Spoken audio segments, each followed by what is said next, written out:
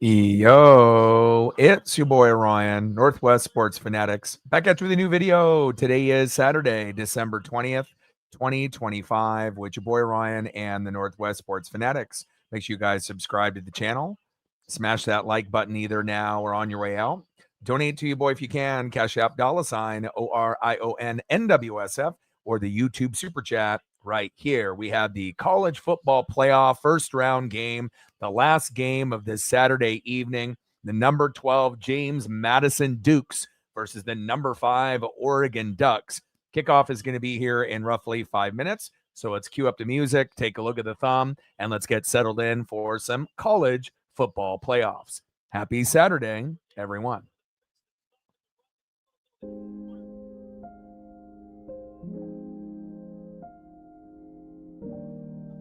Oregon Ducks, big favorites, 20.5 on the Vegas line. I assume that the James Madison Dukes are going to play Oregon very tough. I would not be shocked if it ends up being a little bit of a slow start for Oregon, and then they end up, finding their way in the second half. Again, could it go different ways? Could Oregon blow them out right out of the gates? Of course, but I think a lot of us are wanting a good college football matchup.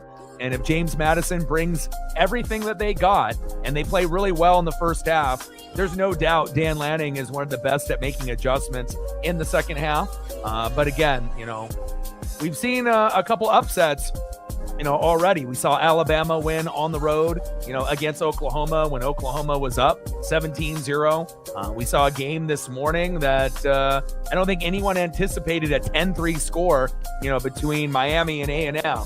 And then obviously we knew, more than likely Ole Miss was going to blow out Tulane, and they did 41-10. So, could this score be similar to the Tulane score? Yeah, of course, but I am kind of hoping that it ends up being somewhat of a close game for at least the first couple quarters. And then, if we end up pulling away in the third and the fourth, so be it. But again, we will see. Home playoff game, the vibes are high.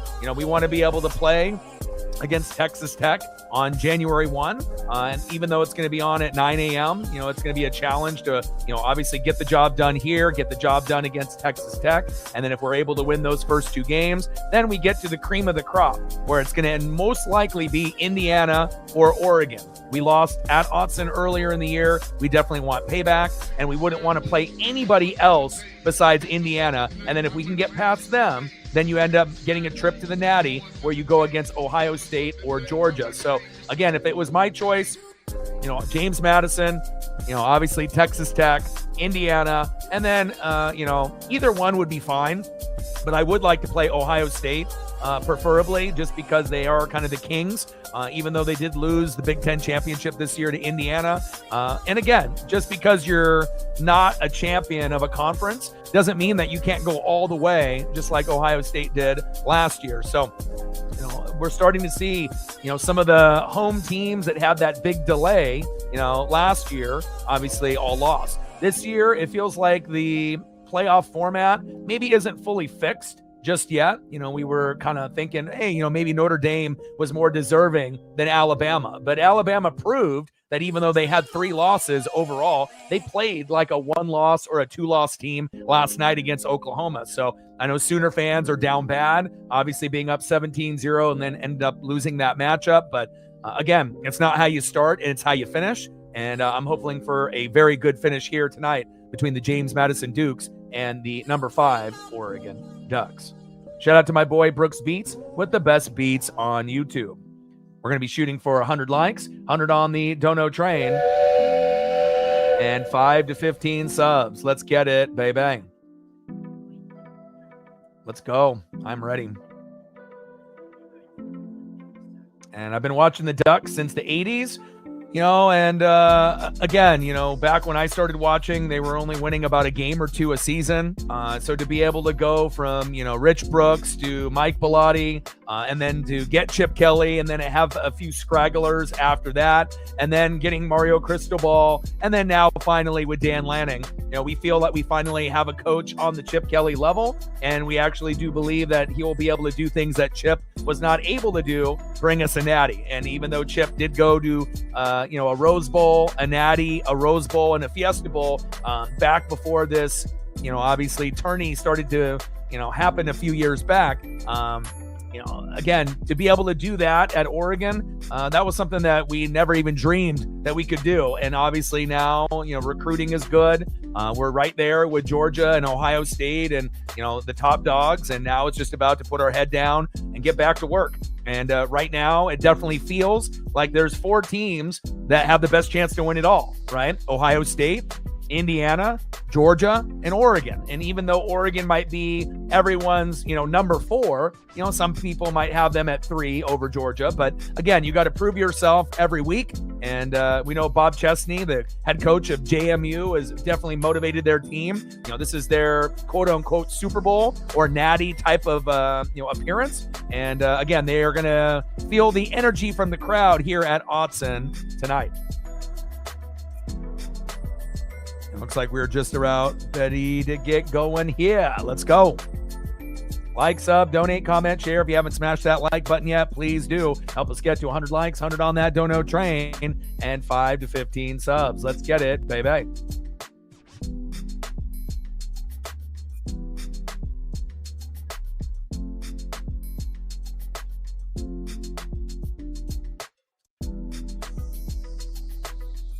Rosa kicks off 65 yards. Noah Whittington with a great 32-yard return. Studio there and McGill with the tackle. And let's see what we can get here on the first drive with the offense. Go Ducks.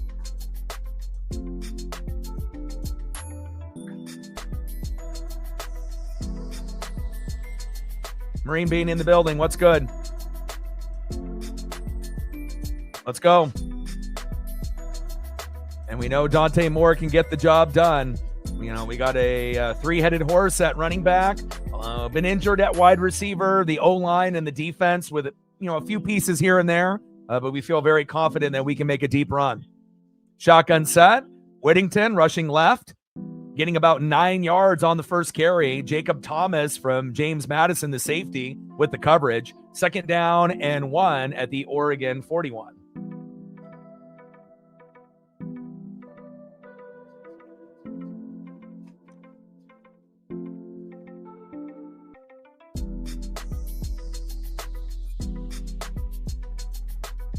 Shotgun set. Dante Moore, complete short left to Jeremiah McClellan, one of the lower end options at wide receiver, but has tried to fill in the gaps with all the injuries that we've had at the position. 4-yard pass. 1st down, Ducks. Move the chains.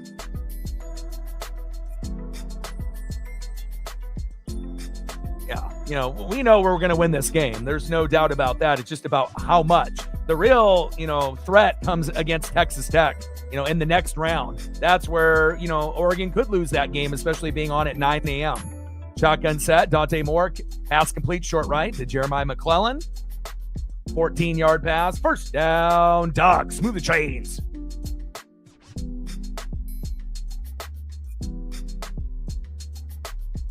Yeah, just because James Madison is 12-1 doesn't mean they're on the same level as Oregon, though. Based off the competition they played this year, they're not in the Big Ten. Shotgun set. Dante Moore going deep middle. Oh, Jamari Johnson is there. Touchdown, Oregon.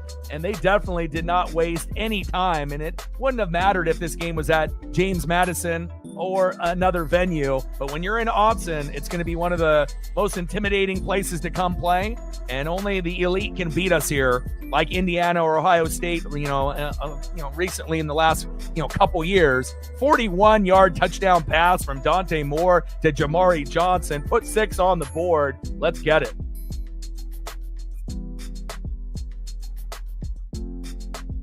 I mean, you either know college football or you don't. You can definitely tell, the bandwagon fair weather fans that barely watch, and don't understand, who is on the top of the pecking order. We obviously know Ohio State and Indiana and Georgia, with Oregon are the 4 most realistic choices that are going to win it this year. And even though we've never won one, that doesn't mean that it can't happen this year if, we get a little lucky and find a way to keep going round by round. Obviously got to take care of James Madison first, then Texas Tech, Indiana, and then Ohio State or Georgia, possibly in the Natty. Ferguson Reynolds there with the 2-point conversion incomplete. I'm not sure if I really like the Chip Kelly approach, trying to go for 2 after getting that big, long 41-yard touchdown pass. But I guess if you want to try to step on the gas, and kind of put your foot on the throat, you might as well do it in the beginning. 6-0 Oregon lead.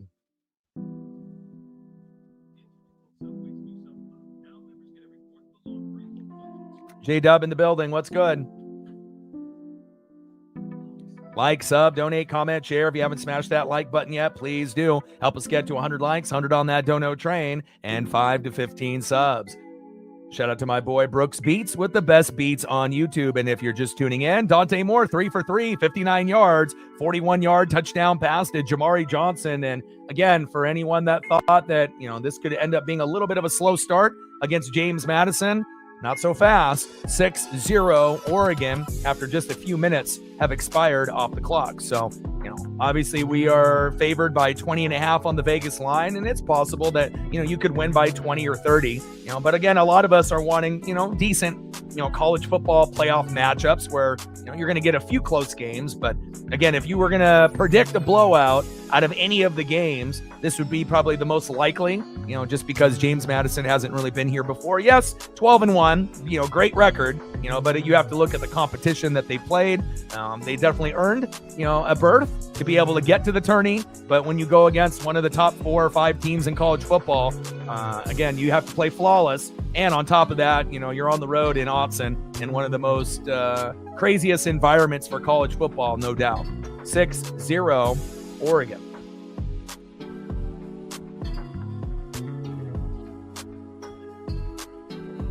And we're keeping an eye on the Eagles and the Commanders, 27-10. We know Jalen Hurts is going to pull away with that matchup. And then we got the Packers and the Bears on in about 40 minutes. And we will keep tabs on that game as well. Atticus Sappington kicks off 65 yards, and that turns into a touchback.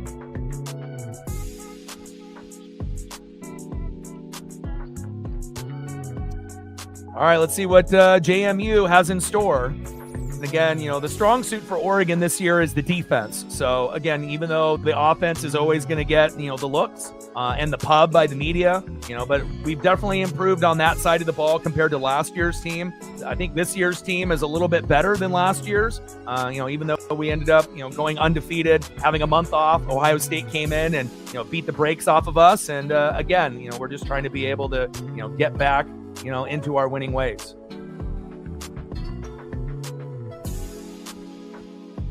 All right, let's see what JMU and Alonzo Barnett III can do.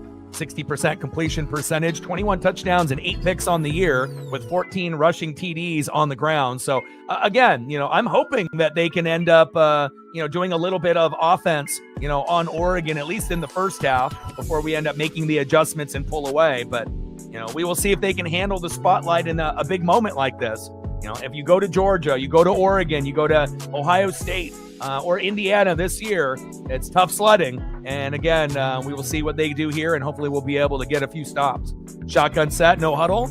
Wayne Knight rushing up the middle, no gain. Great start there with Washington and Betcher, my favorite player on the defense for Oregon, with the stop.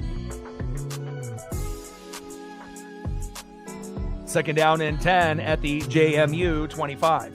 And again, I think for all the people that want the really, really close matchup, at least early on, that'll be in the next round against Texas Tech. If you end up having Texas Tech and Oregon, that should be, a game where Oregon could lose, especially being on at 9 a.m. Anyone that plays early, sometimes you do struggle, in that first half. And, if the other team ends up getting enough points on you early, we'll see where it goes. No huddle, shotgun set. Wayne Knight rushing towards that right side, breaking a tackle. Nice 24-yard gain. Flowers gets the angle and finally gets him out of bounds. And great blocking up front there by JMU. First down and 10 at the JMU 49. And I would expect a few splash plays in every quarter by JMU. So, they did go 12-1. Didn't play the same type of competition as Oregon. But Oregon at times, we'll give up big plays. And again, that was one of them right there. Shotgun set with the no huddle. Barnett, pass complete, short right to Wisłowski. And that's a nice 5-yard gain. Betcher with the tackle. Second down and 5 at the Oregon 46. Showtime in the building. What's good? But again, the people that want, this, going down to the wire kind of game, that'll be the next round. And then obviously if it ends up being Oregon and Indiana, that's going to be must-see TV. And then obviously the winner of that would go to the Natty. And the same thing goes for Georgia and Ohio State. If we end up getting that matchup, the Final Four will be very, very exciting. No huddle, shotgun set. Barnett rushing up the middle. Oh, he fumbled it. And luckily he scoops it up himself. And he gets his own fumble. Very lucky there by Alonzo Barnett III. A very good dual threat quarterback in 2025. Third down and 5 at the Oregon 46. No huddle, shotgun set. Barnett, pass complete short middle. And Dupree there. And that looks like maybe about a 3-yard gain with Flowers in with the coverage. Now it turns to 4th down and 2 at the Oregon 43. And this is a global broadcast on TNT and a few other of their corresponding networks if you're wanting to watch along. We're going to have to earn it. Again, we only had one loss this year to Indiana. Indiana ended up beating Ohio State in the Big Ten championship. And again, I think the main problem when we play teams like Ohio State and Indiana is if they end up getting 5 sacks or more, that usually ends up being the difference. We need to keep the quarterback, Dante Moore, clean. And again, the defense needs to be better. And, we'll see if we can earn our right, week by week, this week, Texas Tech, Indiana, and then hopefully playing Ohio State or Georgia, preferably Ohio State to get payback. That would be the route that I would want to go. If you want to be the best, you have to beat the best. And I think Georgia's good, but I think Ohio State and Indiana would be the teams that I would want to play to kind of complete the championship run if we were able to. But if it ends up being Oregon and Georgia, I wouldn't be mad at that either. A little check down, 2-yard pass there. And looks like they just get the first down. Nice job there by Barnett. No huddle, shotgun set after getting the first down. And pass incomplete, short middle to Mallory. Second down and 10 at the Oregon 41. And I feel like with the teams that have the bye, all of them lost last year. I don't think that will be the case this year. We've definitely seen a couple upsets already, with Alabama beating Oklahoma, being down 17-0, and Miami, winning earlier today, even though that was 0-0 for a good chunk of the game. I don't think anyone anticipated that. Tip and incomplete. Wow. No huddle, shotgun set. Wayne Wright rushing towards that right side, this time only 3 yards. Finney and Betcher with the coverage and the tackle. Third down and 7 at the Oregon 38, and we'll see how often Oregon ends up blitzing, here on third down. And again, we can still get to the quarterback by rushing 4. But it definitely feels like it's a little bit more open. We understand that Indiana and Ohio State are by far the 2 best teams in college football, but I don't think Oregon and Georgia are that far back, from Indiana and Ohio State. And I feel like if you play a perfect game against those other 2 teams, you're going to have a chance, but if you make mistakes, you won't beat those teams. You have to be clean.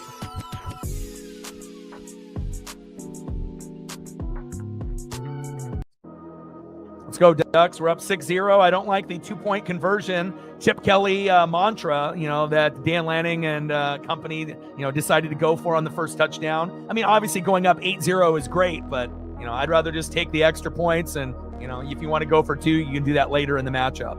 Shotgun set. Barnett, pass complete, short left. DeGeneiro is there, but that's only 6. So now it's going to turn into 4th down and 1 at the Oregon 32.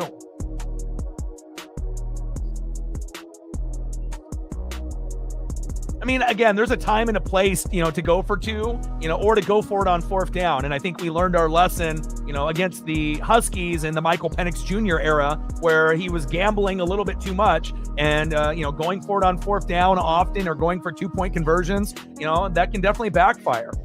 Taking a field goal, instead of just going for it and assuming you're going to get the touchdown, you have to be disciplined. And I think he has learned, his lesson for the most part. But again, it's not only him, it's the OC as well. No huddle, shotgun set. Knight rushing up the middle for a 2-yard gain. First down, JMU. The James Madison Dukes. First down, James Madison. Move the chains.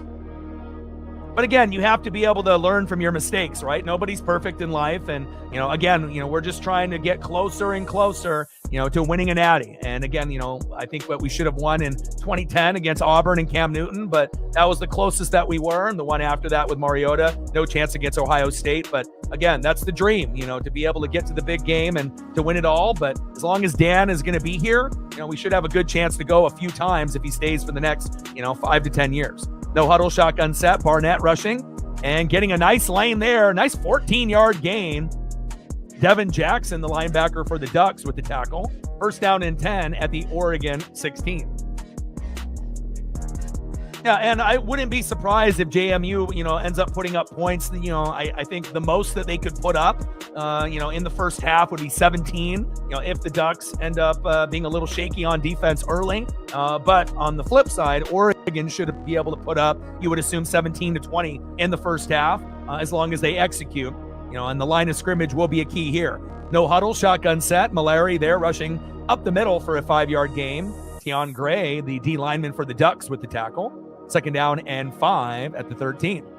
No huddle, shotgun set. Alonzo Barnett the third going up the middle, and that looks like a loss of 1. Nice job by Amari Washington, the D lineman for the Ducks. Third down and 6 at the Oregon 12. But I have been impressed, up to this point, with JMU. And again, it's not like the Duck defense is the best in the country. Again, we are going to have a few injuries and a few positions where they can exploit. And we're just going to have to try to do our best, not only here in the first half, but obviously after the adjustments are made with landing in the third and fourth quarter. We got about 5 minutes left here in the first quarter. 6-0 Oregon. No huddle, shotgun set. Barnett going short middle to Dupree and incomplete. Fourth down and 6 at the Oregon 12. And what do JMU and Alonzo Barnett the third do here? Do you just take the 3 or do you just, gamble and go for it? It'll be interesting to see the strategy that JMU has against Oregon in this game. I think the smart decision would be to take the 3, but, we'll see what they decide to do.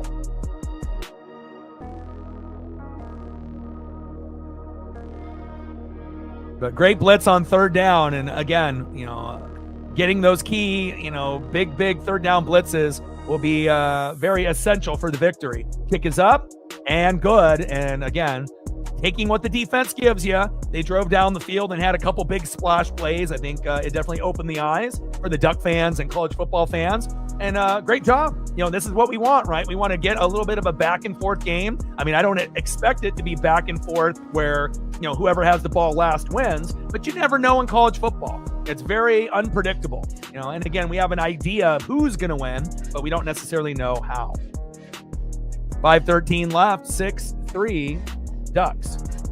I'm definitely excited to see if we can get another touchdown drive on the second possession for Oregon. And if you're just tuning in, Dante Moore went 3 for 3, went to Jamari Johnson with a deep pass, 41 yards, 2-point conversion failed, 6-0 Oregon. And then we just saw Suarez hit a 30-yard field goal there on a 15-play drive, 63 yards, 8:03 off the clock for JMU. We had 4 plays, 68 yards for a minute 38. So Ducks scoring quick, JMU with the extended long drive. And again, that's going to be kind of how the game will typically go moving forward.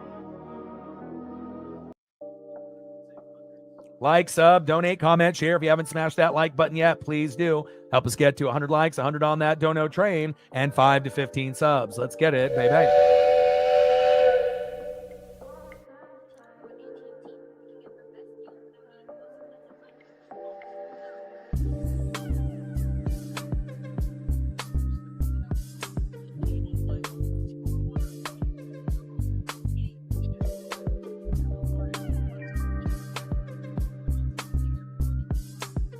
Man, definitely you would rather have, had a 3 and out or a big stop. But again, Oregon's defense, I do believe, is better than last year. It's going to be a battle in the trenches, O-line, D-line, defense, coaching, play calling. We've had a lot of injuries at the wide receiver position and the O-line, a few guys, in the secondary. But again, next man up mentality. And again, even with some of the injuries, we know that we have, other guys that are on the bench that can step up, and they have all year.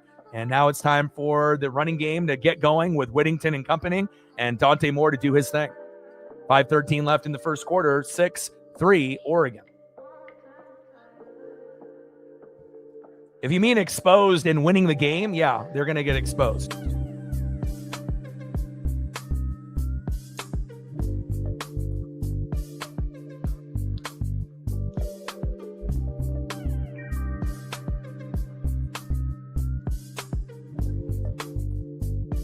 Shout out to my boy Brooks Beats with the best beats on YouTube.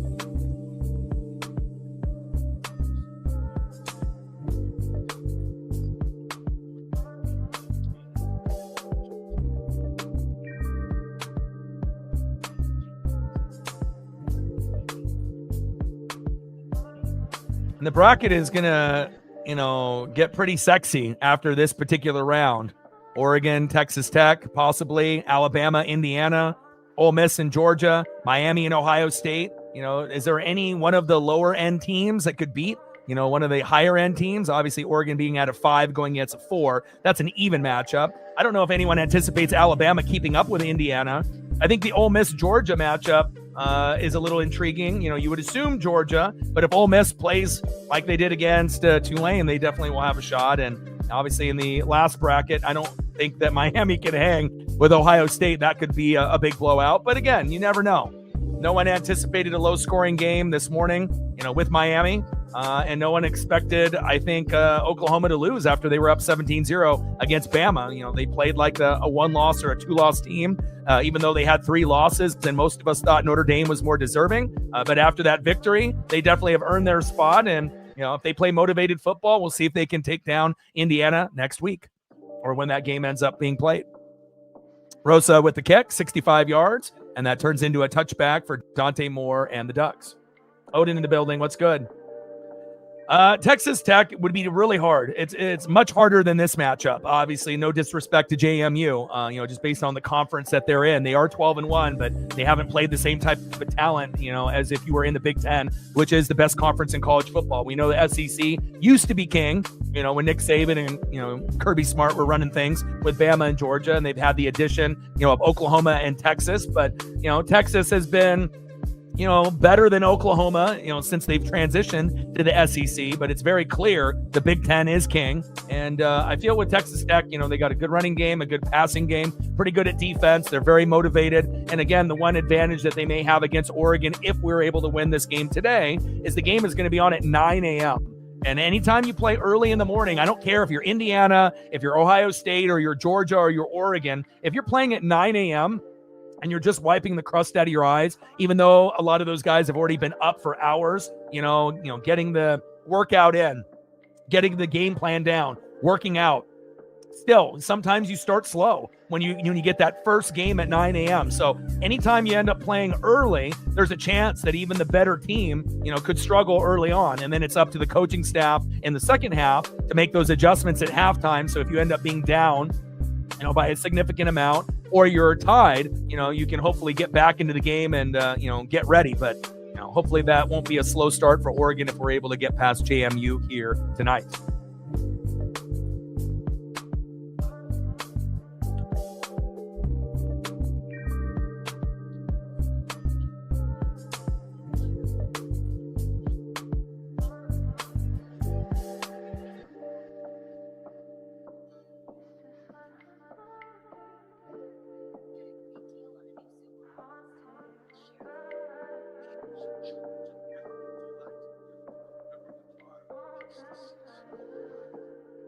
So next round will be January 1st at the Orange Bowl.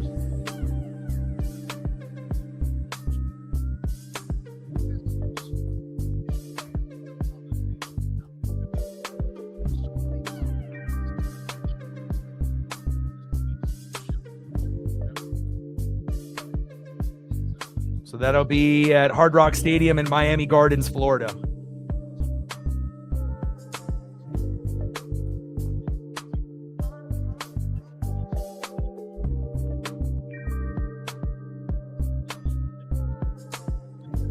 Well, you haven't watched football if you think SEC is king. Last time I checked, they don't have a number 1 team. They don't have a number 2 team. And you even have number 5 Oregon with 3 of the teams in the top 5. So, maybe watch a TV and watch football.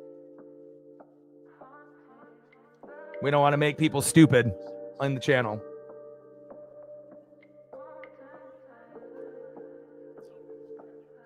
Shotgun set, Noah Whittington rushing left for a 3-yard gain. And it shows you the SEC bias that people have. You know, people are so delusional. You know, Nick Saban is no longer coaching Alabama. Georgia is not as dominant as they have been in years past. You know, again, you can still be in the playoff and be okay, you know, but you're not as good as Indiana or Ohio State. Facts. Shotgun set, Dante Moore, pass complete, short right to De'Aaron Hill Jr. Caught, rumbling and a bumbling, 40-yard pass, first down, Oregon at the JMU 32.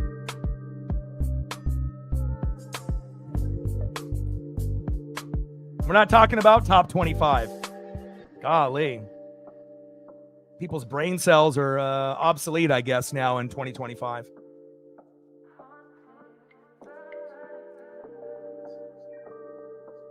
No huddle, shotgun set. Austin rushing up the middle. Nice 23-yard gain. And just like that, first and goal at the JMU 9. Oregon about to score again and going 2 for 2. And again, JMU might be able to have a few offensive players to take advantage of our defense, but they definitely don't have the defensive squad to keep up with our offense. Shotgun set. Austin rushing up the middle. 4-yard gain. Nice job there by Dalen. Second and goal at the JMU 5.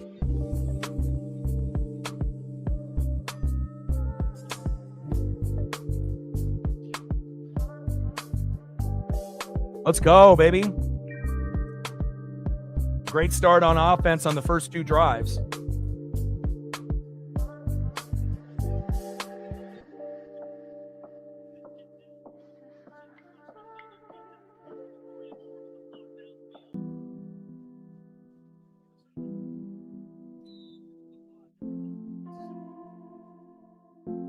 There we go, baby. Touchdown, Oregon, making no waste of the time. I love it. Shotgun set, Dante Moore, 5-yard rushing gain. Touchdown, Ducks. Let's go. Daniel in the building. What's good?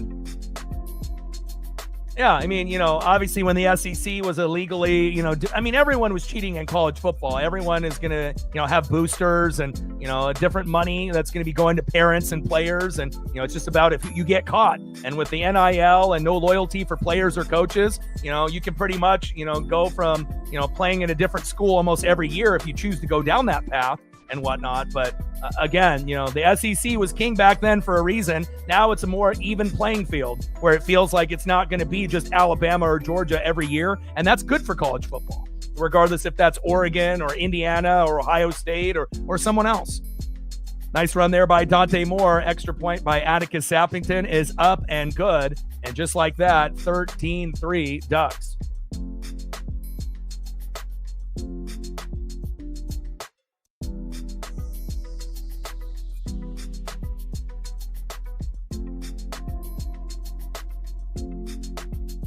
Yeah, but it's very clear, you know, with people, if they actually watch college football, you know, or if they only tune in, you know, late in the year, it's very clear. Nice job by the Oregon Duck offense going 2 for 2 on their drives. If you're just tuning in, Dante Moore to Jamari Johnson, 41-yard TD, 6-0 Oregon early in the first quarter, went for 2 and it failed. Probably should have took the extra point, but, you know, it is what it is. Suarez with a field goal after having a nice 15-play drive, 63 yards for JMU, but drive stalled, 6-3 Oregon. And then Dante Moore on his second drive, 5-yard rushing touchdown. Atticus Sappington with the extra point and good, 13-3 Ducks.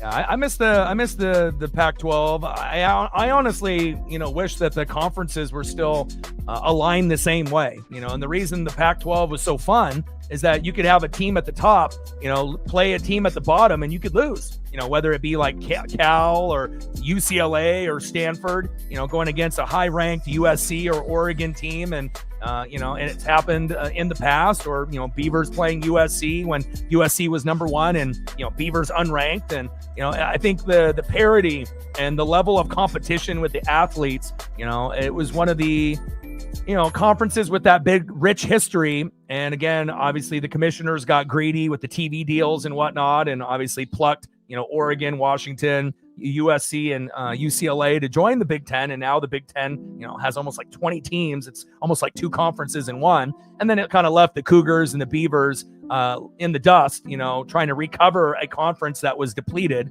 And then not only that, they lost a lot of their coaches and their recruits, and had to kind of start over at square one. So I kind of feel for the Washington State Cougars and the Oregon State Beavers and whatnot. But, if it was my choice, I would have rather had all the teams stay, in the, same conferences. But again, the Big Ten and the shift in college football to be a super conference, and again, we know the Big Ten and the SEC, are, the two at the top. And then obviously you don't really hear about the Big 12 anymore. Pac-12 doesn't exist. ACC will have a couple teams once in a while that will splash, but usually not, good enough to go all the way, so we'll see how it goes. But, the bracket is lining up pretty well for 2025. And I think it's going to be a little bit better than last year. So we'll see how it pans out. But, based on watching a lot of college football week in and week out, it feels like there's really only 4 teams that can win it all. Indiana, Ohio State, Georgia, and Oregon. Not to say that one of those other outside teams could get hot and make a run, but it kind of feels like, those would be the 4 that have the most likely chance, to go all the way. Sappington kicks off 65 yards, and that turns into a touchback. Oregon with a nice 13-3 lead here early in the first quarter.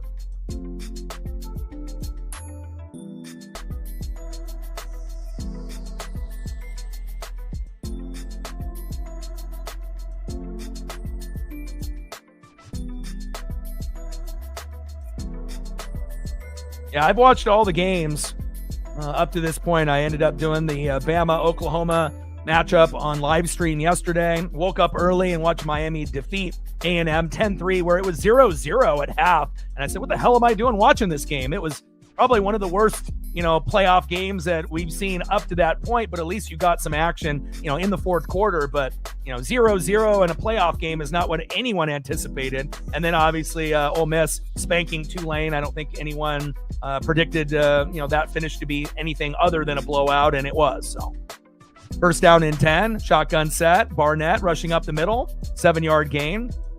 Dylan Thieneman there with the tackle.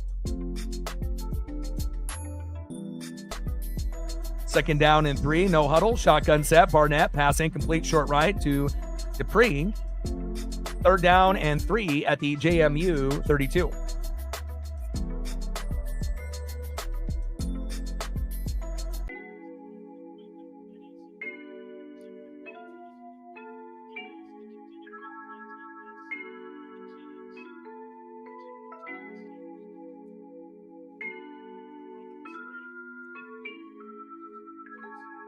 Throwing a screen pass on Oregon when you got 3 defenders there. Good luck.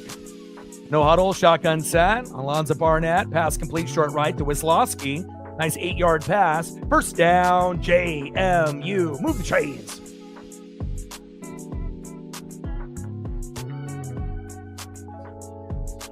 Yeah, so obviously in the Pac-12, that was the game that, we wanted to get to because we were never good enough to make a natty before Chip Kelly came along. So that rich history, of having a Big Ten and a Pac-12 winner play in the Rose Bowl, obviously with this expansion with the college football playoff, you're never going to get that same type of history.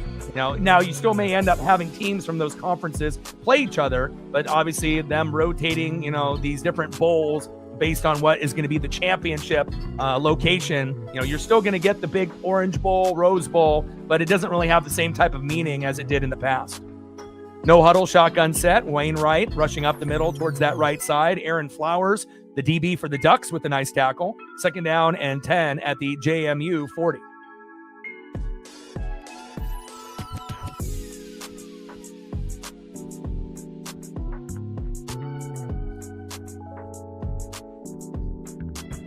Yeah, and obviously, you saw Oregon go against Ohio State in the Rose Bowl and, get dominated in that first quarter. And again, when you have 3 weeks to a month off, regardless if it's Oregon or anyone else, that's a huge disadvantage. You got to have that chemistry and continuity, and 3 weeks to a month off in college football is a lifetime. Pass incomplete, short middle to Wisłowski. Third down and 9 at the JMU 40.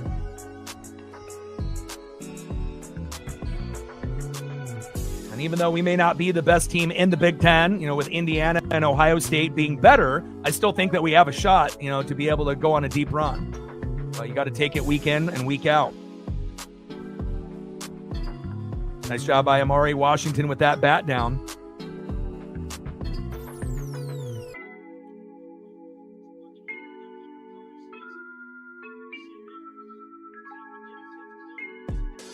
Less than a minute to go here in the first quarter, 13-3 Oregon.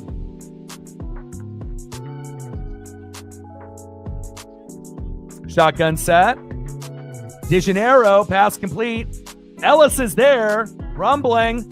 Wow, 50-yard pass off the trick play, and that was something Oregon did not see dialed up. Nice juke there at the end of the play by Ellis, and a 50-yard pass off the trick play. First and goal at the Oregon 10. Beautiful. And that's going to get the clock wind down. And that's the end of the first quarter. 13-3 Oregon. But again, a few splash plays by James Madison on their offense early. And that one was the biggest. 50-yard pass from DeGennaro to Ellis. That's beautiful.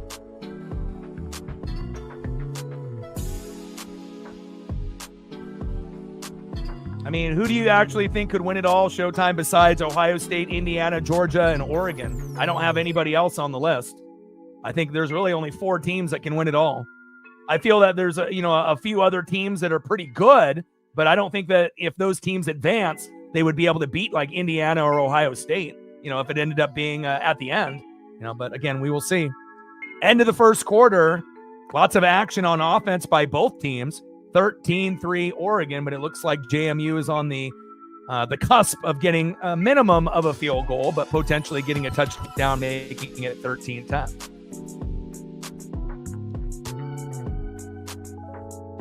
I don't think Ole Miss can win it all. I think that they could go, on a run, but I'm not sure. If you had to choose, I guess, a 5th team, maybe you could go, Ole Miss, but I don't know. If Ole Miss played Ohio State, I don't think they could beat them. If Ole Miss played Indiana, I don't know about that. Ole Miss against Georgia, then we're talking about, maybe, and then Ole Miss, Oregon, I think Ole Miss could probably beat Oregon if they played well. So maybe they could beat 2 of the 4 teams, so I guess if that makes them the 5th team, it's possible, considering Ole Miss maybe could beat Georgia and Oregon. But I just think that even if they played a clean game, I don't know if you're beating Indiana or Ohio State. No disrespect to Ole Miss, but, there is a pecking order in college football. So.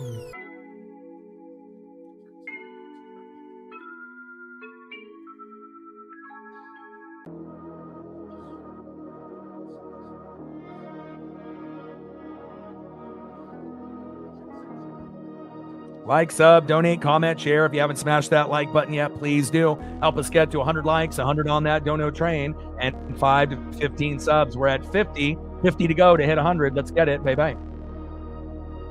And if you can help out with that, Captain and others, that would be great.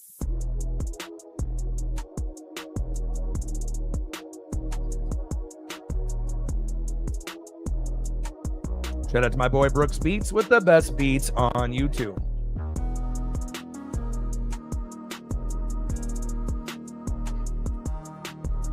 I don't think JMU is a joke. I mean, they're about to make it 13-10. And again, I think both offenses, have some good skill position players to be able to get the job done. And I mean, this game is already more entertaining than the Miami game early on this morning.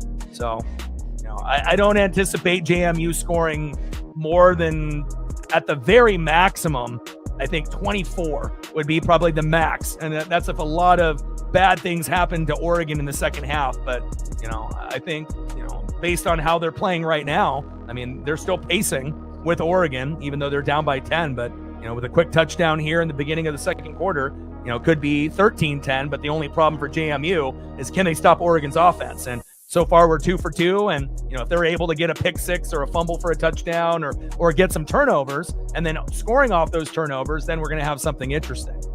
But we haven't been able to see that from JMU just yet. And then a false start penalty there by Robel, offensive lineman there from JMU. And that brings him back down 5 yards. First and goal now at the Oregon 15.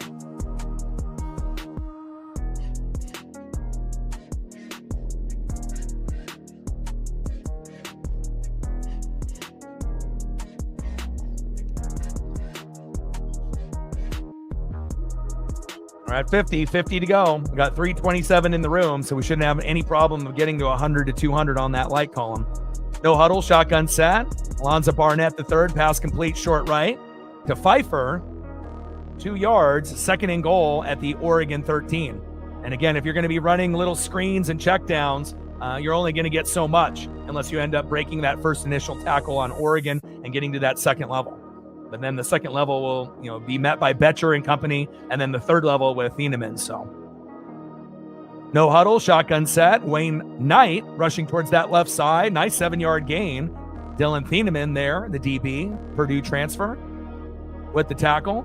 And looks like we have yellow on the field, and that's going to be holding on JMU on the tight end, Josh Pfeiffer. Wow. 2 self-inflicted wounds here from JMU where it looked like they were going to score immediately on Oregon's defense, and now they're definitely going to have to earn it, and you don't want to have any holds or false starts to kind of make it tougher on yourself.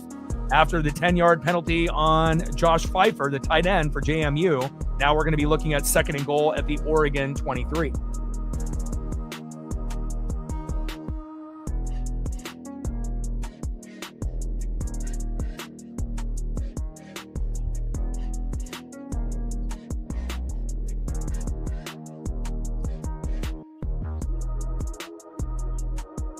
Let's go, baby. Try to hold them. No huddle, shotgun set, pass incomplete, short middle to Dupree. 3rd and goal at the Oregon 23.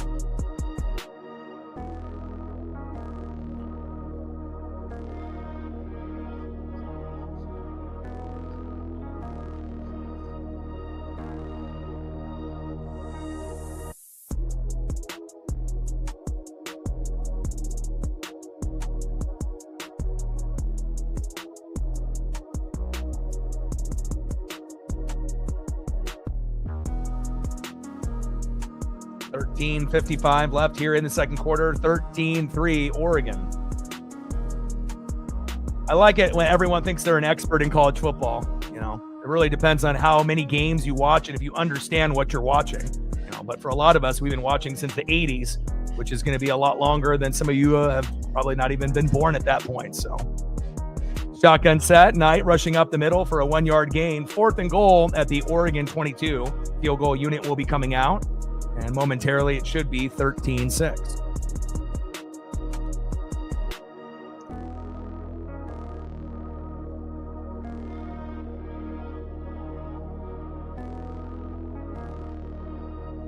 Few self-inflicted penalties and wounds there by JMU. I do like some of the splash plays on offense from them that we've seen here in the first quarter in a few minutes. But again, the defense is going to be the thing that is definitely going to get them in trouble, not only in the second quarter, but in the second half against Oregon's offense.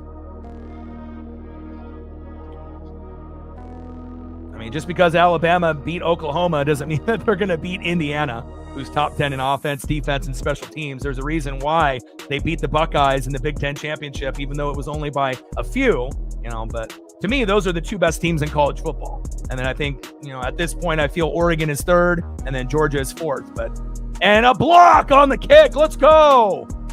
Big block field goal there by Oregon. Wasn't anticipating that. We typically don't block a whole lot of field goals or extra points, and that was huge. We'll take that. 13-3, could have been 13-6, potentially 13-10, but after a few self-inflicted wounds and a nice block there on Morgan Suarez. Nice job there, blocked by Gray and Rhea, as well as Kennard getting up there as well. And we'll take a 10-point lead with 13:07 left in the second quarter.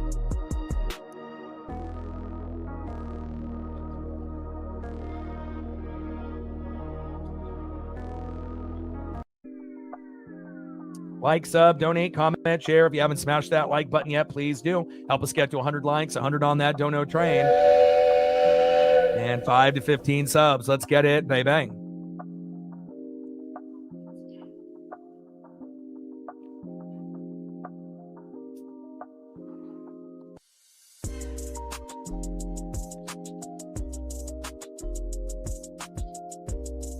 Anyone that says that Oregon's not better than Georgia, immediately you're SEC biased. I don't even need to know your profile or who you are. Just like people are biased against the West Coast and biased against the, teams that play over here. Facts.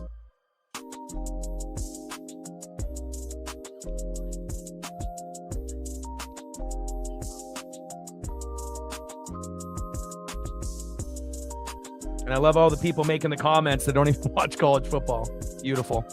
13-3 Oregon, 13:07 left in the second quarter. And we will see if Dante Moore can score on his third consecutive drive.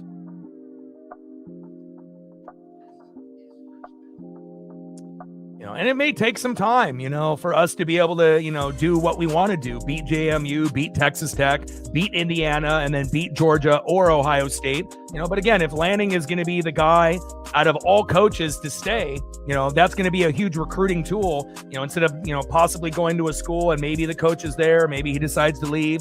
Obviously right now it feels like Ryan Day and, Kirby Smart's jobs are pretty secure. And, if we can get Lanning to stay for another 10, 15 years, it's almost inevitable. We're going to get to a natty. We may not win, the first time that we go with Dan Lanning, but if we're able to have him for that long of a time, of a period to recruit and, everything with all the donors and the NIL and obviously with the uniforms and everything that we got going for us, at some point, there's a very good chance that, we'll win one. We might end up only going to 2 in his era, but, maybe we only go to 1, but there's a pretty good possibility, even as good as college football is, it definitely feels like it's a little bit more competitive compared to the Saban era, with Kirby Smart, where it was pretty much if you were Georgia, Alabama, Ohio State, those were really the only teams that had a chance. And then, you had a couple gaps where you had a pretty good Clemson team with Dabo Swinney. You had LSU with Burrow and Jamar Chase and Jay Jetta, but those are kind of anomalies, where you're only going to see it like once in a while. And we really haven't seen a very good Clemson or LSU team since that period. So, but now it feels, a little bit more even with the NIL and obviously the little lack of loyalty with the players and the coaches. Shotgun set, Dante Moore, pass incomplete deep middle to Malik Benson.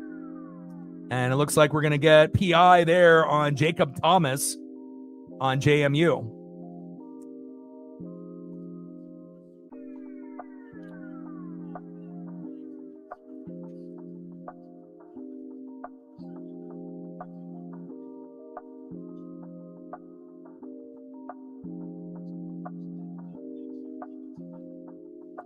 No huddle, shotgun set. Dante Moore, pass complete, short left to Decorian Moore. Welcome back.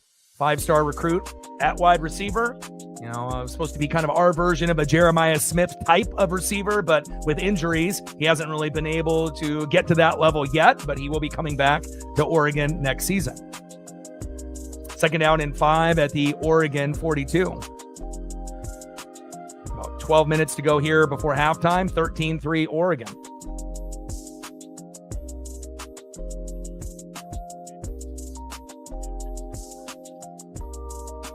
No huddle, shotgun set. Jordan Davison rushing up the middle with a 2-yard gain. Third down and 3 at the Oregon 44.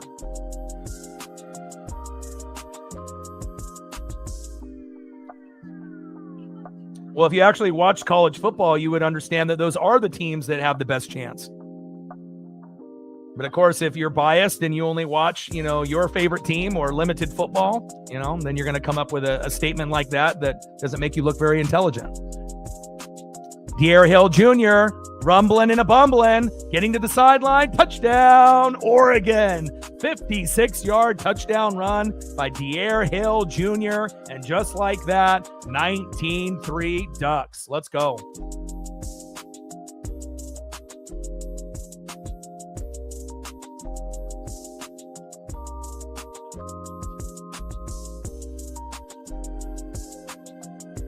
Great job by Oregon. JMU just doesn't have the personnel player for player on defense to hang. Now, they do have some pretty good offensive weapons that they could score some points, but again, field goals aren't going to be able to beat the Ducks. And Hill going down that sideline. And again, beautiful run, reminding me of like a LeGarrette Blount type of run. And again, we got 2 fabulous freshmen on top of Noah Whittington. We are very stacked. Extra point is up and good. 20-3. Go Ducks.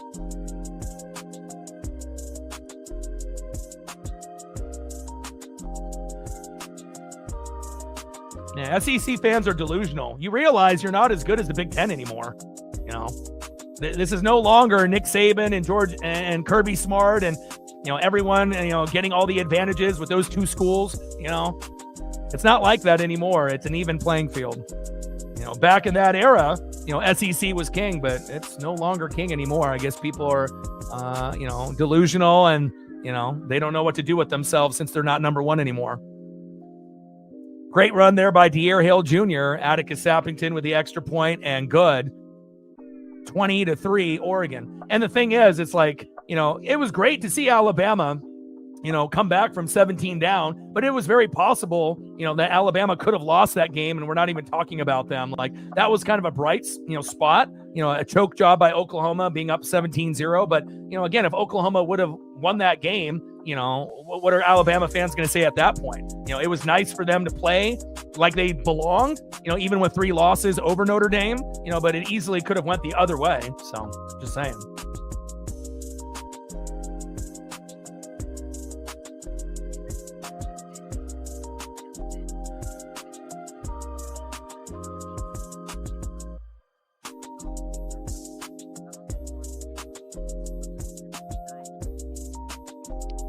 (20-3) Oregon, 11:33 left in the second quarter. And again, 3 very impressive drives there. Dante Moore to Jamari Johnson, 41 yards for a tutty. Dante Moore with a 5-yard rushing TD. And then De'Aaron Hill Jr. scrambling down that sideline for a 56-yard rushing touchdown. 23. Go Ducks.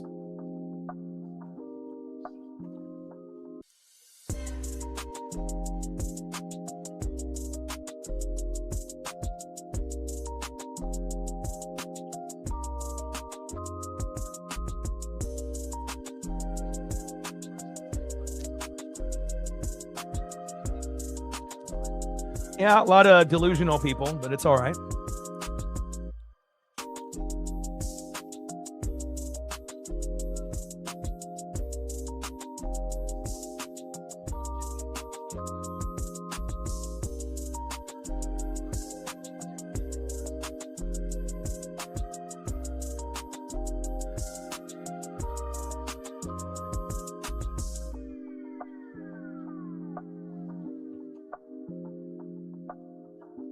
Like, sub, donate, comment, share. If you haven't smashed that like button yet, please do. Help us get to 100 likes, 100 on that dono train. And 5 to 15 subs. 20-3, Oregon leads.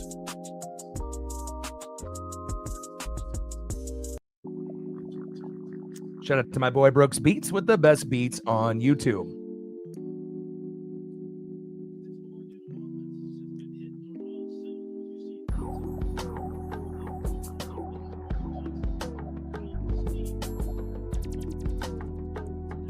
Atticus Sappington kicks off 65 yards, turns into a touchback. First down and 10 at the JMU 25.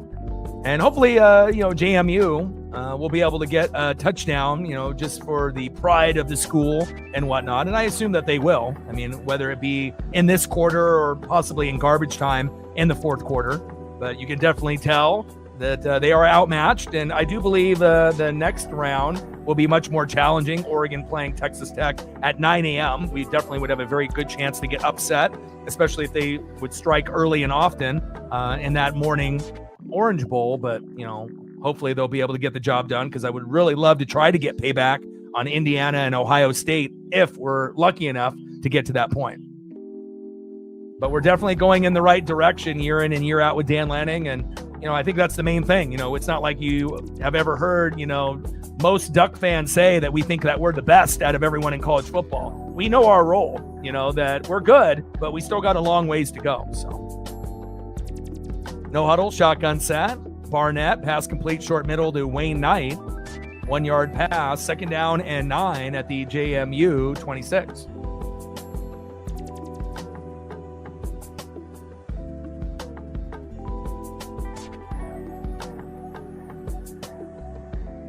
And they try to go with a little trick play there. No gain. No huddle, shotgun set. Barnett, passing complete, short right to Jalen Sanchez.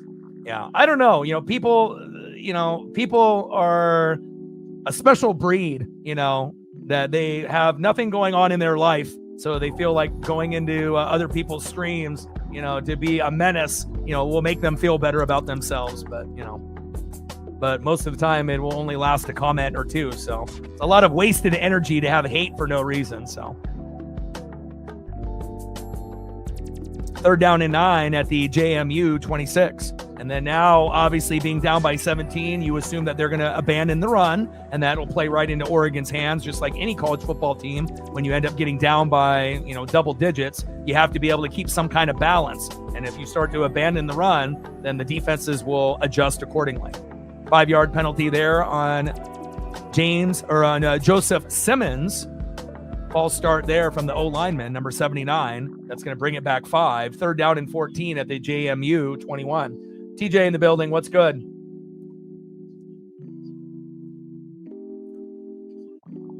No huddle. Shotgun set. Alonzo Barnett the third. Incomplete short middle to Wisłowski.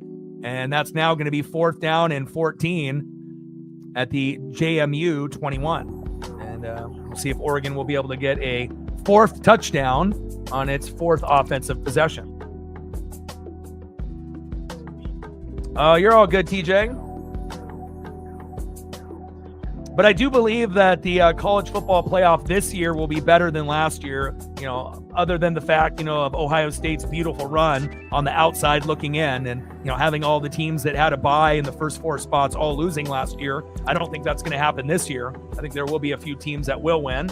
And I think it is going to be pretty competitive. And I'm really hoping the Final 4 will be Oregon and Indiana and Georgia and Ohio State there at the very end. So, but we'll see if those other teams, can splash and kind of make a name for themselves like Ole Miss and a few of the others. But I feel like some of those others are pretty good, but just not as good as the other 4.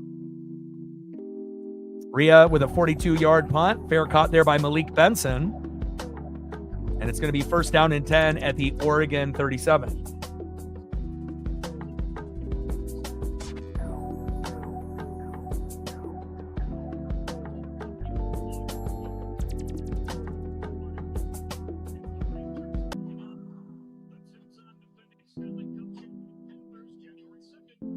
Yeah, and again, you don't want to have the same teams year in and year out, and again, with the committee, there obviously is going to be a certain type of bias against certain schools and certain teams. Notre Dame was more deserving, than some of the other teams that got in, but again, you're not going to be able to make every fan or every school happy, but Alabama, getting that spot and winning, at least they proved that, even though a lot of us didn't really know if they were worthy, of the spot, they got the dub against Oklahoma yesterday, being down 17-0. So they played like a 1-loss or 2-loss team rather than a 3-loss team. Shotgun set. Dante Moore, pass complete, short left to Jeremiah McClellan. Nice 10-yard pass. 1st down, Oregon. Move the chains. And it's not like you're going to see JMU every year. It's like, each year there's going to be another team next year like a JMU that's going to be a huge underdog, and again, we already know what conferences are top heavy and obviously bottom heavy, depending on their talent, whether it's the Big Ten or the SEC. And, obviously you would want games to be a little bit closer, but, sometimes the matchups, that's just the way that they are. And then after the first round, it'll be much more competitive the rest of the way. Shotgun set. Davison rushing towards that right side. Rumbling and a bumbling. 30-yard gain. Beautiful. Let's go. Quick huddle. Shotgun set. Dante Moore going deep left. Jeremiah McClellan is there. Get in there, baby. Touchdown, Oregon. Let's go. And just like that, 4 for 4 on our offensive drives. 20-yard touchdown pass from Moore to McClellan. And if McClellan is getting in the end zone, things are going very well for the Oregon Ducks. 26-3, Oregon. Let's go.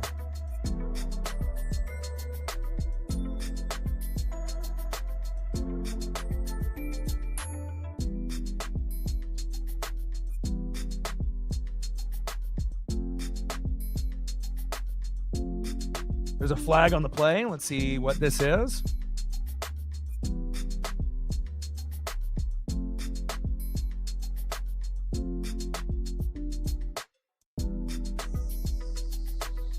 Holding on the defense, it's declined. Extra point is up and good. 27-3 Oregon. And again, if you're going to go to a format of 12, there's always going to be a few teams that are upset on the outside looking in. And then when they expand to 16, you're going to get a few teams on the outside, looking in that are going to be upset. And, there's always going to be a few teams that had great regular season runs, based on being in a lower conference like James Madison, that do deserve at least a chance to pull off a miracle, and 99% of the time they're not going to, but every once in a while, you might see a team in the future, like a JMU type that is 12-1, from a lower conference that might be able to pull it off. It's just not going to be this year, not against the Oregon Ducks, and again, I do think that we are a top 3 option, with Indiana and Ohio State at the top. And, I feel like Georgia is pretty good, but not as good as they have been in previous years. Still very good. But I feel like Oregon, to me, based on, the games and the conference play and everything that we've seen, it's pretty close. If you want to beat Indiana or Ohio State, you have to play a clean, flawless game, and you can't give up 5 to 8 sack lunches. And that's kind of been the difference and the issue with Oregon. When we end up getting, our quarterback sacked 5 or more times, 90% of the time we lose, and again, it definitely affects the whole game. And there's not too many defenses, besides Indiana and Ohio State that got the personnel to do that. And again, we obviously lost last year in the Rose Bowl to Ohio State, who ended up having that magical run, and they went all the way. And then we lost our only game this year to Indiana at Autzen. And again, Indiana's legit with Cignetti, top 10 in offense, top 10 in defense, top 10 in special teams. And that's why they were able to not only beat Oregon in Autzen, but they were able to beat Ohio State in the Big Ten championship game. It might not have been by a lot, but again, if you play flawless and you're well coached, again, sometimes you'll end up, finding a new team in college football, that used to be a basketball school, even though now they're not very good at that anymore. But it's kind of nice to be able to see a new team like Indiana emerge and take over a spot that normally would have been like Michigan or Penn State or one of those other schools. 27-3 Ducks.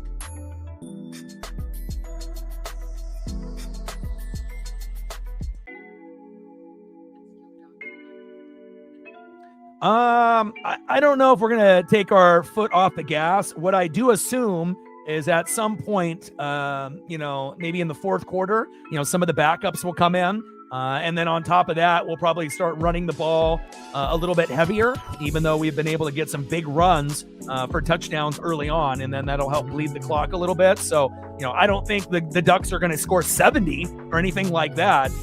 Realistically, we'll probably finish the game in the 40s.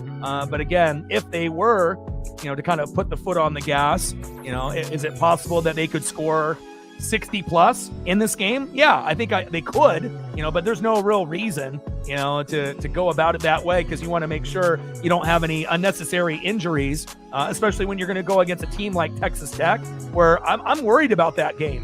I don't know if other Duck fans are as worried as me, but 9 a.m. start, in the Orange Bowl, January 1, that, definitely could end up being an L, and again, and even if it was a different opponent, not necessarily a JMU style of an opponent, but that is definitely a game that Oregon could lose. And same thing goes against Indiana. They would be heavily favored if we were able to get past Texas Tech. Oregon would be an underdog, against Indiana, and they would be an underdog against Georgia or Ohio State in the Natty. So, even though I feel like we're the third best team in college football, third best doesn't give you any fucking trophies or medals, right? There's only one champion at the end of the day.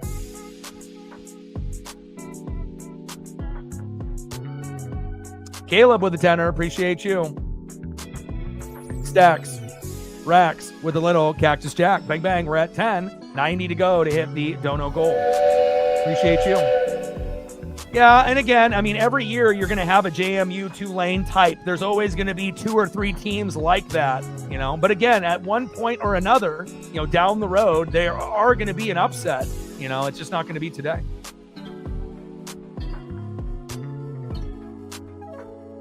Yeah. The Northwestern game. Yeah. And anytime especially if you go on the road, and you're playing at 9 a.m., like, you're just wiping the crust out of your eyes, and, sometimes you start slow. And then we know that Oregon can pick it up in the second half with the adjustments after that 1-yard run by Wayne Knight. But again, you just don't want to get down by, 10 to 14 points in the first half, because sometimes that's enough. for that team to barely hang on and win. Even if you fight back, sometimes it's too little too late when you're down by 10-14 in the first half against a good, opponent like Texas Tech, potentially next week, or obviously on the Orange Bowl in the next matchup. 2nd down and 10, no huddle, shotgun set, Knight running up the middle, 1 yard gain. Jackson and 2 OT there with the coverage. 3rd down and 10 at the JMU 25.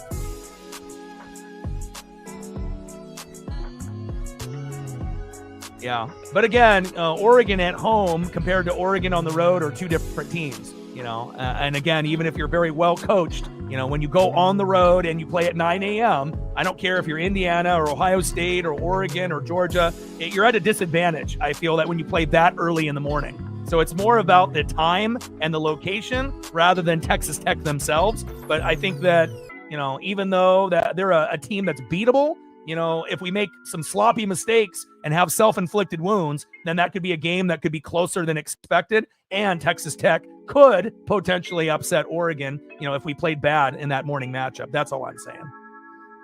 JMU with the false start. Riley Robel, offensive lineman number 55, charged with the penalty. Shotgun set on 3rd down and long. Barnett, pass complete, deep left to Landon Ellis. Nice catch. 1st down, JMU. 1st down and 10 at the JMU 44. Mike in the building. What's good?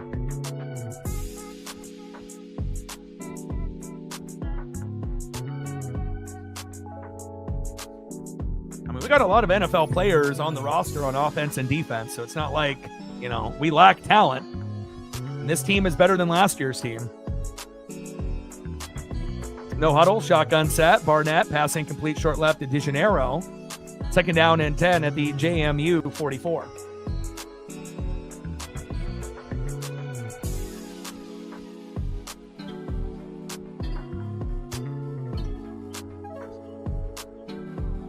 Yeah, Tech can be the higher seed, but, who do you think the country thinks that's going to win that game? Tech or Oregon? Most of the bets are going to be for Oregon as the favorite. So, we might be the lower seed at 5, but I don't think you're going to see too many people thinking Tech is going to be bet on more.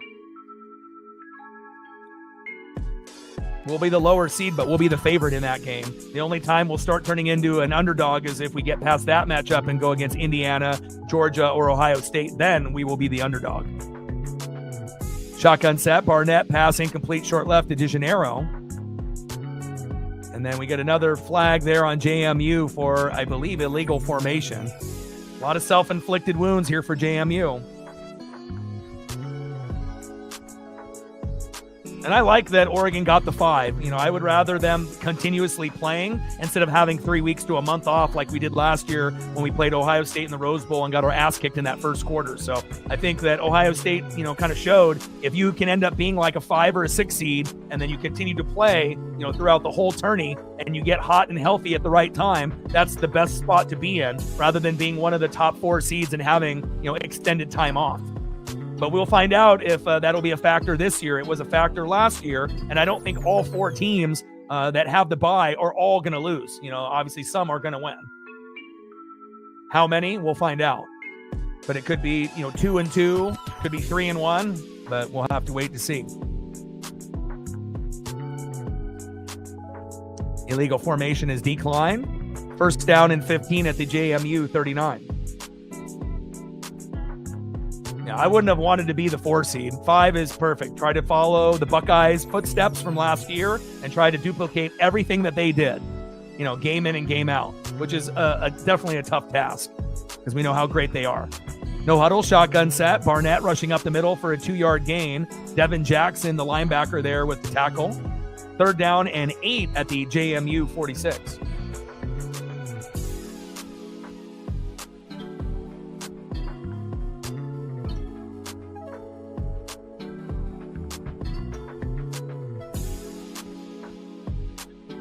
Shotgun set on the no huddle. Barnett going short right and complete. And that's going to turn into 4th down and 8 at the JMU 46.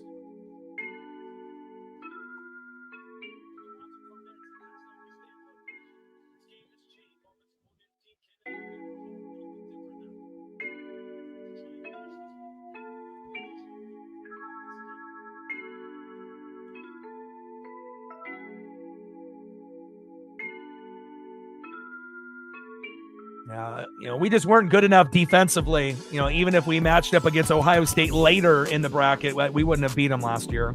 They were a team of destiny with Will Howard and company. And Rhea with the punt, 54 yards, plus having a right-handed quarterback rather than a lefty, it definitely, makes a big difference. No disrespect to Dylan Gabriel, but I definitely like, what we have, with Dante Moore this year. And again, different style of quarterback, and anytime you end up having a lefty, if you have like a Michael Penix Jr. type, that would have worked out better for Oregon instead of having more of a Tim Tebow-like, minus the running, with obviously Dylan Gabriel. Not the smoothest of passers, still a pretty strong arm and could run here and there, but obviously the defense is what let us down last year. And now we're at 1st down and 10 at the Oregon 20, and let's see if Oregon can go 5 for 5 on offense. But if they win, which it looks like they will, they'll play Texas Tech at 9 a.m. in the Orange Bowl, which will be tough. Bama and Indiana, give me Indiana. Ole Miss, Georgia. Again, I feel Georgia should win that game, but that might be the best matchup of the next round. Ole Miss could win, and then Miami will get blown out by the Buckeyes. So the Ole Miss Georgia game would probably be the biggest chance of an upset. And then after that would probably, I would say, Alabama would be next after that. Because again, I feel with the Texas Tech, Oregon, it's, very even.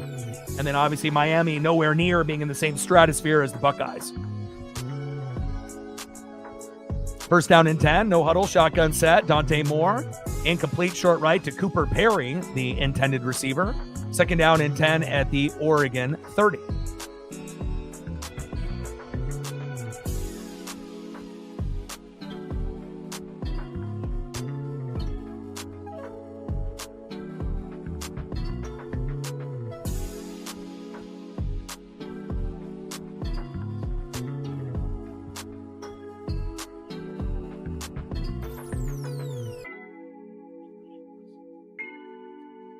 Yeah, but nobody knows. Nobody knows what kind of performance Georgia's going to bring. Are they going to bring a typical Georgia performance, or are they going to underwhelm and, put up a lot less numbers, on offense and defense? So, you don't really know. It's not like Georgia has scored, 40, 50 points every game throughout the year. They had a couple low-scoring affairs this year. So, I feel like that might be, the most intriguing matchup in the next round, besides Oregon and Texas Tech. No huddle, shotgun set. Dante Moore, complete short left to Kenyon Sadiq, the best tight end in the country. 16-yard pass. 1st down, Oregon. Move the chains.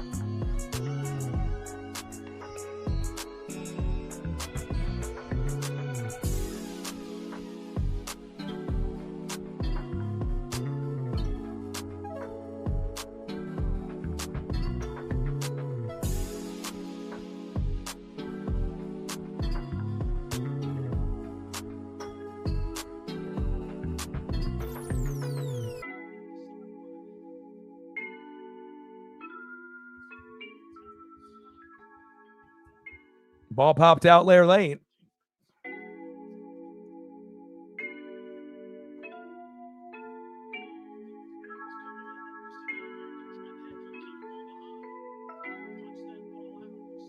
No huddle, shotgun set. Dante Moore, deep right.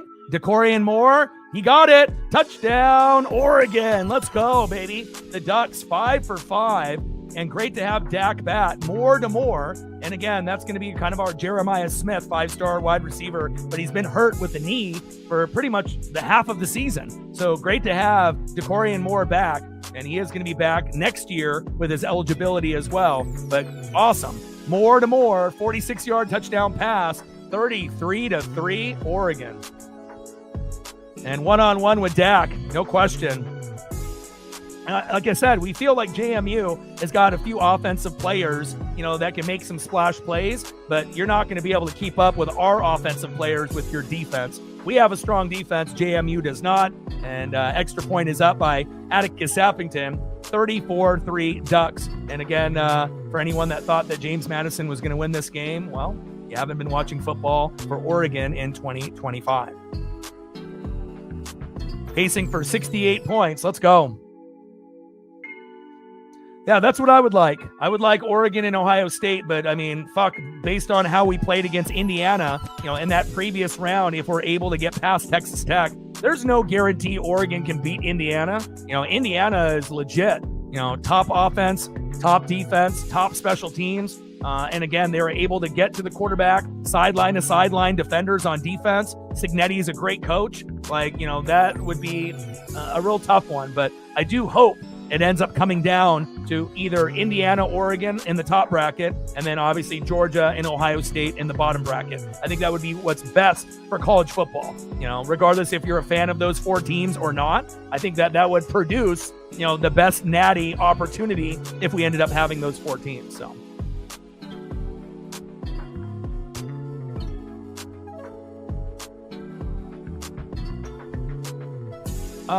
That's a good question if Dante Moore is coming back or not. I think he should, because again, do you really want to go to the Jets or the Raiders? If you go there, even if you're Fernando Mendoza, the Heisman winner, you get drafted by the Jets or the Raiders, you're still going to be terrible. That it's not like those guys would be able to come in and then turn the program around by themselves. So even the Heisman winner with Mendoza. So, Mendoza and Moore are going to be 2 of the, more highly touted guys. But again, I hope Dante does come back. But if he doesn't, we'll definitely be able to get somebody to fill the spot. Every single year, the Duck quarterback position is a very coveted spot, and we won't have any problem, getting guys, from the Pacific Northwest or getting a transfer. Sappington kicks off 65 yards, and Harris Lopez with a good 24-yard return there for JMU. 34-3 Oregon.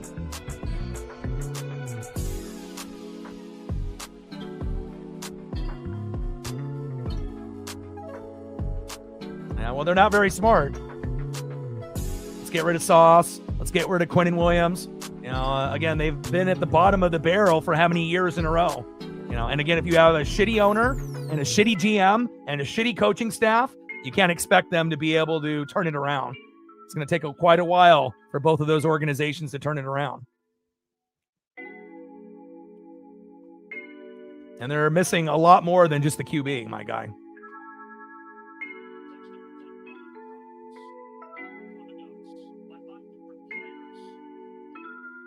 Man, so many people coming into the stream that don't watch football or understand football, huh? Yeah, but Cristobal, going back to his alma mater was good.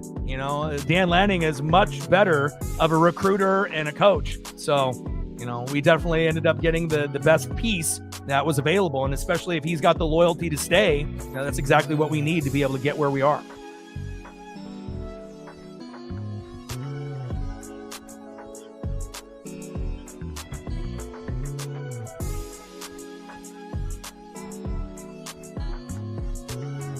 Biggest key against Texas Tech, starting fast, and again, at 9 a.m., again, we start typically slow in 9 a.m. starts. So to be able to get off to a fast start like we did in this game, that would be the key.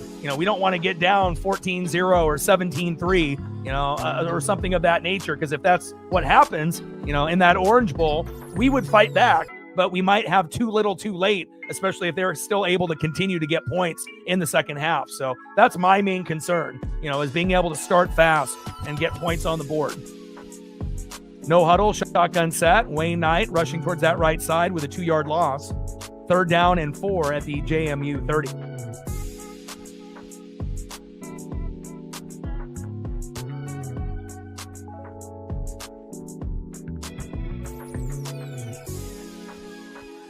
Yeah, but even though Alabama got in over Notre Dame, Alabama ended up winning. So they didn't look like a 3-loss team, yesterday. So, they're trying to prove that, even though that spot wasn't the correct, team, Notre Dame was definitely more deserving, but we don't really know how Notre Dame would have showed up or not if they would have gotten in. But at least Alabama was able to win. So at least it kind of shut up some of the naysayers that they couldn't play and, a 3-loss team shouldn't be in there. But, they did a great job last night. And we got a 15-yard penalty here on Blake Purchase, the linebacker with the face mask from Oregon. And that's going to turn into 1st down and 10 at the JMU 47.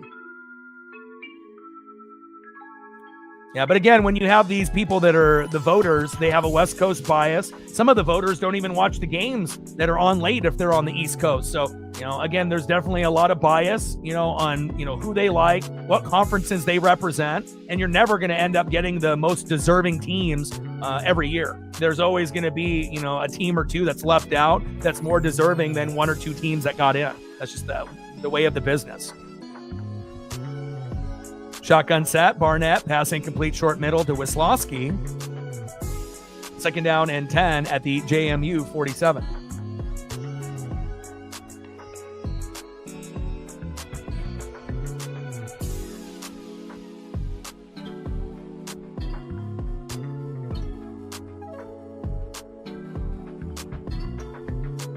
Jericho Johnson very close to getting that pick.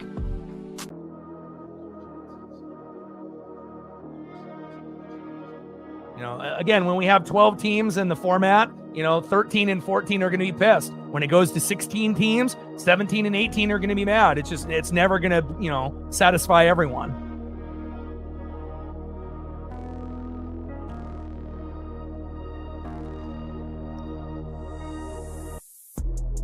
Shotgun set, Barnett rushing right, 9-yard gain. 3rd down and 1 at the Oregon 44.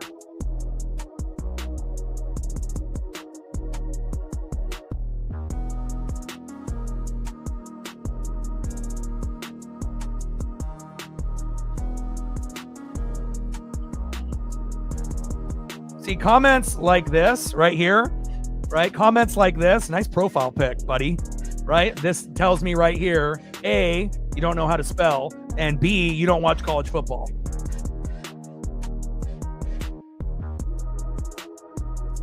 Miami is not going to be able to hang with the Buckeyes. Just because you won a game against an opponent today doesn't mean you're going to be able to beat one of the top 2 teams in college football. But keep telling yourself that. 1-yard run, shotgun set there by Joby Malari, rushing up the middle. 3rd down and 1 turns into 1st down and 10. Move the chains. 1st down, JMU.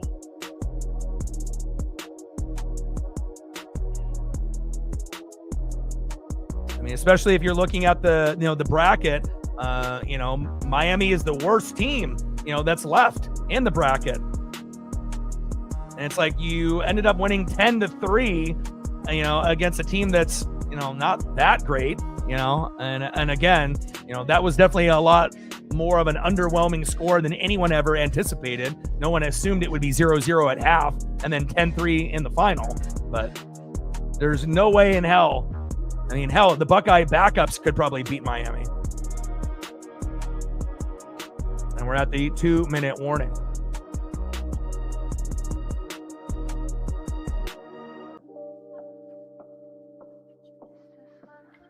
I mean, tell me that you don't watch college football by telling me that you watch college football. I can tell.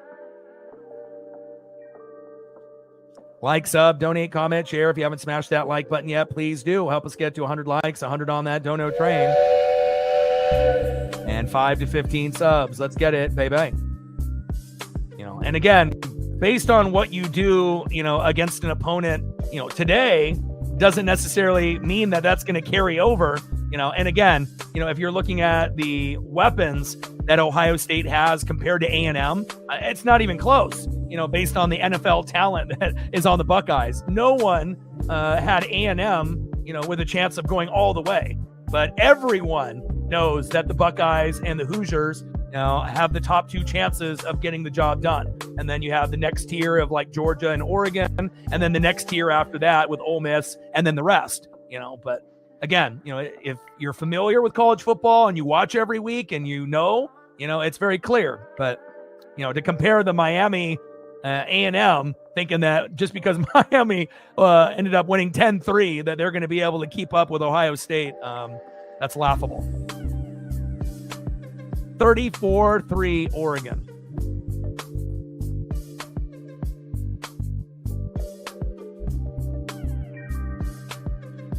%100% agree.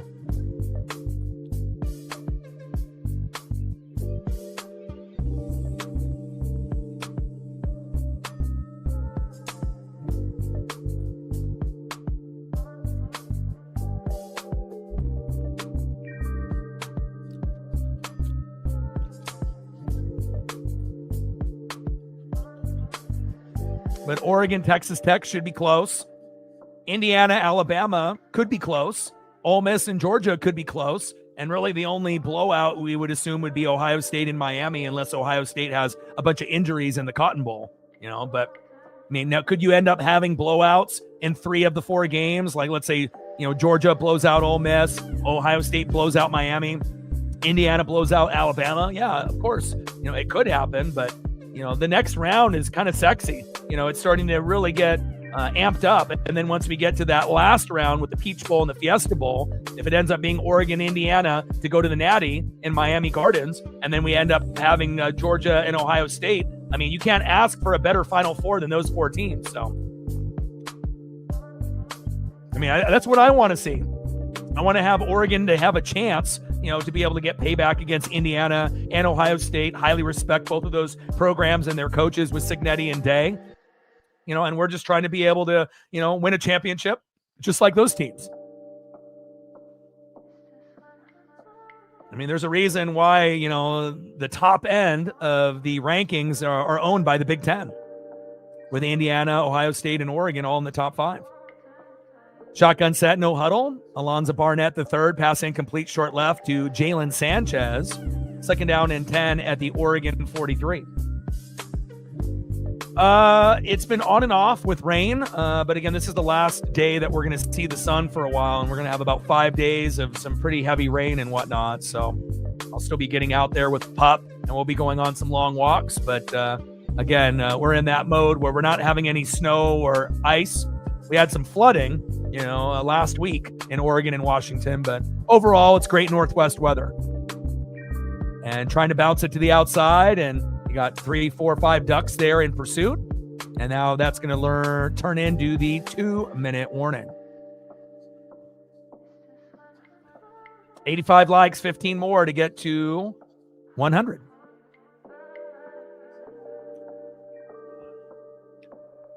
Yeah, especially in certain parts of Washington, with the atmospheric river and the flooding. Like, there's some areas that have, not just like rivers and lakes, but if you have certain streams, near your house, depending on where you live, I mean, there's been houses that have floated away, depending on where you live in Oregon and Washington, which is fucking wild.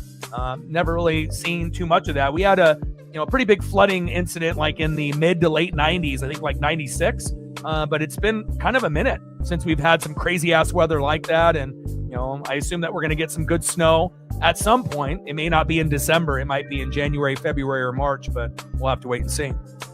Shotgun set, Barnett, pass complete short right to Wisłowski. And that's going to be a loss of 2. 4th down and 12 at the 45. And timeout, Oregon. And we'll see if we end up getting into a 2-minute drill here or not.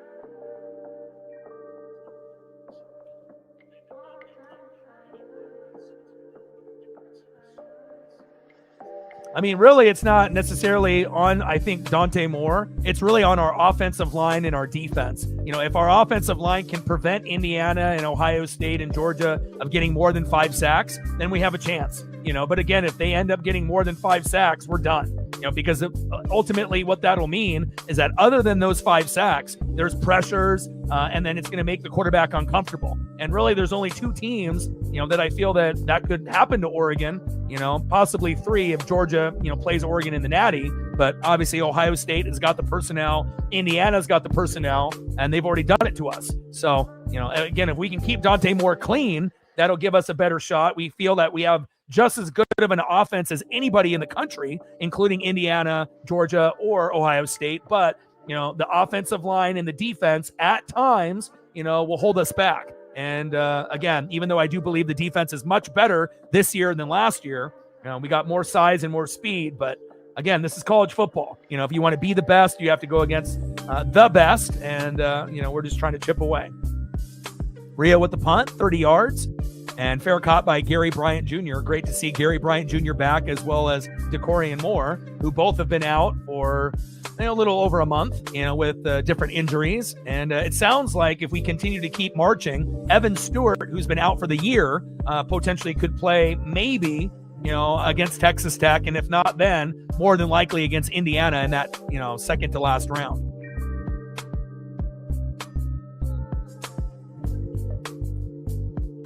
But we got, great quarterback. We got, 5 running backs, amazing wide receivers, arguably the best tight end in the country in Kenyon Sadiq. But the offensive line has had a lot of injuries and a lot of shuffling with players. And then obviously with the defense, we like what we have on the D-line, the linebacking core with Betcher, as well as the safeties and the corners in the secondary with Thieneman, the Purdue Boilermaker transfer. So we feel very, very confident. But even with that being said, there are times where the defense has lapses if we go against a good offense. And, if you have a few splash plays, that could be the difference.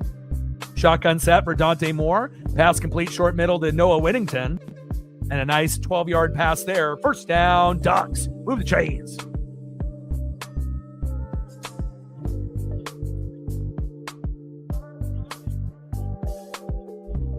Yeah, and again, it's all about O-line and D-line. If you want to, talk about the NFL and college football, that's where the games are won.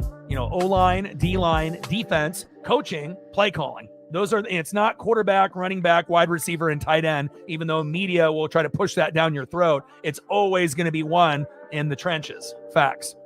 No huddle, shotgun set. Dante Moore going deep right, incomplete to Jeremiah McClellan, but I think we're going to get PI on JMU.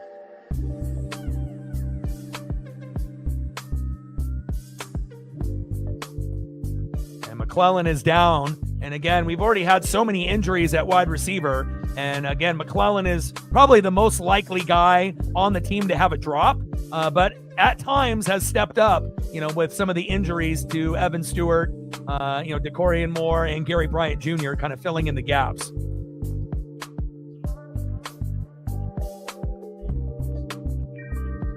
Amazing catch there, and this hits the turf hard. Get up, Jeremiah.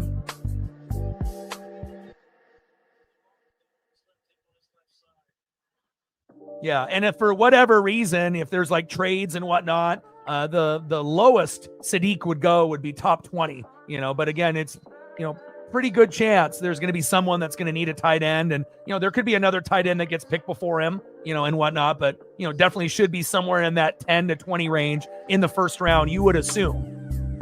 Very talented guy. No huddle, shotgun set, Dante Moore, pass incomplete to Noah Whittington. Broken up by Hendrick there. Second down and 10 at the Oregon 42.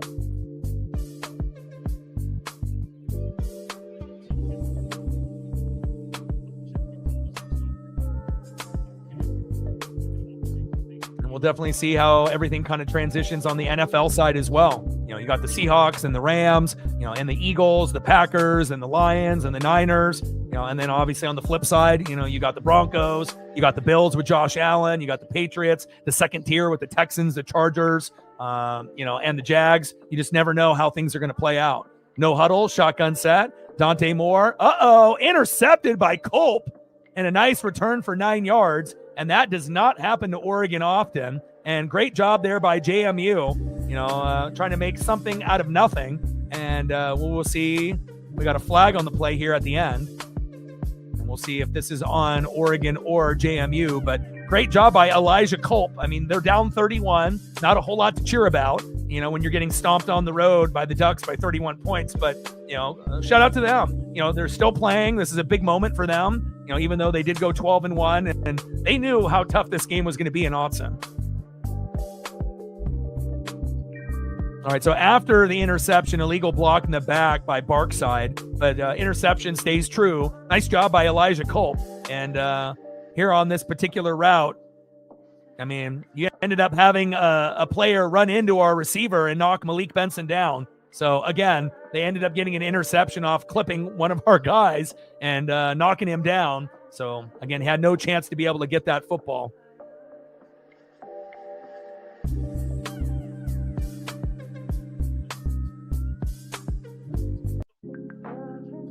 First stop for JMU. I mean, I guess you could have called a penalty on JMU for running into our player and knocking him down, but, it is what it is. No huddle, shotgun set. Barnett pass complete short right to Landon Ellis, the wide receiver. Second down and 1 at the Oregon 44.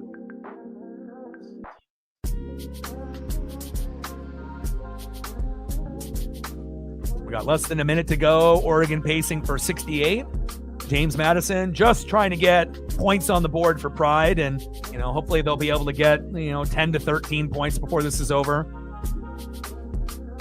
Maybe maximum amount of points they could get is 17 to 20, but still got a ways to go to get that. 2 more likes to 90. Let's get there, Captain. No huddle, shotgun set. Barnett, pass complete, short right to DeJaneiro. 3-yard pass. First down, JMU. Move the chains.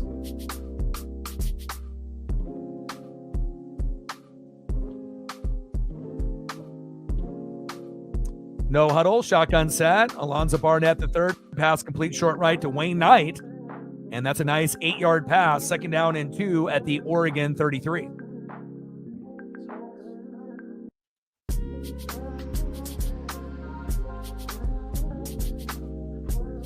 Go Ducks. I mean, I would have rather played someone, a little bit more on the, competition level, in this first round. But, again, when you have a 12 versus a 5, this is a lot of times what happens.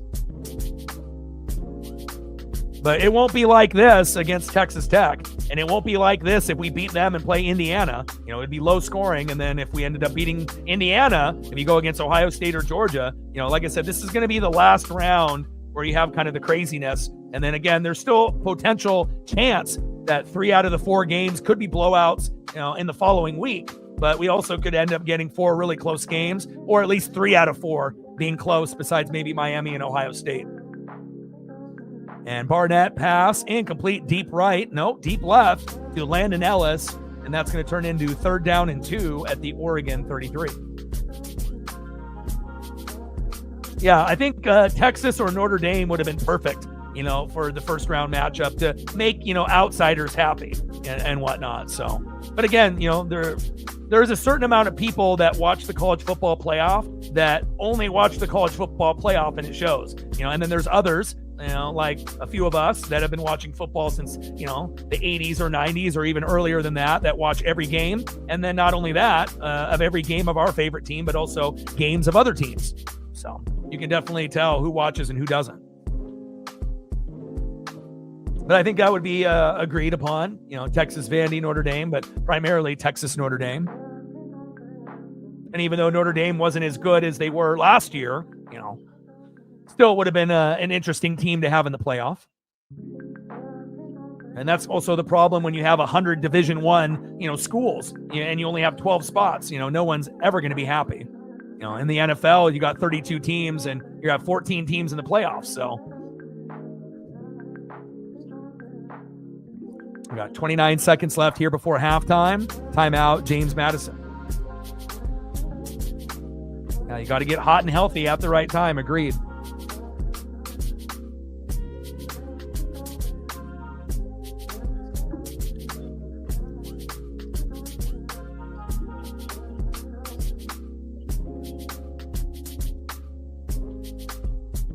But if I'm Dante Moore and Fernando Mendoza, hell, I wouldn't want to play on the Raiders or Jets, unless someone was going to trade up and grab them. But Mendoza will come out to the draft, but I'm hoping Dante Moore will come back. But it might really depend on if we win it all or not. If Dante Moore goes all the way and wins it all, he's not coming back. But if we end up losing in the Natty or losing against Indiana, and then maybe there's motivation to try to come back next year to finally kind of get over the hump, out of those other teams in the Big Ten, like Ohio State and Indiana. So shotgun set, Barnett going deep right to Sanchez, incomplete. Flag comes out, and that's going to be, I believe, PI on Oregon.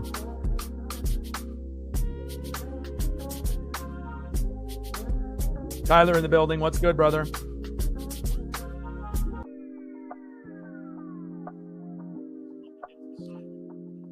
Yeah, game of the year, between the Hawks and the Rams. Both teams are Super Bowl contenders, and it's just going to make the rivalry even more heated. We used to have the Hawks and the Niner rivalry, and now it's the Hawks and the Niners and the Hawks and the Rams, and the Rams have kind of taken the Niners spot. But with that being said, the Niners are still hanging around even with all of those injuries. And that happens when you have elite coaching with Shanahan and Saleh. That defense is a bunch of no names. No more Warner, no more Bosa, both injured. Talanoa Hufanga and Greenlaw are on the Broncos. And again, when you have elite coaching, it definitely shows.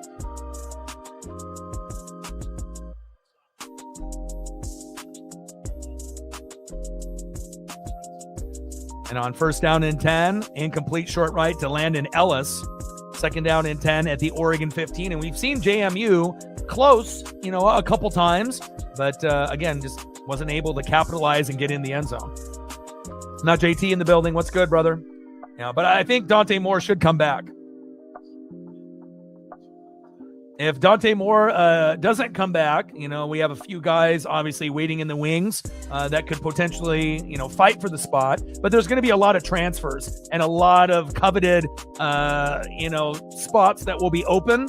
And, there definitely will be an elite quarterback, if Dante Moore goes to the draft, that will be quarterbacking for Oregon next year. There'll be plenty of top-tier talent. I don't think I would want, Raiola from Nebraska. I know that he thinks that Oregon, that might be one of the top 3 destinations. I don't know if I would really want him for the Oregon quarterback, but, we got Akili Smith Jr. and a few others, but I'm not sure if any of the guys that we have underneath Dante Moore would be ready next year, based on what we're trying to accomplish. But, we'll have to kind of wait and see.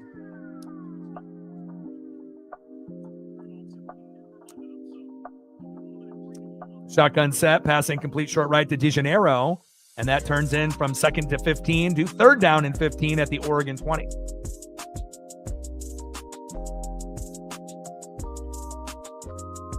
What's good, brother? Chief in the building. What's good?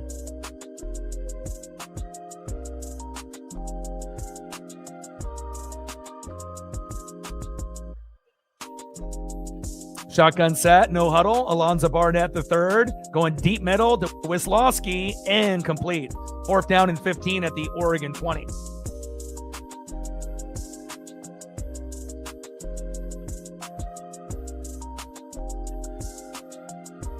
Yeah, I don't think Oregon would be interested in Raiola anyways, but there'll be, there's a lot of great quarterbacks that are out there that are just on bad teams, that if they end up, finding, their way to a team like Oregon could definitely, be the difference. And I like the way that, Herbert and Bo Nix have developed in the NFL. And, we know Mariota has, been kind of injury prone. Touchdown to interception ratio is pretty good. But, again, sometimes, you just kind of peak in college. And then some guys are built better for the NFL, like Herbert and Nix.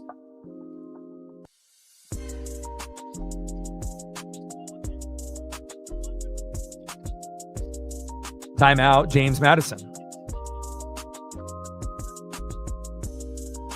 I know, isn't that wild? When we thought at some point, it was just going to be the Seahawks and the Rams, and the Niners are just kind of hanging around, and again, I think those are the two teams with the Niners and the Bears. You really don't know, what you're going to get out of those teams. They could definitely upset, some of the teams that are above them in the playoffs this year, and the NFC and the AFC, are getting to a point where it was very NFC heavy, as far as the best teams in football. But now, as of late, getting teams with 10 wins or more with like the Chargers and obviously with the Jags. And then you got the Texans on the cusp.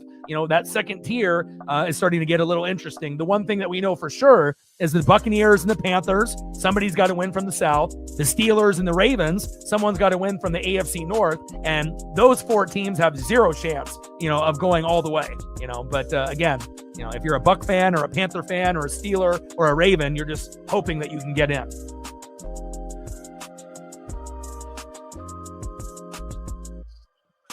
Fourth down and 15.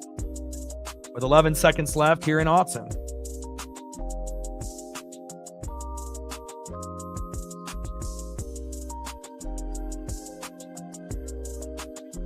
Yeah, well, that, and also if you can get 3 2-point conversions, which has never happened before. And again, it's the first time you have a quarterback throwing for 400 yards, Puka with over 200 yards, 0 turnovers, and you lose. It was kind of one of those crazy things. And then the Rams fired their special teams coach, and almost every loss the Rams have had this year is based off special teams.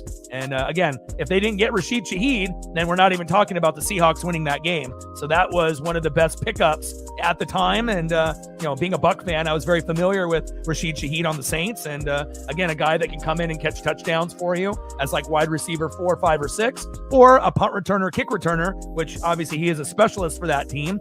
And he's been able to get a few house calls that have definitely helped Seattle to the number 1 spot. Field goal by Morgan Suarez is up and good, and it is 34-6 Oregon. 6 seconds left before halftime, and again, NFL halftime usually is about 12 minutes. College is about 25, so I don't think they really need that much time, but we'll be able to throw up some photos and whatnot, and again, if we have a few people that have some suggestions, some of the regulars, and then we'll be able to go out about it that way as well. And then tomorrow we'll end up doing the Patriots and the Ravens. Should be fun for Sunday Night Football to see if Lamar can beat Drake May. And then Monday will be the Colts and the Niners, a game that I think that will be actually pretty decent, even with the situation at quarterback and no Danny Dimes for the Colts. And then we'll be off on Tuesday. I'm going to the biggest arcade in the United States. That's here in Oregon. That's got over 650 games. I've never been there before. It's $23 to get in, and then you can stay as long as you want, and all the games are free. So I'm definitely looking forward to spending some time with the best friend and hanging out, probably having a few beers and whatnot. And then we'll be off on Wednesday, and then we'll be back on Thursday Night Football.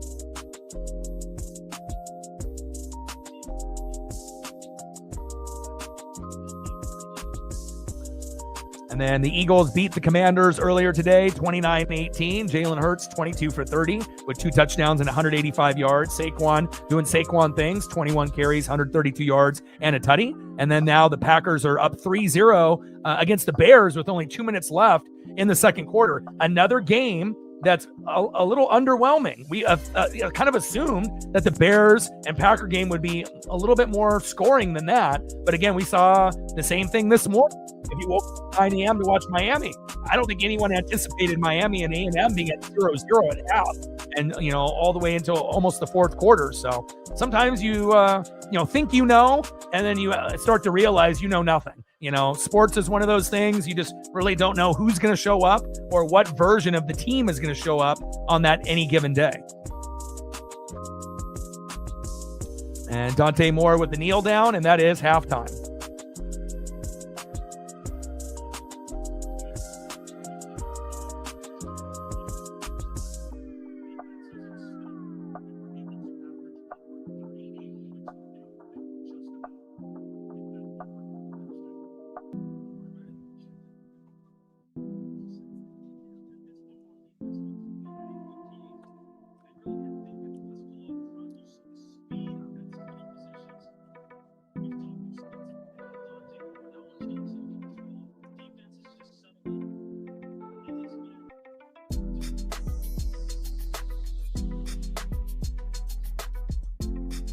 Yeah, I don't think it's really necessarily an all of a Lamar thing. If you've watched the Ravens, the last few years, their problem isn't normally Lamar. It's coaching and play calling.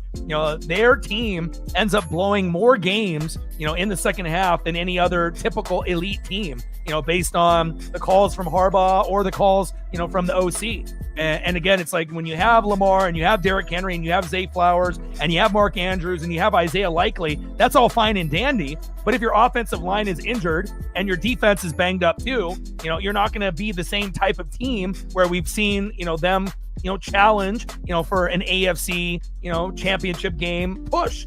This is not the same team. And again, it's nice to have this like special skill position, name recognition, but just because you have big names, if your O-line and your D-line and your defense and your coaching and play calling aren't consistent, then you're not going to be that good. And, you still might be able to be floating around 500, just like the Steelers, the Buccaneers, and, the Panthers. And I feel like the Ravens and the Bucks have had kind of similar paths. Like we have this big name recognition. Oh, you got Baker Mayfield, you got, you got Tucker, you got Rashad White, you got Bucky Irving, you got Mike Evans, you got Chris Godwin, you got Emeka Egbuka, you got Cade Otton, you got all these amazing guys, Hez Johnson, and then you got guys on defense like Vita Vea and Antoine Winfield Jr. and Levante David. But again, if your O-line and your defense are banged up, on top of other skill position players, people don't realize it's nice to be able to have those big name players, but if your O-line isn't giving your quarterback time to go through his reads and not opening up the holes for the running backs, you're only going to be able to do so much, and again, injuries have been pretty brutal, for I think the Ravens, the Buccaneers, and the Niners.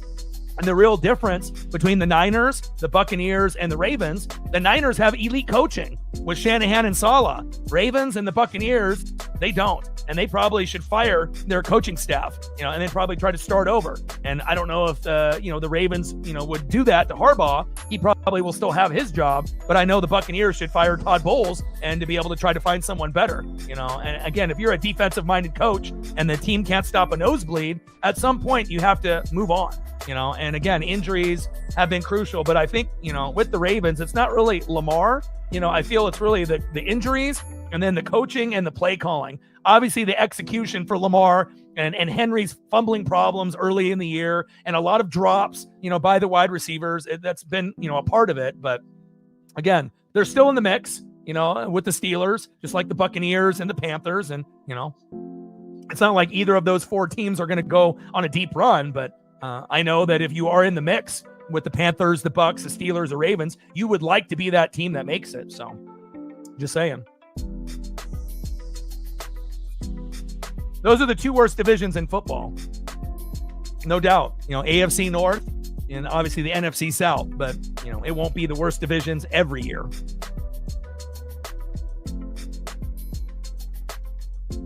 See, that's the difference, though, with the Chargers. They have no Alt and no Rashawn Slater, but what happens? Justin Herbert is so good as a quarterback, and the play calls, have been good enough where he's been able to kind of run away even with like a fucking fractured hand on his non-throwing hand. Like, he's like the only quarterback in the NFL that could have like a garbage line and still kind of be productive. And obviously they haven't had Najee Harris. They just got Omari and Hampton back. So they haven't had running backs. They haven't had 2 really good offensive linemen. You brought Keenan Allen back. You got Ladd McConkey. You got, Gadsden and a few other guys. And the defense, always has names on paper, but they usually choke, right? But again, Herbert might be one of the only guys in the NFL based on his big body size that when normally guys are getting sacked, he kind of bounces off of guys and he's smart enough to throw it away and not throw a bunch of picks. And, normally if you have a terrible O-line, you're fucked, but again, Herbert might be like that odd man, that is able to do it for whatever reason, and it's pretty wild to see, because most teams, if you had Alt and Slater on your team and then those guys went out, most quarterbacks would be fucked. But, for him, he's been able to manage it pretty well. Could be better, but again, they are a playoff team.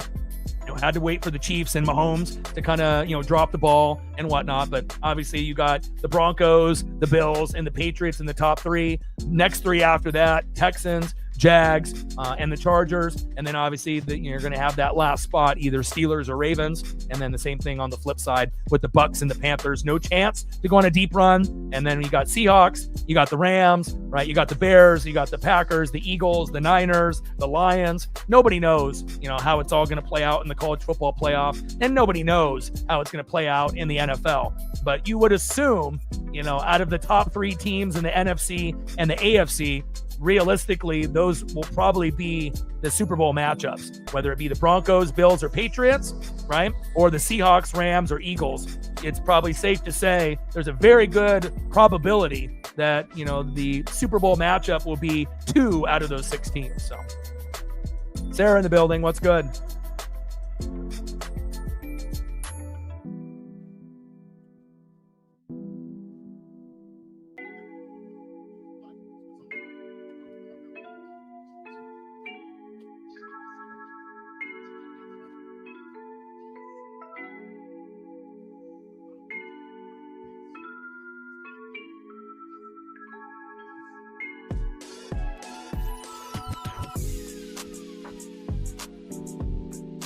$34.6 Oregon. Like, sub, donate, comment, share. If you haven't smashed that like button yet, please do. Help us get to 100 likes, 100 on that dono train. And 5 to 15 subs. Let's get it. Bang, bang.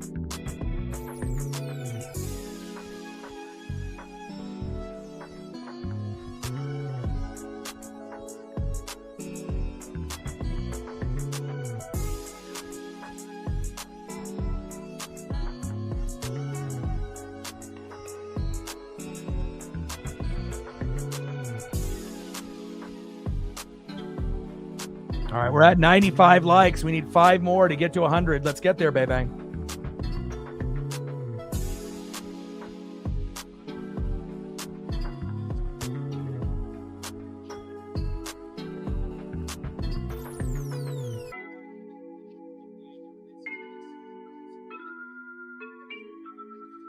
Yeah, this was a disappointment, being 0-0 in the first half. You expected a hell of a lot more out of A&M and Miami.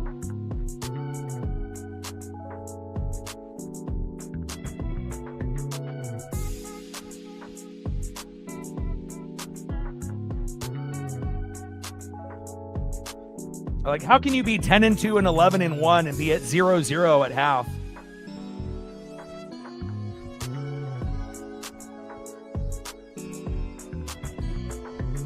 You definitely have seen some of the road teams, get the upsets, and I think that's good for college football. Instead of just having Oklahoma and A&M and just having the predictable home team winning, it's nice, when you can get teams that are the underdog, even if they play like shit, like Miami did, and you find a way to win, on the road. It may have been ugly, but just like anyone knows in sports, as long as you win, even if it's ugly, a win is a win. Even if it's only by 1, 2, or 3, it is what it is, as they show Mario Cristobal getting assaulted there by Michael Irvin and his kisses, going crazy over there. And, again, they're going to have a much tougher matchup against Ohio State. So, one thing to go against A&M, but you probably won't be jumping up and down Michael Irvin and Mario Cristobal when you play the Buckeyes, obviously, in that next matchup.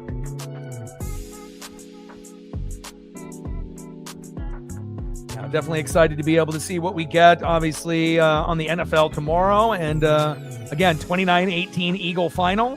And Packers with another field goal, 6-0 against the Bears. And again, if the Bears are going to want to be able to win that game, they got to be able to run the football, play good defense. And so far, they've been able to play good defense and hold the Packers to 6. But again, they're going to need, the offense and the defense to step up in the second half. And we'll see if the Chicago Bears can do that. Obviously, Packers playing a little bit more disciplined than what Philadelphia did on Black Friday when the Bears ran all over the Eagles. Different type of matchup here today.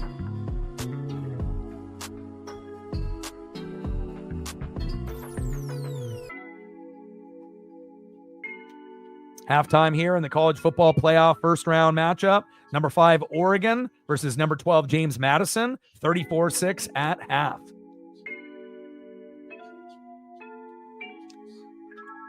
And we'll be doing the Patriots and the Ravens on Sunday Night Football tomorrow. And then we'll be doing the Colts and the Niners on Monday night.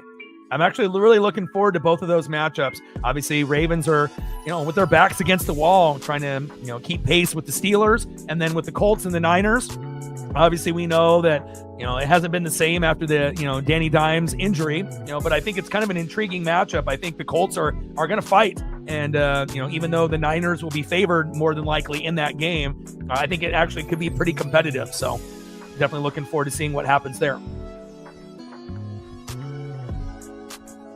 Megan with a 20. Appreciate you. Stacks. Racks with a little Cactus Jack. Bang, bang. $20 holla. Merry Christmas, fam. Appreciate you. I'm getting a chance to be able to go to the biggest arcade, obviously, in the United States, which is here in Oregon, and 650 games. So I'm going to be going on Tuesday, and it's not just pinball. A lot of old school games and new school games. So it's like $23 for free play.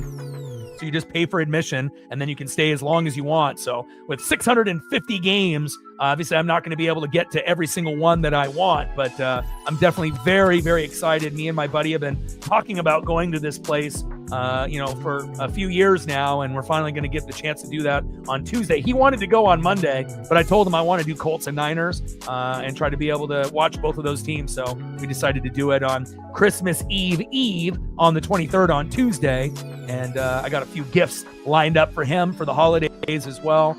A few things Ichiro, a few things Mariners, and I think he's going to be pleasantly happy. Anything that you want to do photo-wise while we're waiting? You want some JSN? You want some Steve Largent? You want some Jim Zorn? You want some Sam Darnold? You want some Seahawk representation on the channel? Let me know.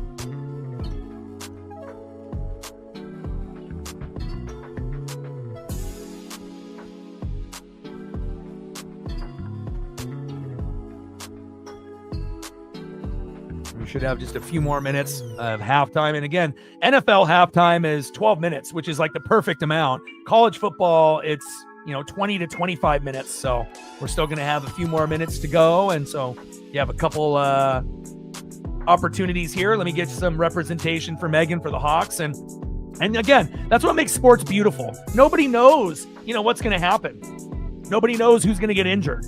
Nobody knows who's going to go from worst to first. Nobody knows when a team is like a year or two early, and that's what the magic of sports does, where we can all predict, but no one is going to be 100% right, no matter who they are. Some people are going to be more in tune with predictions based on how much they read and they watch, and then can predict things maybe better than others, but again, I don't think anyone anticipated Seattle being as good as they are, but it's awesome, right? The Seahawks are Super Bowl contenders, not pretenders. The Rams are a great team, even though they, lost that matchup, but they're still a big threat, the biggest threat to Seattle, right? And then the Eagles are starting to kind of get into high gear, right? And then you got the next tier below those teams after the Hawks, the Rams, and the Eagles, right? Then you got teams like the Bears and the Niners and the Packers and the Lions, where you don't really know what version of that team is going to show up. And if those other four teams play well, Bears, Niners, Packers, Lions, they could potentially upset, the Eagles, the Rams, or the Seahawks if they play bad. So it's exciting. The one thing that we know for sure is that the Buccaneers and the Panthers, whoever wins the NFC South, realistically probably isn't winning a playoff game. And then same thing goes with the Steelers and Ravens. Whoever wins the AFC North, realistically, probably won't win a playoff game this year. And then if you look on the AFC, right, you got the Broncos, you got the Bills with Josh Allen, you got the Patriots with Drake May, offense, defense, special teams, very well-rounded. Then the second tier with the Texans with their amazing defense, the Chargers and the Jacksonville Jaguars, and then that last bottom, either the Ravens or the Steelers. So it's definitely exciting. And just like in college football, in the playoff, even though it feels like it's Indiana, Ohio State, Oregon, Georgia, is there another team like Ole Miss that could potentially, be that fifth team that has a chance to go on a deep run? We'll see, but I'm not really feeling, Ole Miss as much as maybe others, but they do have a chance against Georgia, in the next matchup. And if they beat Georgia, then they would have to play Ohio State.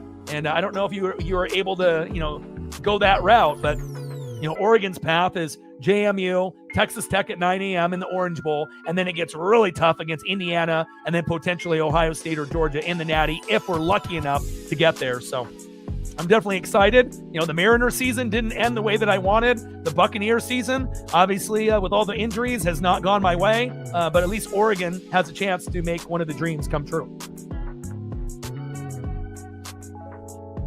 All right, let's see if we can get a few photos here for Megan.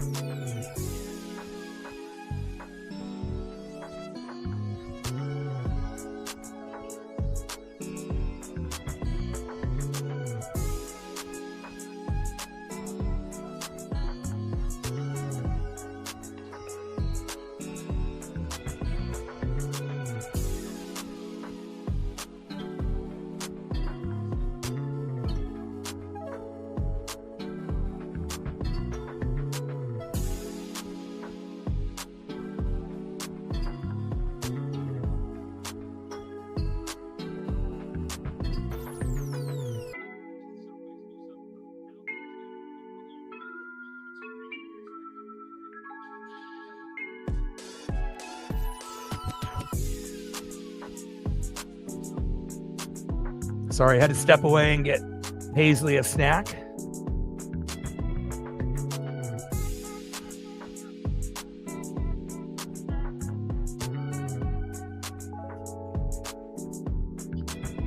We'll go a few throwbacks and we'll go with some current.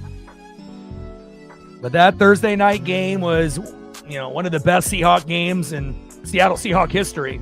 3 2-point conversions, being down by 16 in the fourth quarter, coming back and winning. Absolutely beautiful football.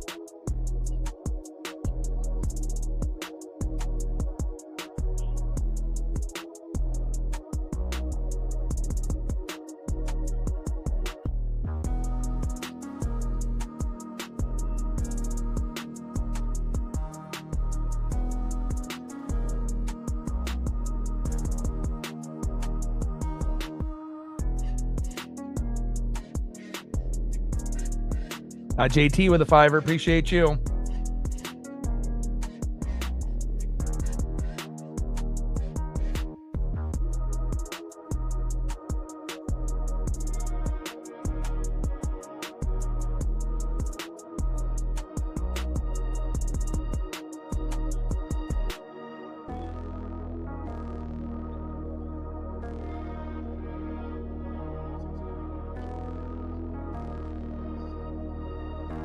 All right, James Madison going to get the ball here, and it looks like we're getting close to the second half to get going here. Got to throw up at least a Sam Darnold.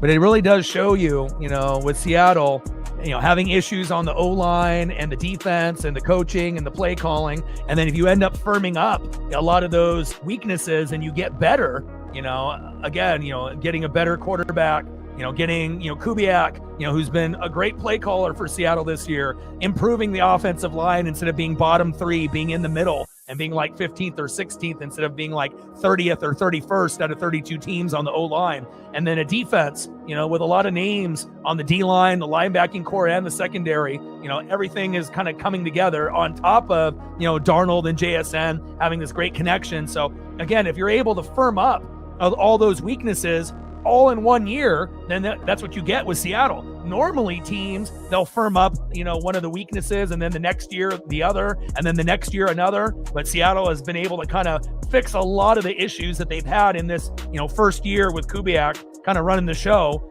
And again, I assume Kubiak will, at some point, be looking at a head coaching job. And again, there might be a team that will give him an opportunity to, be a head coach or be a coordinator for another team. But as long as Seattle has him, again, you're starting to reap the benefits of what he's been able to do. And again, O-line, D-line, defense, coaching, play calling, that's when you win games in the trenches. And again, they've done absolutely fantastic in 2025. They've been really fun to watch.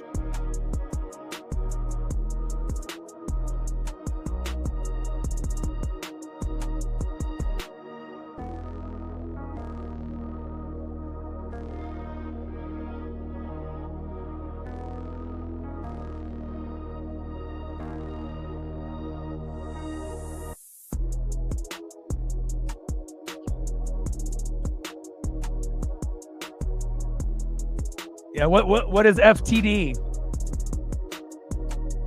That man in the building, what's good?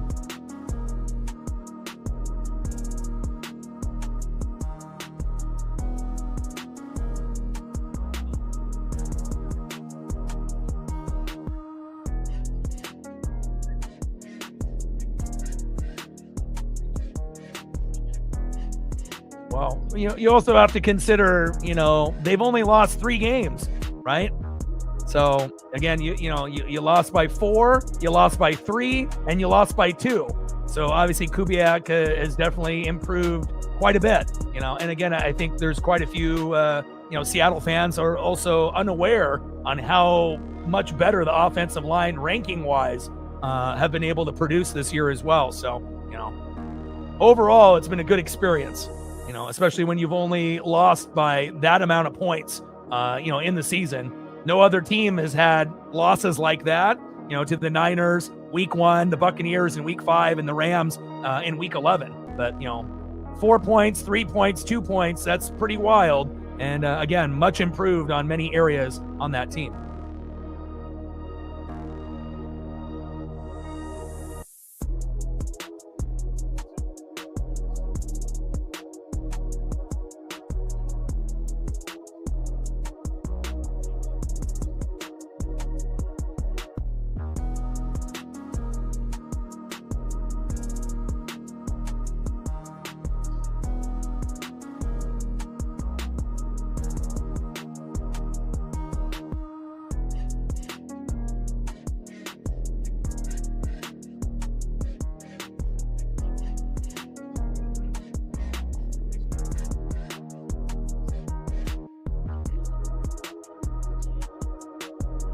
There's a very good possibility that there'll be a team that would offer him a job, especially based on what he's been able to do this year. So, but if you're Seattle, you probably would want to try to keep him, but we know how that goes. Kind of the pecking order in football. So, all right, here we go. Atticus Sappington kicks off 65 yards, and fair caught there by Harris Lopez of JMU. It's first down and 10 at the JMU 25, 34-6 Oregon.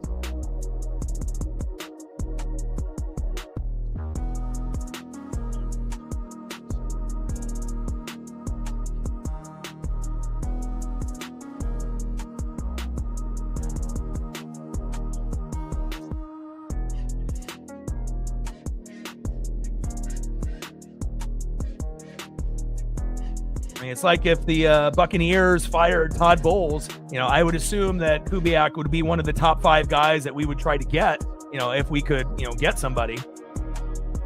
But we will see. 2025 has been a fantastic year for football. And let's see what we get with Oregon and JMU here in the second half.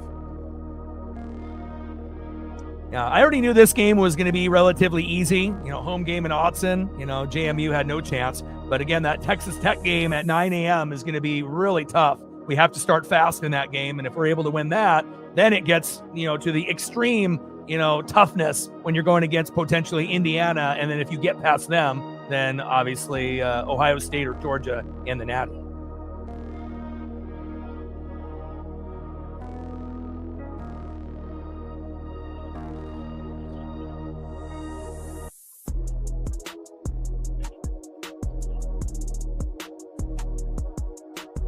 No huddle, shotgun set. Barnett rushing up the middle for a 3-yard gain.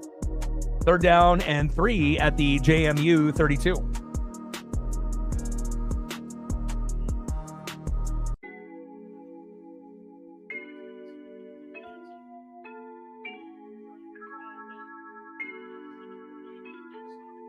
It's kind of crazy. We are getting kind of towards the back end, of the college football and NFL season. So we got to soak it in.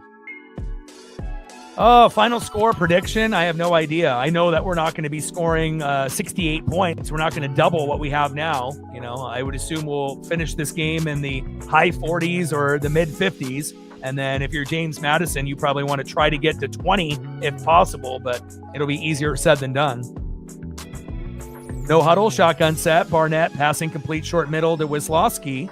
And now that's going to be 4th down and 3 at the JMU 32. But definitely wouldn't hurt my feelings if they fired Todd Bowles and blew it all up. We definitely need better coaching.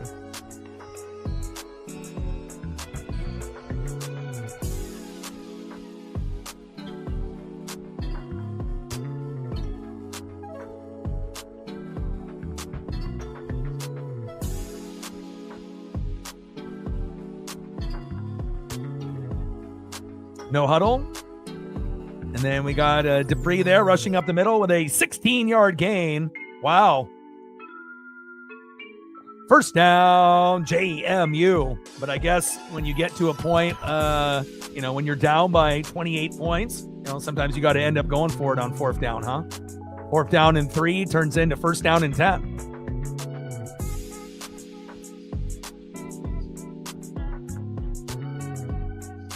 I didn't really have a prediction for that particular game. I kind of just went into it just hoping that it would be a back and forth battle and whatnot. I thought that A&M was the better team, between the two teams based on, late in the year. But, you just kind of never know. Oklahoma being up by 17 in the first quarter and then losing to Alabama. I don't know if anyone predicted that either. So no huddle, and DiGiannardo there, a rush right for 5 yards. 2nd down and 5 after Bryce Betcher with the tackle. 2nd down and 5 at the Oregon 47. Shotgun set. Barnett. Complete short right. DiGiannardo. Touchdown. JMU. And just like that, they got the touchdown that they desperately needed. Nice job by Alonzo Barnett III to Nick DiGiannardo. And again, any chance of any backups coming in here in the third quarter, JMU squashed that. And again, we have to definitely get refocused here. And normally that's not something that we do, give up touchdowns right out of the gate. But great job by JMU, by Alonzo Barnett III to Nick DiGiorno.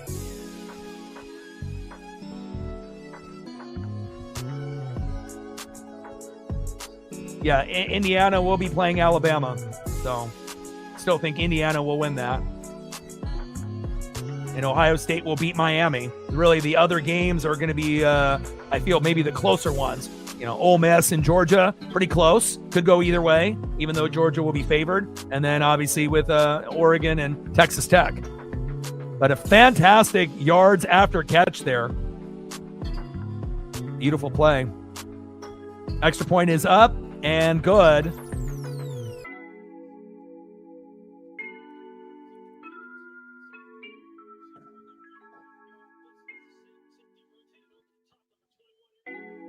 De Janeiro.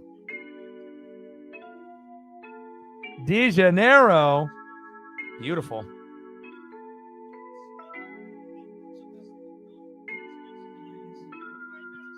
Did not anticipate the Duck defense giving up a touchdown right out of the gates, but we'll see if Oregon's offense can match that touchdown and we can get into the 40s. But at least that gives a little bit of excitement. We obviously know Oregon is still going to win this game, but nice to be able to see a little bit of fight out of JMU.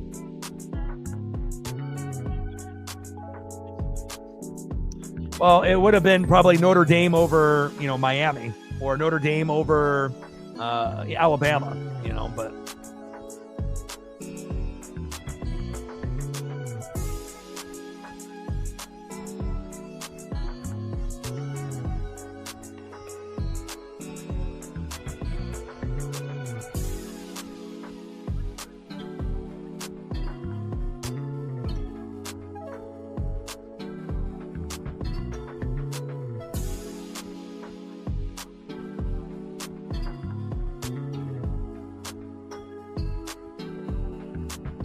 all right, we're at 97 likes. We need 3 more to be able to hit our goal. So if you're in the room and you haven't smashed that like button yet, please do. Help us get to that 100 number, and then maybe we'll be able to get to 150 or 200 before this game is up. Like, sub, donate, comment, share. If you haven't smashed that like button yet, please do. Help us get to 100 likes, 100 on that dono train. And 5 to 15 subs. Let's get it, baby. Shout out to my boy Brooks Beats with the best beats on YouTube. 34-13, Oregon.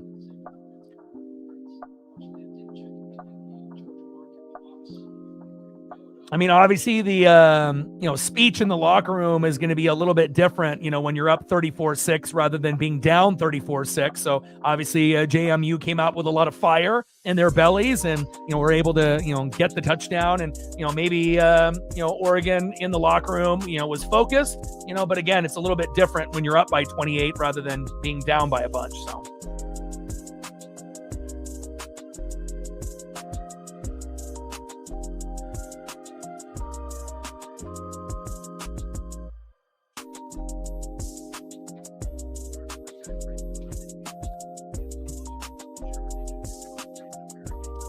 but I think if Ole Miss beats Georgia, I don't think too many people would be shocked. It's not like Georgia's team this year is as good as it was a few years ago when they were winning natties.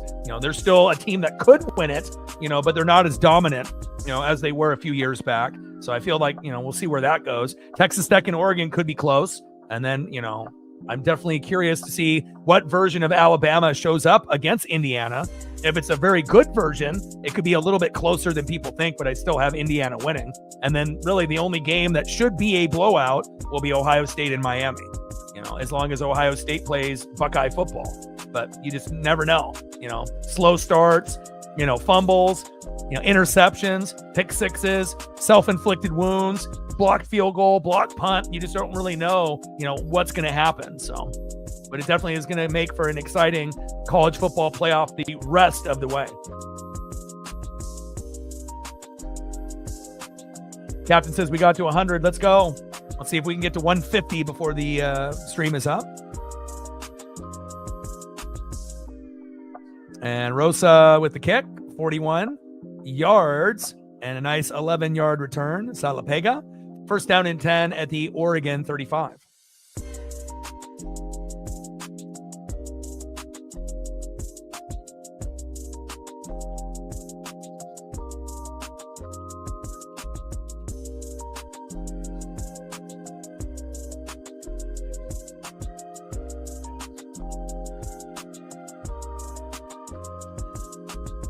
Man, those are going to be sexy in that next round. Oregon, Texas Tech, 5-4, 9-1 with Bama and Indiana, 6-3, super intriguing. Ole Miss and Georgia, and then the 10-2 between Miami and Ohio State. So 3 out of 4 should be really, really intriguing, you would assume. But who knows what version of Miami shows up?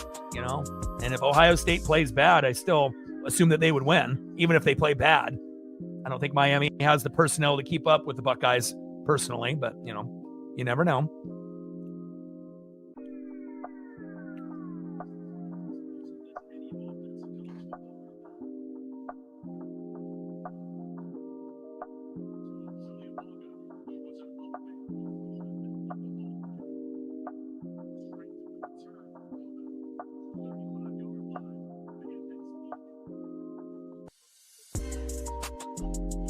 All right, they're looking at the review here.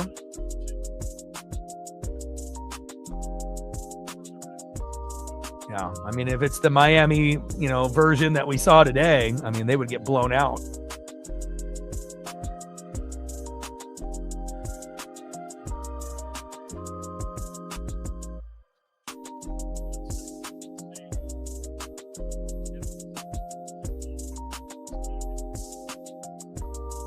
All right, does he have a knee down? Yeah, that's pretty clear.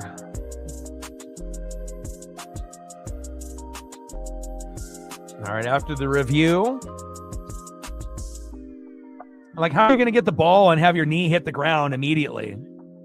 But again, that's not usually an individual that has the ball at that position. So no huddle, shotgun set. De'Aaron Hill Jr. rushing to that left side for a nice 6-yard gain. Gotti there with the tackle for JMU, the linebacker. 2nd down and 4 at the Oregon 31.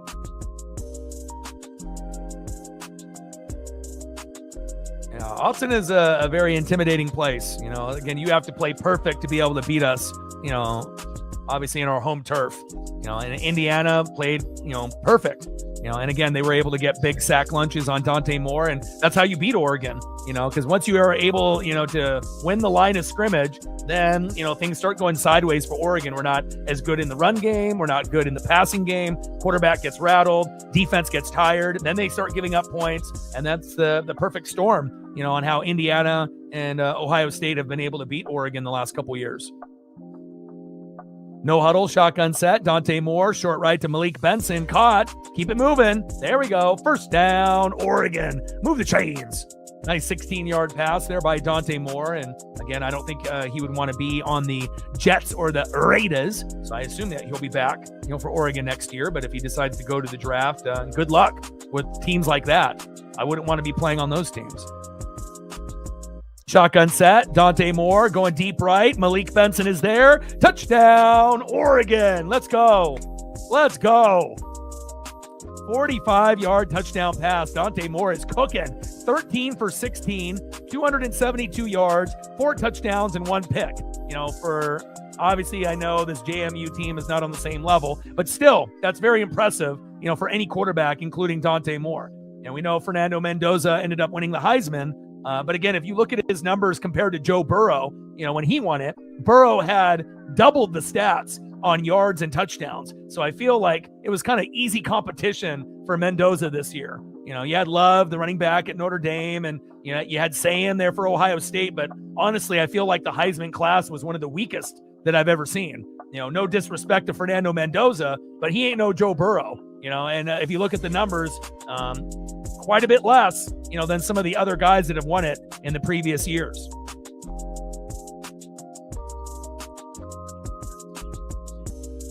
Extra point. Up and good. Beautiful. Wide open there for Malik Benson. 3 receptions, 107 yards with 2 tutties. Is that good? Extra point from Atticus Sappington is up and good. 41-13, Oregon.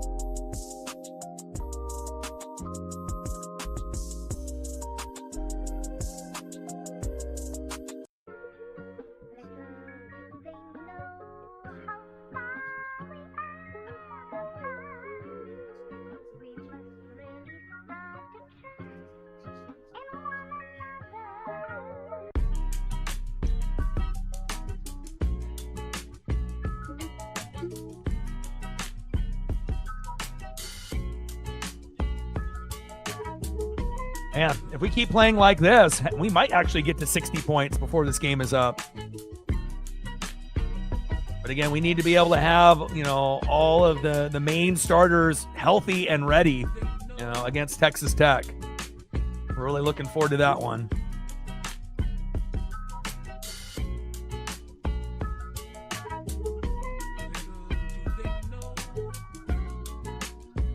Like, sub, donate, comment, share. If you haven't smashed that like button yet, please do. Help us get to 150 likes, 100 on that dono train, and 5 to 15 subs. Let's get it, baby.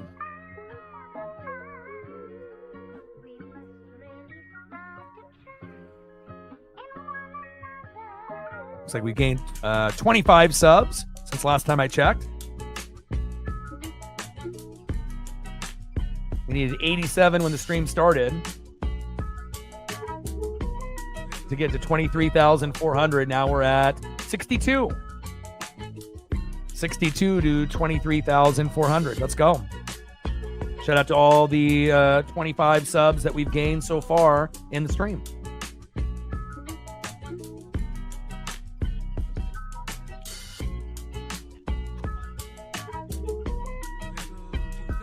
What stream is it?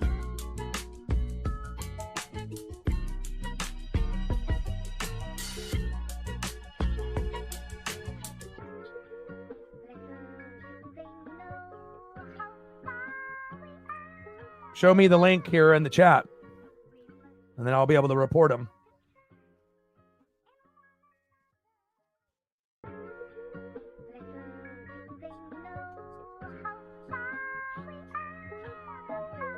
Yeah, I'm not surprised. It's not easy calling a college football game. People think, oh, I can do it, and again, you get a lot of people that do NFL and whatnot, but, doing college football is not, it's not easy.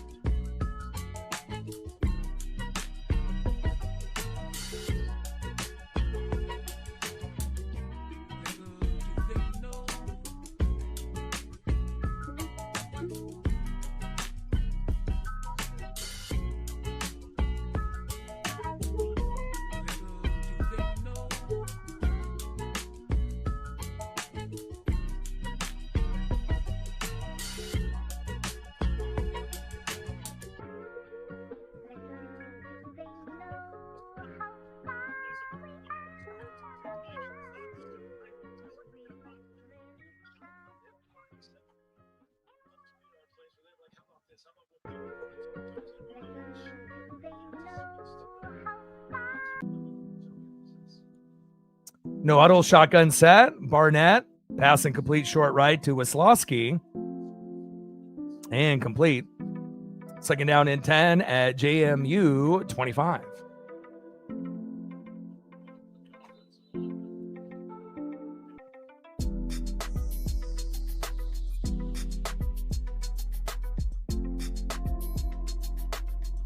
We got a player down.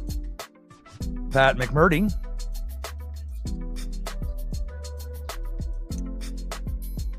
Pat McMurtry. Hopefully he's okay. All right, going to a commercial break.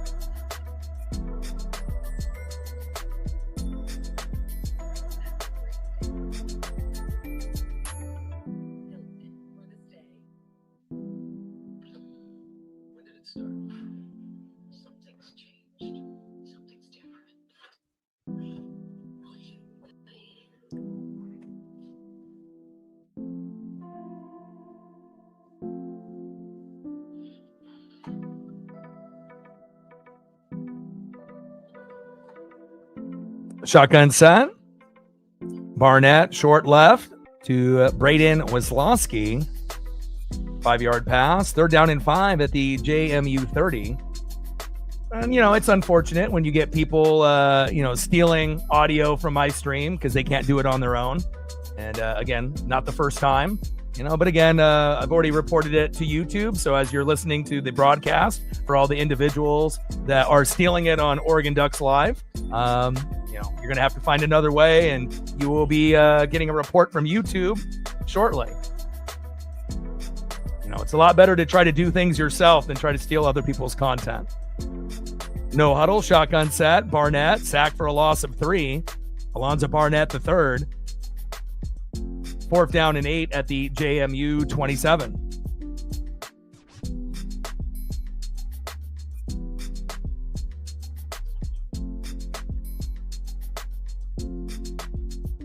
.8:48 left in the third quarter. 41-13 Oregon.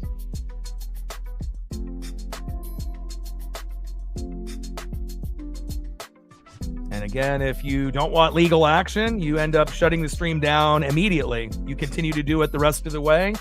You will be hearing from YouTube, not only today, but moving forward. So you have a choice. It's up to you. Steal content or, do what you do.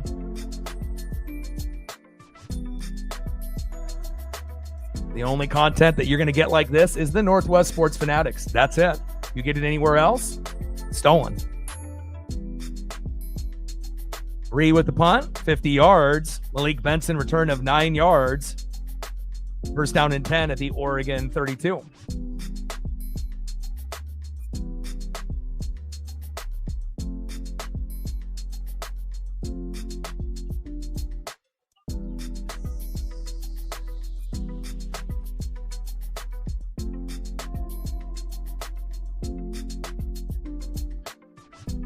Shotgun set.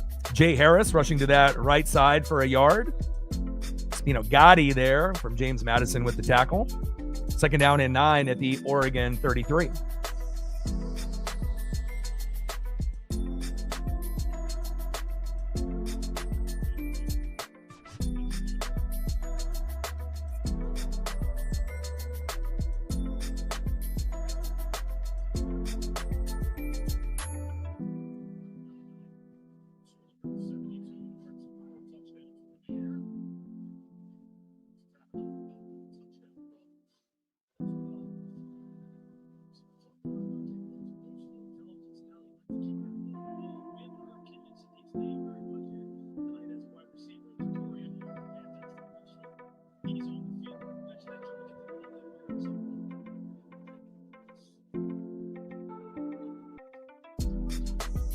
Shotgun set. Dante Moore pass incomplete, short left to De'Aaron Hill Jr. Third down and 9 at the Oregon 33. Gilson Rayan. Be better, man. You got 236 people watching off content that you stole. Congratulations to you. And let's take a look at Gilson Rian. Oh, 175 subscribers. No wonder you stole content. You've already been reported. Hope that was worth it. No huddle, shotgun set.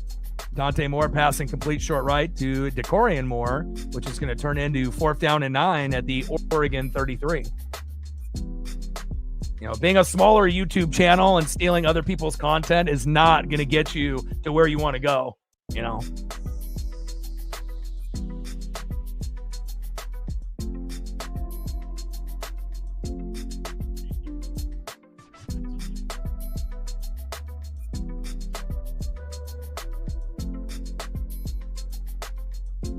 But I already know who you are and all the other channels, so you will be hearing from me shortly.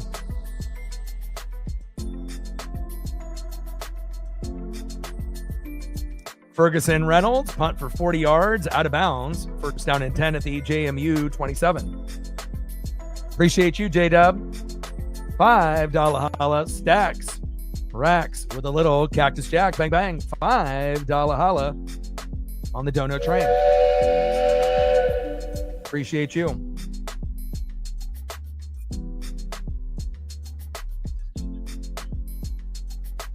unfortunate when you get people that try to shortcut, and try to do something that they can't do. But again, when you have 175 subscribers and you're stealing audio from other YouTubers, like, come on, bro, be better. You don't got the skill set to do it yourself. Stealing content from others is not the way to go. Maybe we should do a raid on this channel, huh?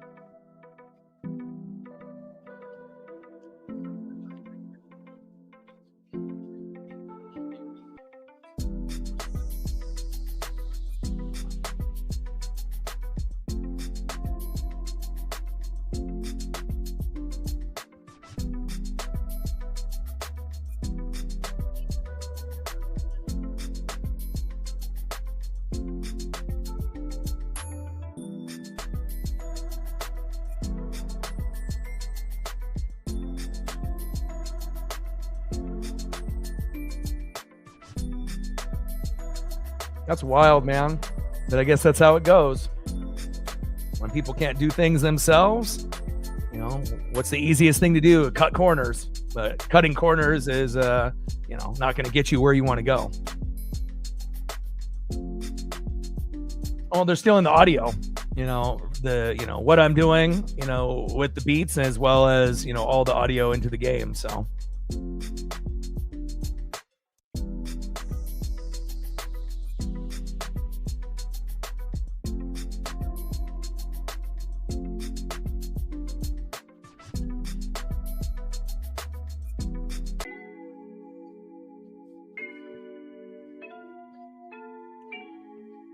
.757 left in the third quarter, 41-13 Oregon.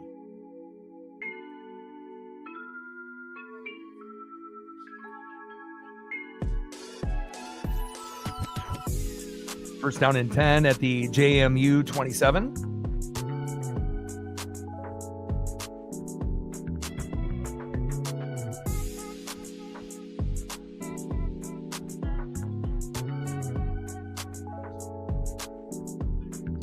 Shotgun set. Wayne Knight rushing up the middle for a 3-yard gain. Woodyard and Jackson with the tackle. Second down and 7 at the JMU 30.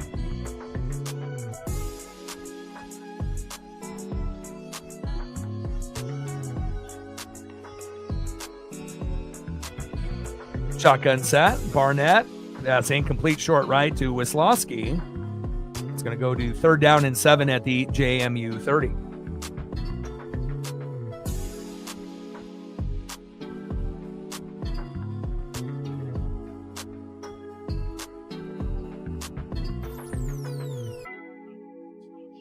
I'm not surprised, won't be the first time, won't be the last time, but be better instead of stealing content, my guy.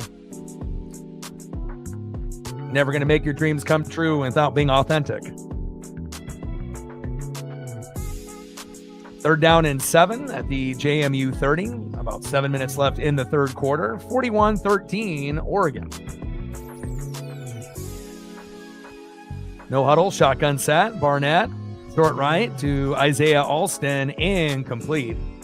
And now that's going to go to fourth down and 7 at the JMU 30.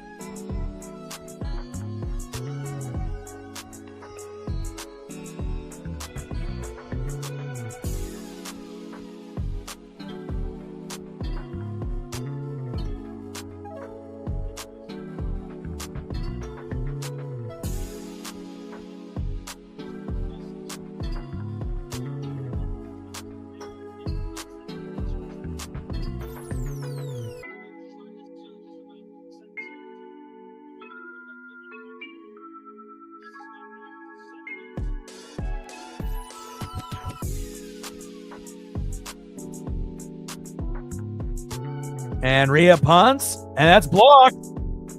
Purchase recovers. Oh my. Wow. Are you kidding me? Touchdown, Oregon. Unbelievable.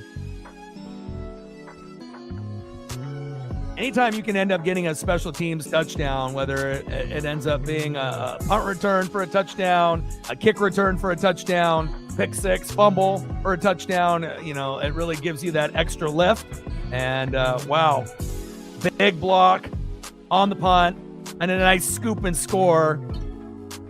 Jaden Lamar with the scoop and score. Extra point is up for Atticus Sappington, up and good. 48-13 Oregon. Wow.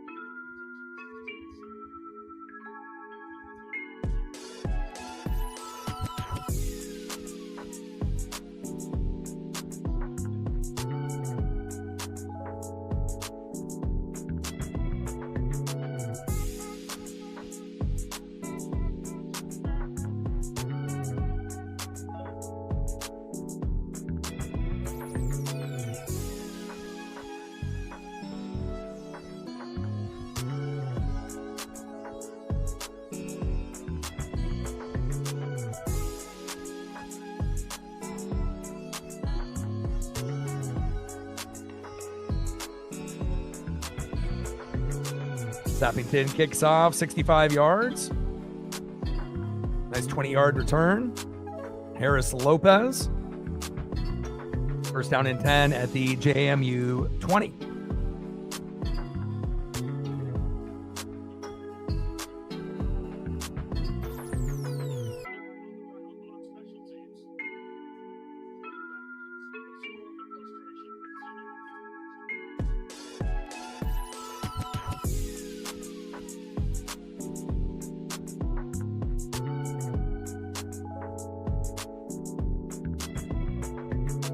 No huddle, shotgun set.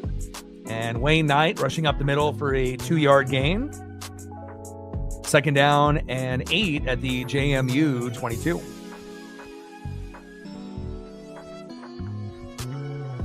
I would probably wait till the fourth quarter to start bringing in some of the backups and whatnot. I mean, obviously we're going to win this game, but still 6:52 left in the third quarter. Keep the starters out there, and then if you want to start sprinkling in some of the second, third, fourth string in the fourth quarter, that might be the time to do it.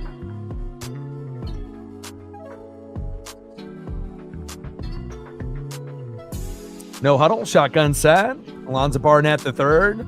Short left to Braden Weslowski, incomplete. Third down and 8 at the JMU 22.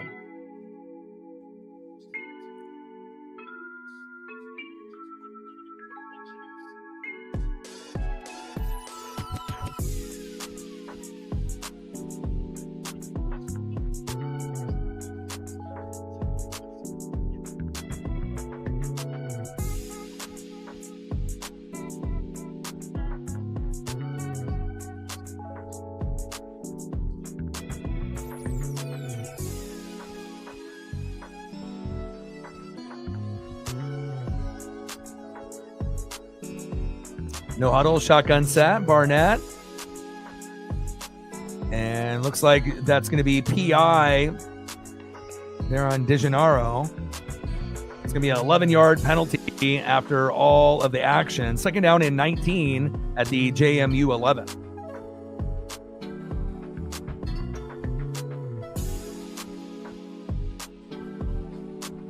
Shotgun set in that no huddle, Barnett. Going short left to Wayne Knight. Incomplete. Third down and 19 at the JMU 11. 48-13 Oregon.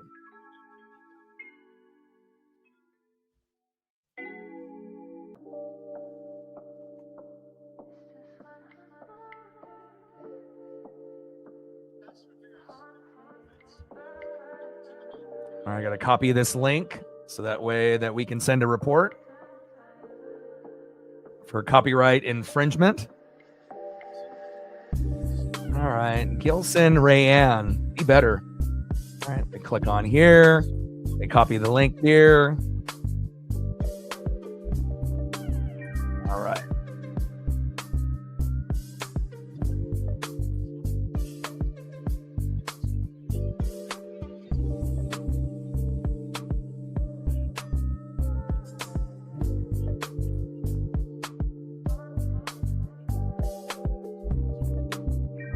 Fourth down and 19 at the JMU 11 after that Barnett pass to Wayne Knight was incomplete.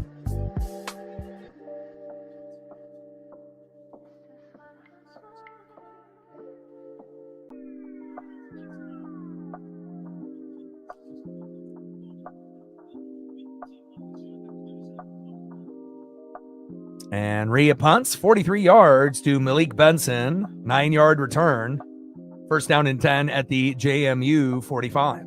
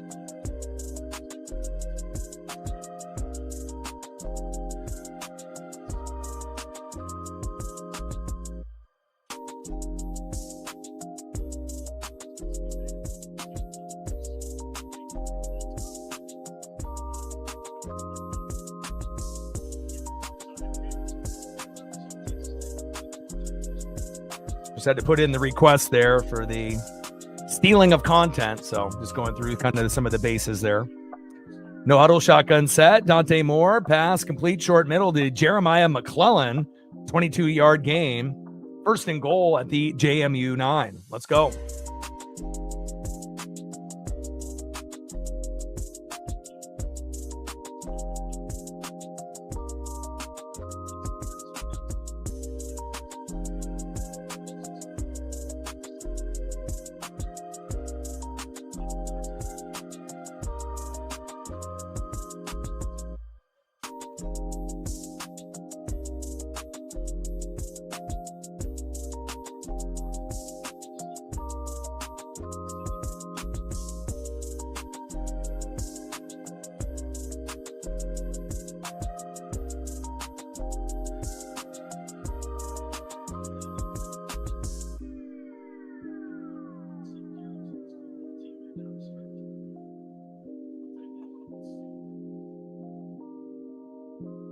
Shotgun set. Deer Hill Jr. rushing up the middle for a 1-yard gain.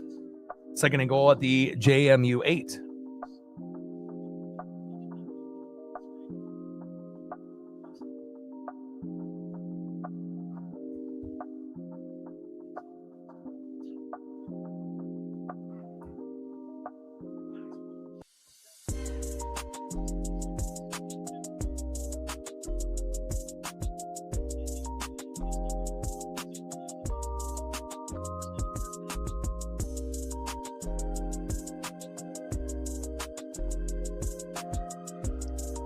Shotgun set. Dante Moore pass incomplete. Short middle to Kenyon Sadiq.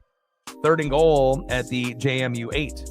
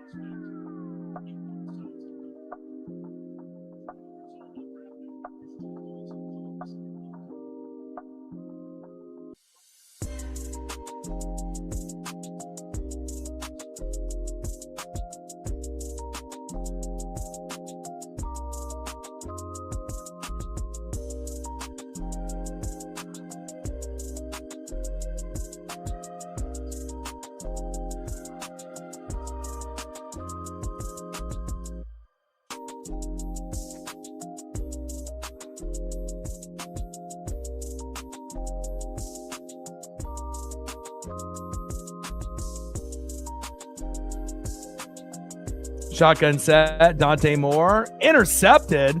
Oh, he's moving. And Justin Eaglin, wow, 61-yard return. And again, another receiver falling down, and JMU taking advantage. But at least we were able to knock him out of bounds there by Jay Harris late. 48-13, Oregon.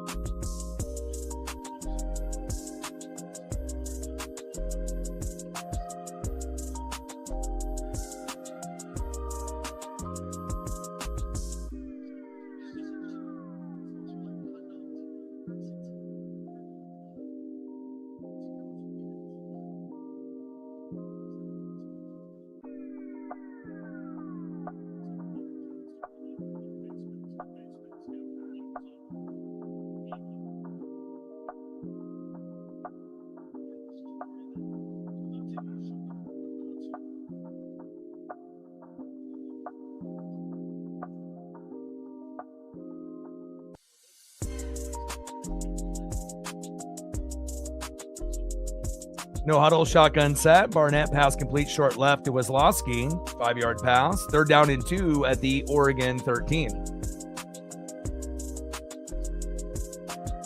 And a quick hurry up here. No huddle, shotgun set. Wayne Knight rushing up the middle for a 4-yard gain. 1st and goal at the Oregon 9. And again, we haven't really played that well here in the 3rd quarter. A few mistakes, coming out the gates with a big lead. But hopefully they'll be able to settle in the 4th quarter. And, again, when you're up by a big amount, there's going to be, certain things that happen. But again, we've had 2 wide receivers fall down or get run into each other, by the defender for those picks to happen. But, can't have that against Texas Tech. And Barnett incomplete, short right to Wayne Knight. 2nd and goal at the Oregon 9.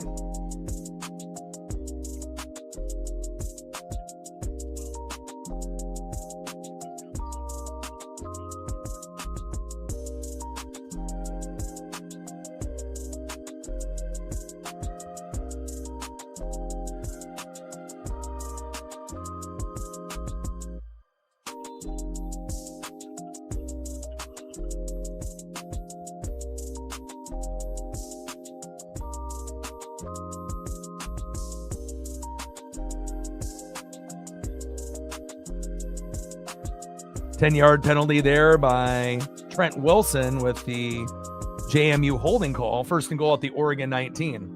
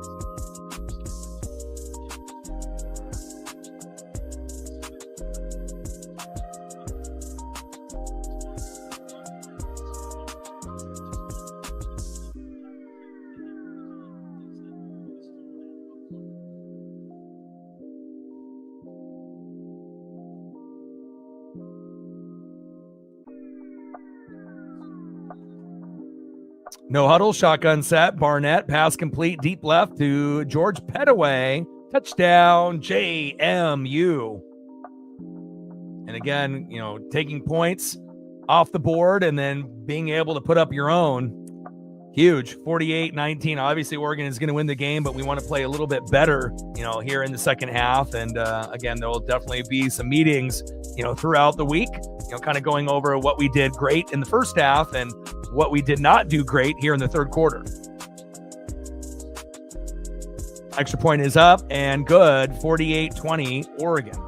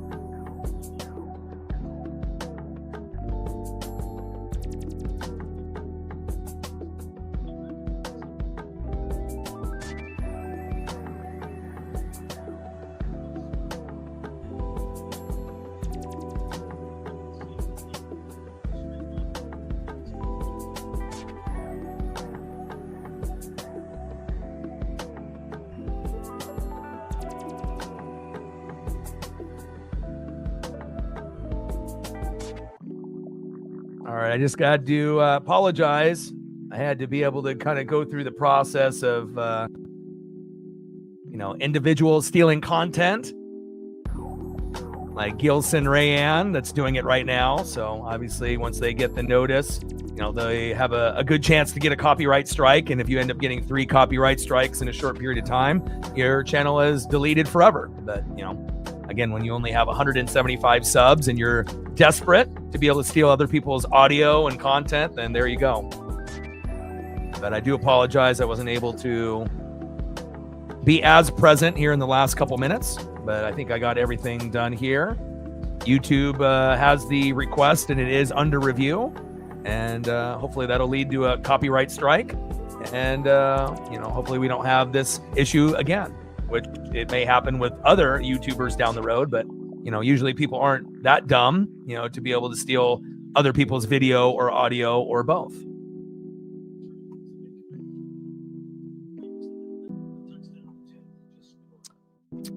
Jordan Davison rushing up the middle, no gain. West and Tadeo with the coverage. And that's going to be the end of the third quarter, 48-20 Oregon.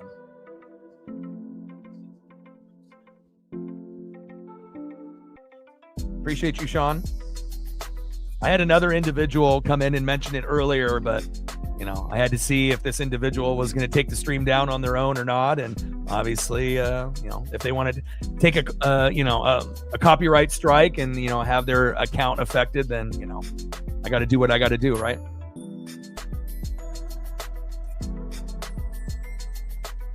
They have you fill out quite a bit, and whatnot. So.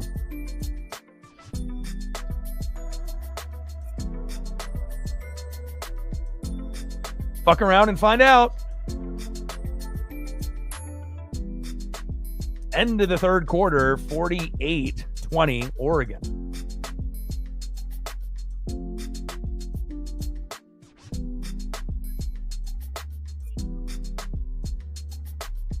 Like, sub, donate, comment, share. If you haven't smashed that like button yet, please do. Help us get to 150 likes, 100 on that dono train. And 5 to 15 subs. Let's get it. Bye-bye.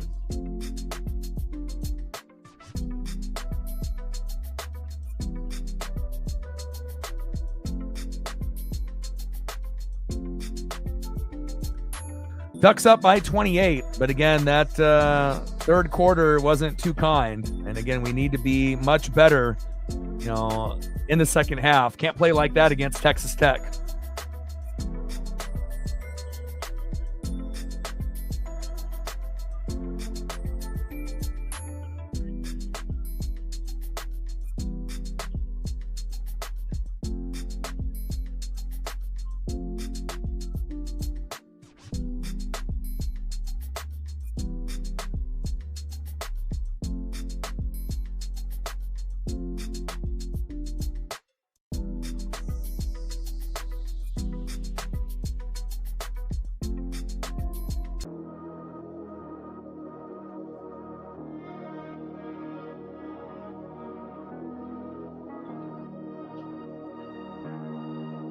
Epic. Appreciate you. Yeah, I ended up seeing a few of the messages and whatnot. And usually that doesn't happen, to many individuals. But I guess, if you're, a new YouTuber or you're desperate, and you feel like stealing other people's audio or video is the way to go, then, but again, if you end up getting too many copyright strikes, the channel will be removed forever, but I guess if you have 175 subs, that's not a very many anyways. So.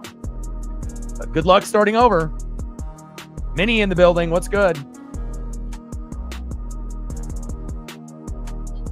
But I appreciate you, Sean and Epic. Anytime that we can end up getting a notification from someone stealing content, while I'm live and whatnot is greatly appreciated. We actually haven't had too many people stupid enough to do it. So, but you live, you learn, you fuck around, and you'll find out.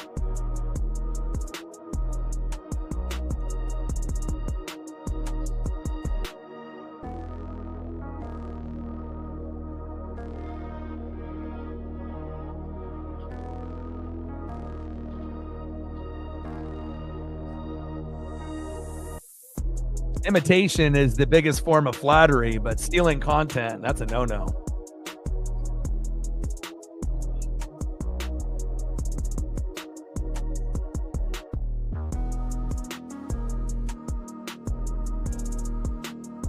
All right, I got an email from YouTube saying that they got all my information.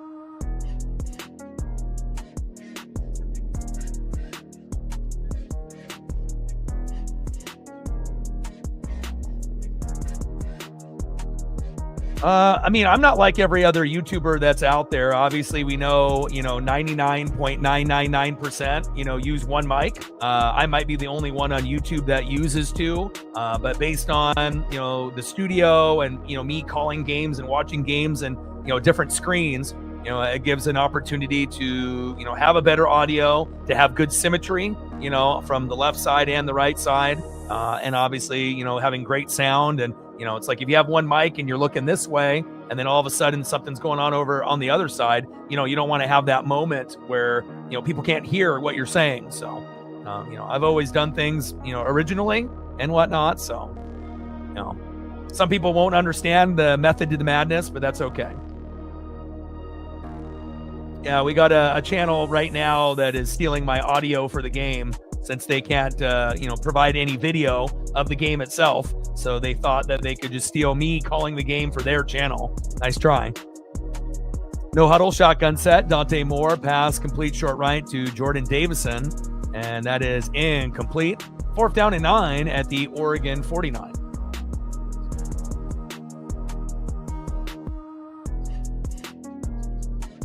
But I hope that you're having a good weekend, Minnie. How was bartending today?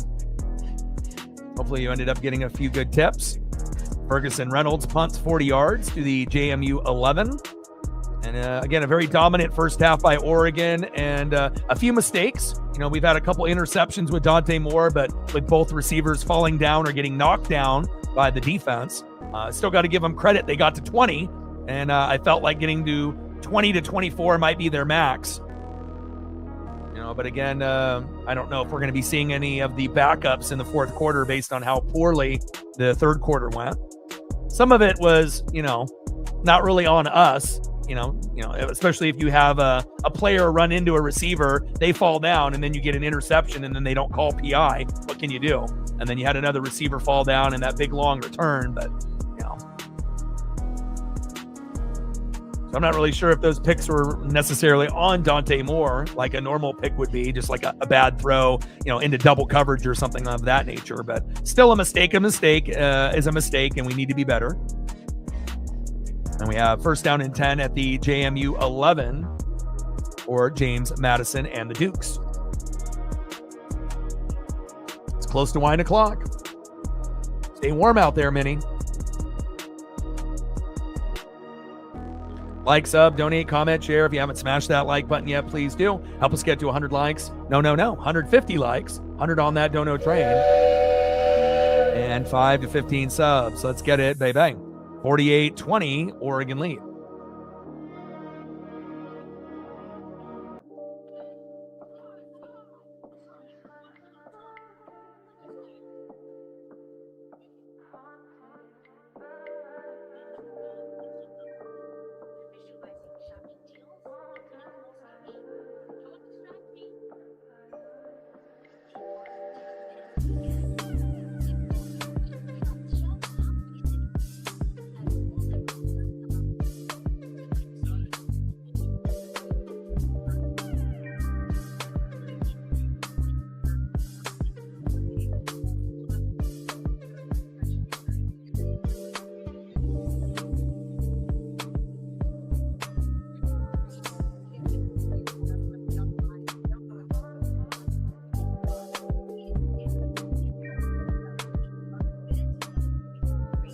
Yeah, I believe the spread, going into the game, at least on the Vegas line, was 20.5, I believe. But it may have changed, right before, kickoff and whatnot. But I'm pretty sure 20.5 or 21 was the spread. All right, we got 12:04 left in the fourth quarter. 48-20. And again, I don't need to see Oregon get to 60, to make up for, some of the mistakes. But I wouldn't mind if they would score another touchdown and a field goal, or a touchdown, before the game is over, to be able to get us to 55 or 58. Best case scenario, 2 touchdowns, to be able to get to 62, but a little unnecessary at this point.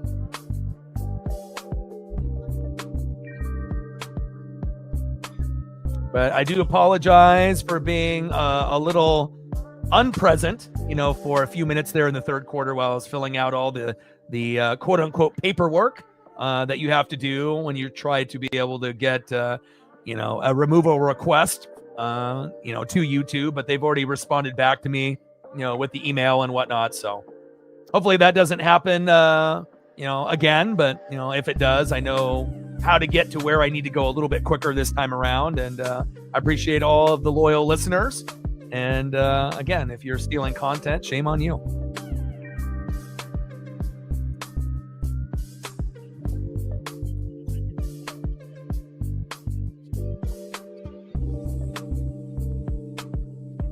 No huddle, shotgun set there by Barnett, rushing to that right side for a 9-yard gain. And then a quick hurry up on the no huddle on the shotgun set. Barnett, pass complete, short left to Jalen Sanchez, 28-yard pass, first down and 10 at the JMU 48.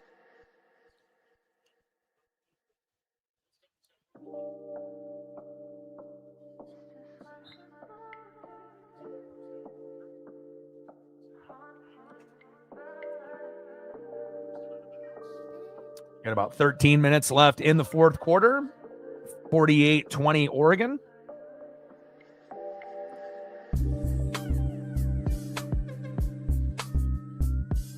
Yeah, I think defense is getting a little tired. And, JMU definitely has some weapons, on offense. Really, the problem with them is they don't have the personnel defensively to match up with Oregon's offensive, players. But obviously, as you have seen, the offense has, a few splash players. They went 12-1 for a reason.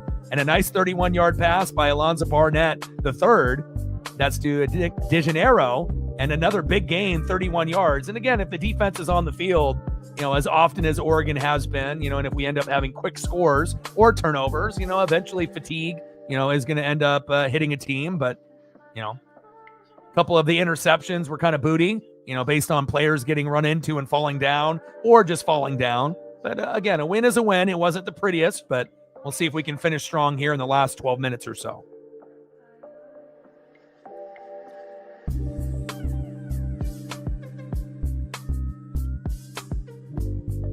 Shotgun set in the no huddle. Alonzo Barnett III has been making some beautiful throws. 19 for 41, but he does have 2 touchdowns. And that's going to be incomplete to Logan Kyle, the tight end. Second down and 10 at the Oregon 21. And they do a lot of no huddle shotgun set with a little bit of a hurry up. And Barnett going short right to Nick DeGeneiro. Lopa with the coverage there and broken up. Third down and 10 at the Oregon 21. So tomorrow, Minnie, we're going to do the Patriots versus the Ravens for Sunday Night Football, and then we'll be doing the Colts and the Niners on Monday night. Tuesday and Wednesday will be off, and then we'll be back at it on Thursday for Thursday Night Football.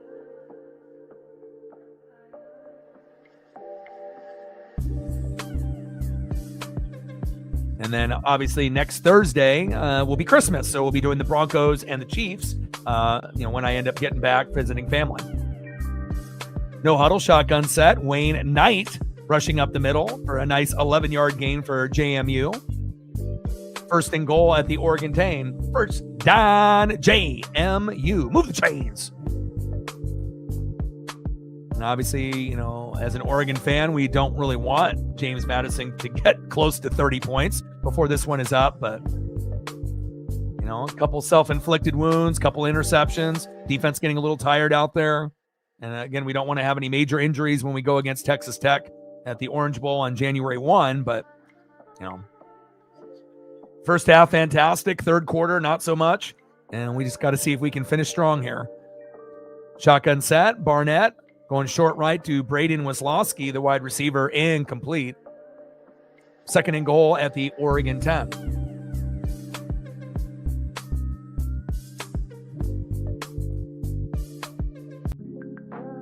Shout out to my boy Brooks Beats with the best beats on YouTube.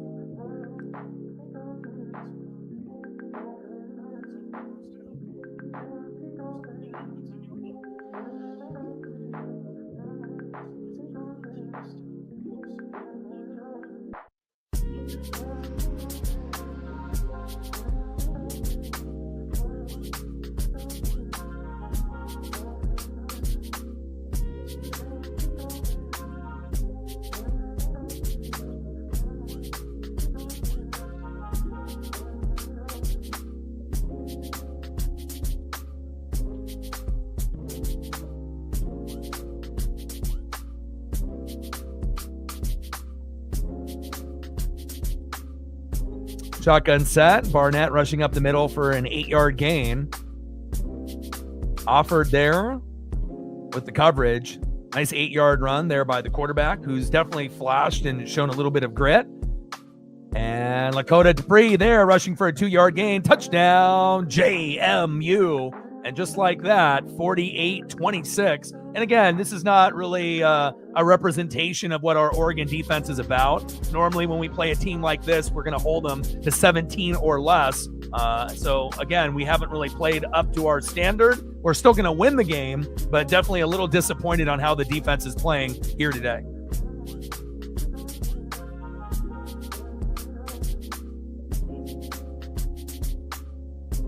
And I think we got the stream booted, so I'm pretty sure that is now finished.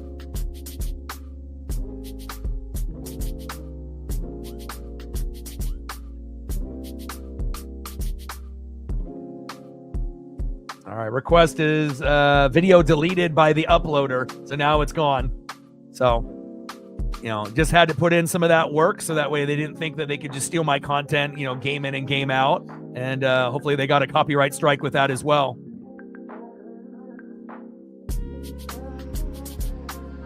Lakota Dupree with that beautiful touchdown.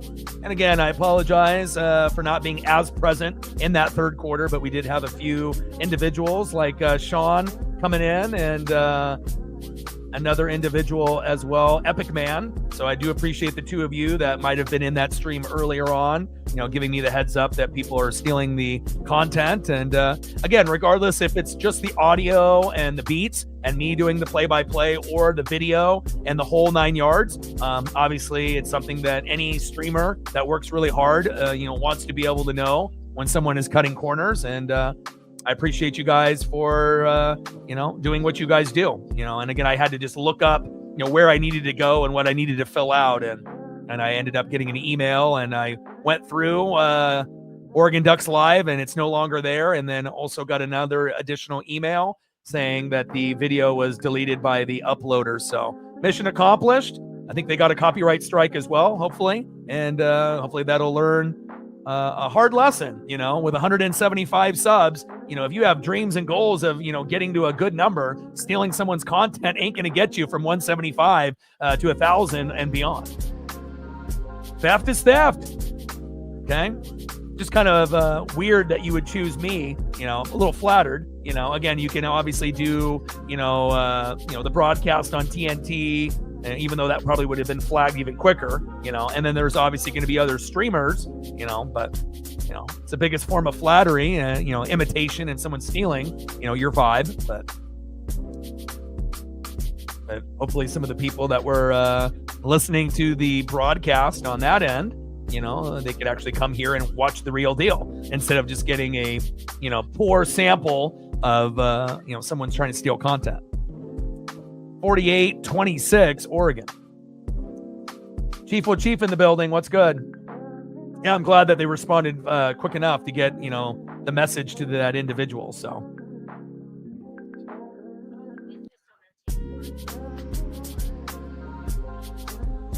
Yeah, 16-6. Packers are going to end up winning that game. And again, Caleb Williams, no matter what you feel about him, 10 for 22, 140 yards. If you can't throw touchdown passes, consistently, you're holding the team back. Obviously, you're better than Justin Fields, But again, the way that the Bears win games, is you run the football effectively and you play great defense. Like they did against the Eagles on Black Friday, right? They did that in Philadelphia, but they just haven't been able to do it against their rival, the Green Bay Packers, unfortunately. And, putting up 6, that's not going to be able to beat too many teams. And, you're 10-4. You did have a lot of easy games early on. But again, the formula, and again, they still need a little bit more talent on that offensive side of the ball. But again, I was hoping that the scores would be a little bit better. 29-18 Eagles beating the Commanders earlier today. No surprise. And the Packers beating the Bears. 2:48 left. 16-6. And the Bears have the ball, but, a little too late, it feels like.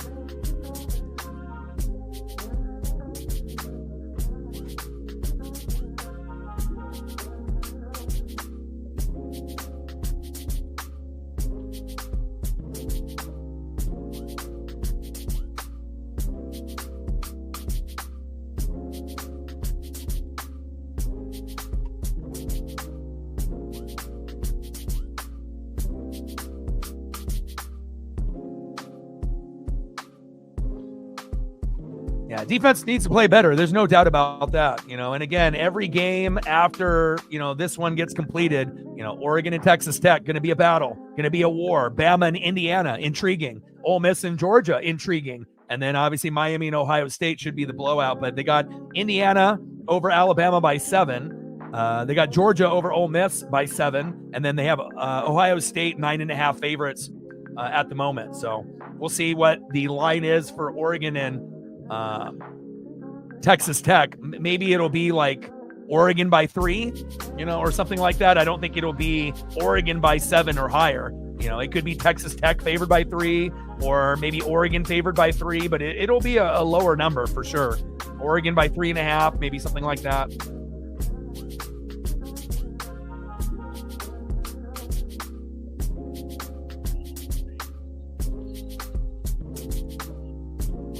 No huddle shotgun set. Noah Whittington rushing left for that 4-yard gain. Trent Hendrick with the tackle. 2nd down and 6 at the JMU 43.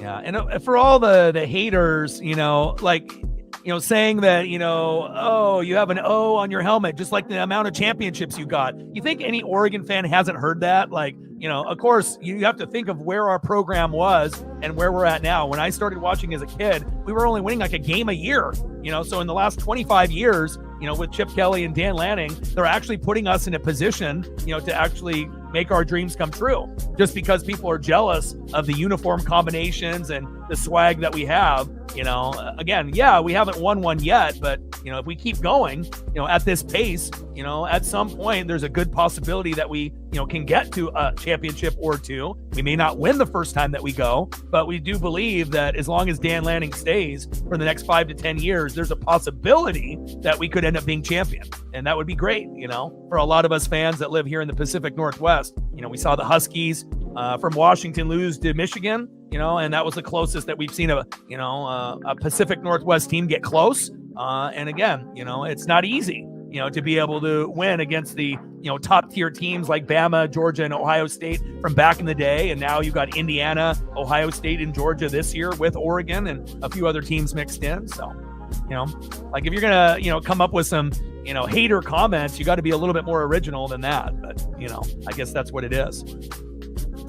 But we really love, our teams out here in the Pacific Northwest. And it's not like we have an NFL team out here to represent in Oregon. Not every Oregon fan is a Seahawk fan. It's very open. There's, you look at, you go shopping and whatnot, you may see jerseys of numerous teams. You might see a Josh Allen here, a Mahomes there, maybe a Chargers Herbert here. So shotgun set, Jordan Davison rushing up the middle for a 5-yard gain. 2nd down and 5 at the JMU 26.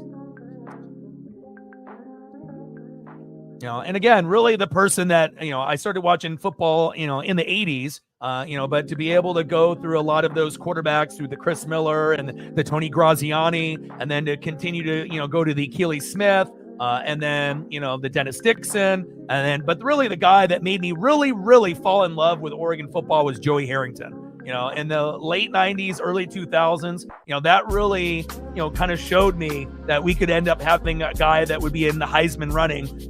And obviously Captain Comeback, that's one of my favorite quarterbacks ever, and it always will be. And again, to look at what we've done in the last 25 years, I'm very proud of where this team is, going and what they've accomplished. We still got a long ways to go, though. Shotgun set, Jordan Davison rushing up the middle. No gain. Nice tackle there by Michael McMullen. And now it's 3rd down and 5 at the JMU 26. Yeah, lots of Niner fans, Seahawk fans, Charger fans, Raider fans, teams on the East Coast. I mean, it's a mixed bag in Oregon. Most people think, oh, you're from Oregon, everyone's a Seahawk fan. It's not true. There's, 1 out of every maybe 10 people you talk to might be a Seahawk fan. It's not as heavy as people think, like when people actually live in Washington where they are, Seahawk fans. Shotgun set, Davison rushing to the right side for a 7-yard gain. But with that being said, as good as the Seahawks are doing this year, I imagine there'll be a few bandwagon, fans out there from Oregon, Montana, Idaho, and other, surrounding states that will be hopping on the Hawk bandwagon, at least for this year. 1st down and 10 at the JMU 19. Yeah, Masoli. When we ended up having Jeremiah Masoli, who they nicknamed Jeremiah Max Stoley, who ended up getting in trouble for stealing Max and whatnot. But I remember, we ended up going against Des Bryant in Oklahoma State in the bowl game. And obviously we saw what he was able to do in the, Rose Bowl, as well and whatnot. So, Rose Bowl, Natty, Rose Bowl, Fiesta Bowl under Chip Kelly. And, having Chip Kelly as an OC first and then a head coach, it's kind of cool to be able to see the progression that we've gone. And we got a 15-yard penalty here with a face mask by Isaiah World, the offensive lineman. Come on, my boy. 1st down and 25 at the JMU 34.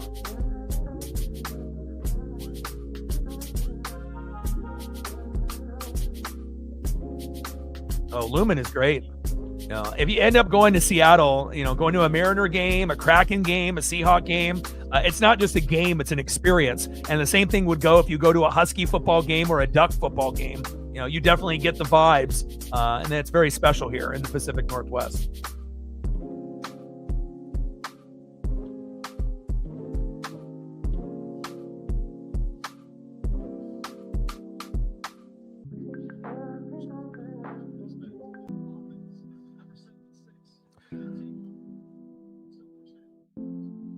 Lamar rushing up the middle there for about 10 yards. Thomas and Harris Lopez with the tackle for JMU. And that's going to be 2nd down and 15 at the JMU 24.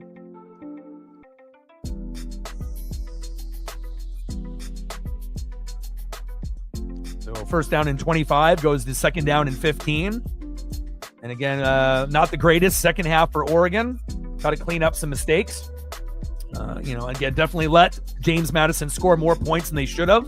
I'm thinking, in that 13 to, a 17 range would have been probably more appropriate, but, shit happens. And Dante Moore pass complete short middle to Jaden Lamar for a 2-yard gain that ends up going for a 2-yard loss. Thomas with the coverage and the tackle. 3rd down and 17 at the JMU 26.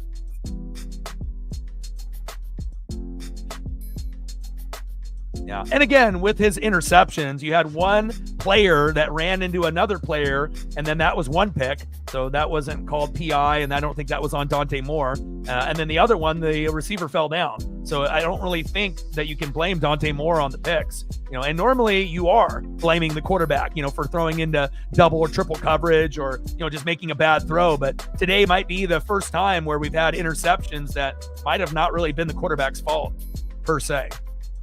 An interception is an interception, but, if your receiver falls down or the corner and the DB knocks the receiver down and they don't call PI and then they pick it off, what can you do? Shotgun set, Moore, short left to Jaden Lamar, loss of 4. And timeout is called here by James Madison. But again, most games, we're going to put the blame on the quarterback no matter how much we love them, right? But today, again, out of all the games that I've called, today might be the first time, where it sucks that he's got those 2 picks, but really not his fault.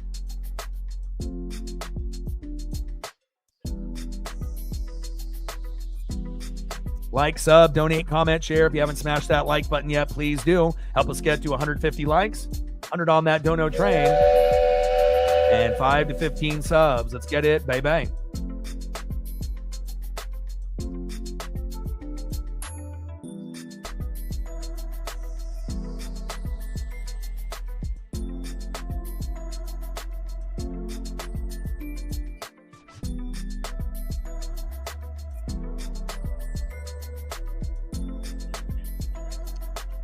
And again, we are, happy with winning, but I'll tell you what, every Duck fan is disgusted, based on what we've seen in the second half. And again, if we play like this in the second half, we have 0% chance of beating Texas Tech, period.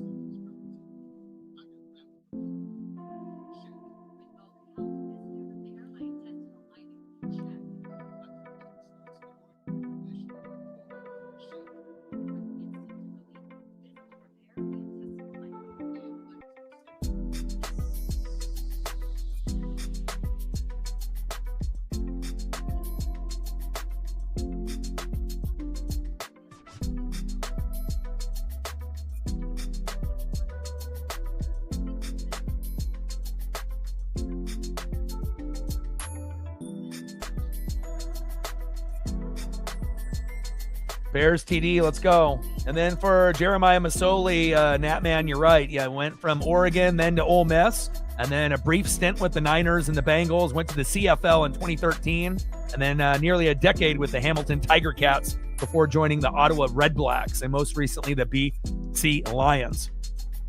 He appeared in 3 Grey Cups, set a CFL single-game record with 23 consecutive completions in 2016, and his best season came in 2018, where he passed for over 5,000 yards. Not bad for Jeremiah Masoli, huh?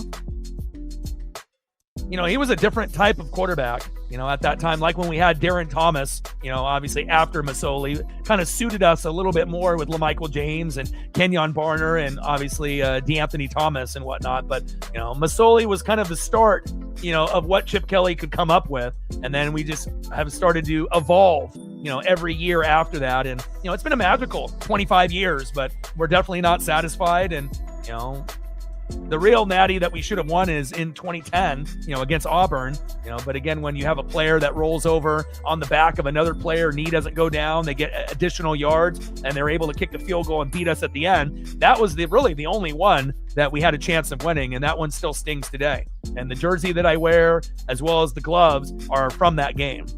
And this is probably one of my favorite jerseys that I got. Got the patch from the game, got the James sewn in the back for LaMichael, one of the greatest running backs that Oregon has ever had. And Atticus Sappington field goal from 48 yards is up and good. 51-26, Oregon.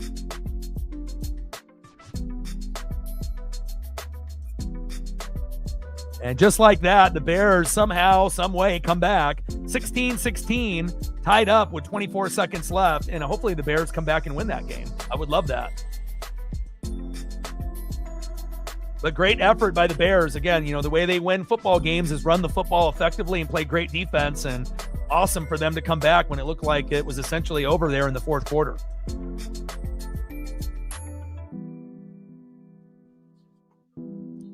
Yeah, at least we got over 50, and again, not, they scored maybe 10 more points than we would have liked, or maybe even 16 more points that we would have liked. But at least it gave some excitement, for people that don't give a shit about JMU or Oregon to maybe tune in a little bit more than just turn the game off if the game was like 51-10 or 51-3 or 51-0. So, sometimes it's nice when you end up having not a close score. Obviously this is still a blowout, but definitely need to make some adjustments and improvements. Otherwise, if we play like this, we're not beating Texas Tech.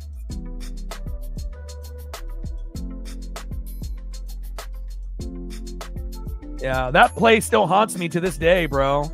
And again, they had a few good players there playing with Cam Newton and whatnot, but kind of a fluke play at the end, just like with the Seahawks and the Rams with that 2-point conversion that ended up being a lateral bouncing off the helmet, and then nonchalantly Charbonnet, picks it up, and then they get that to count as a 2-point conversion. I've never seen that in football, and I've been watching since like 1985. So, 3 2-point conversions converted never happened before. And again, that's what makes football exciting. You just never know when you might see something that you've never seen before. 4 touchdowns, 15 plus yards by Dante Moore, but 0 for 2 in those little short yardage throws, and we got to be better. Sappington kicks off 64 yards. Harris Lopez, and down. Wow, they're very close towards the goal line there.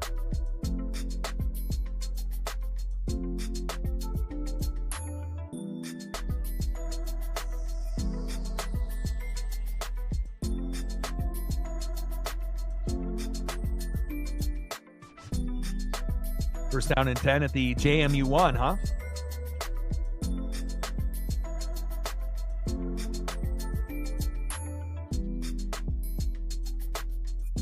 It's called a Jordan Brand Oregon Combo Beanie.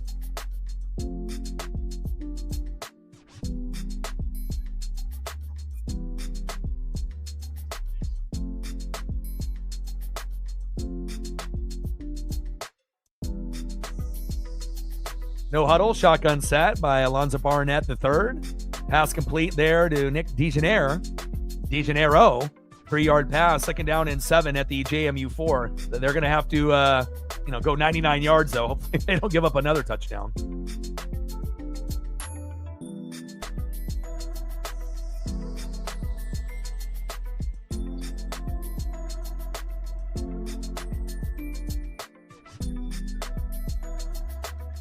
And we got a flag coming out. False start there by Zach Greenberg, James Madison offensive lineman. 2nd down and 9 at the JMU 2. But even though, James Madison lost, they played pretty good. I think they played better than people anticipated, and the Duck defense played kind of worse than anticipated, but,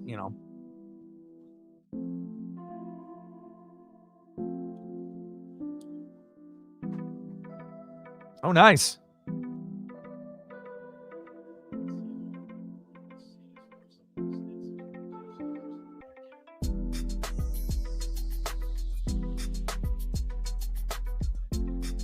Shotgun set. Barnett passing complete short left to Nick DeGeneiro. And complete. 3rd down and 9 at the JMU 2. And even though Barnett is thrown for 44 attempts, 20 for 44 isn't great, but, 219 yards and 2 touchdowns, no picks, pretty good, for him. And we have another penalty coming here. Looks like this one might be on Oregon. I believe it will be PI on Obadegwu. Say that 3 times fast. And that's going to be an automatic 1st down for JMU. Yeah, defense has been on the field pretty much the whole game, and Dante Moore's 2 interceptions were, kind of fluke interceptions, but still, you got to give JMU credit. And I mean, it's not like they have 3 or 6 or 7 right now. I mean, yeah, we got 51, and again, we should win this game, but, Barnett has made some pretty good throws, and the offense obviously has some weapons that can match up to the Oregon D. Really where the game kind of got away from them, is that they don't have the players on defense, JMU, to match with our offensive studs. But, I'm proud of JMU. They definitely brought it. 9-yard pass there from Barnett to Wayne Knight. 2nd down and 1 at the Oregon 46.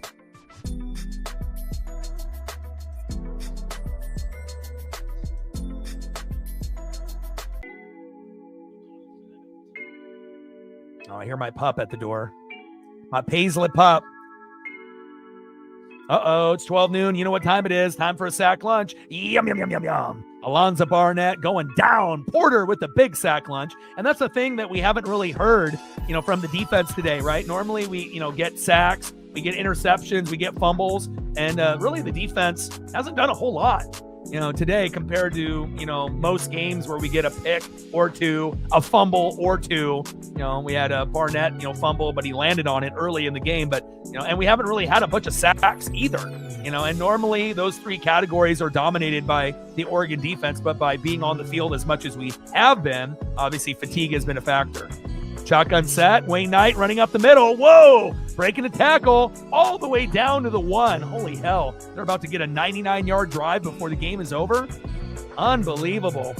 49-yard run, first and goal at the 1 when they were on their own 1 like 30 seconds ago.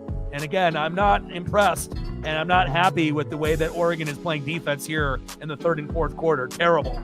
Not our standard of type of defense for sure. And again, the defense is going to get ripped apart, in the film room and in the meetings. And again, they're going to get yelled at, and there's going to be a lot of sprints and a lot of discipline. Because again, we're going to win this game, but not by as much as we should have. And again, if we play anything like this defensively in the second half, 100% we're going to lose to Texas Tech. Remember, the game's going to be on January 1st at 9 a.m., which is going to be a huge disadvantage for us because we don't really play well in the mornings. So if Texas Tech gets up to a 14-0 lead, that might be enough for them to beat us. We might not be able to come back. Hell, even if it ends up being 10-0 or 13-0, it might be enough where we scratch and claw our way back, but it might be too little too late in the fourth quarter. So, yeah, we put up 51, but God, we played like shit in the second half defensively. Brutal. I mean, and again, if we were able to get those interceptions and those fumbles and at least sack lunches, we wouldn't be seeing JMU at fucking 26 and on the brink of getting to 34, which could definitely happen here in a moment, or 33. And people will say, well, you still ended up winning by a shitload. Yeah, but again, for the team that JMU is, no disrespect, they have offensive weapons, but their defense can't match our offense. But again, their offense, shouldn't be able to do this to our defense, based on how we played this year. So again, coaching, and you got to give them a little bit of credit, but man, they got to clean it up.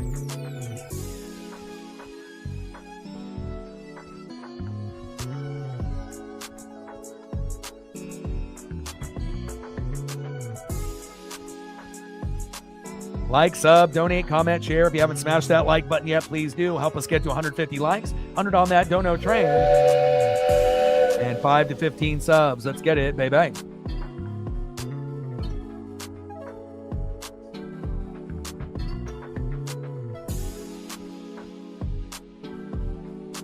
All right, we're at 109 likes. We need 6 more to get to 115. So if we can get 6 people that are in the room that haven't hit that like button yet, that'd be a nice number to be able to round out. Unless we can get 11 people to do it to get to 120, even better. But we got 2 minutes to go before the matchup is over. 51-26, Oregon.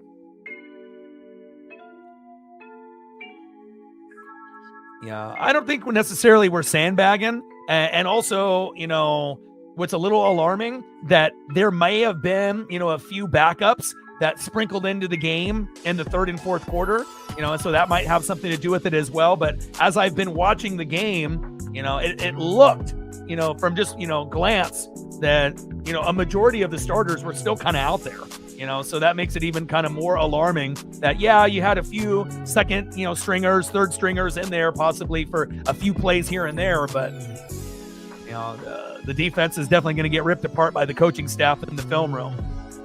Got to be able to get to the quarterback. You got to get sacks. You got to get fumbles, and you got to get picks.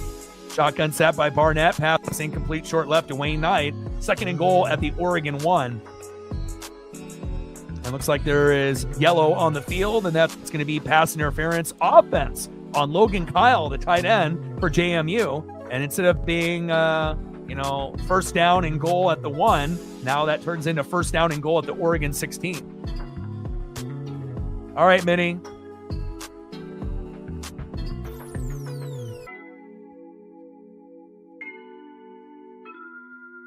Take care.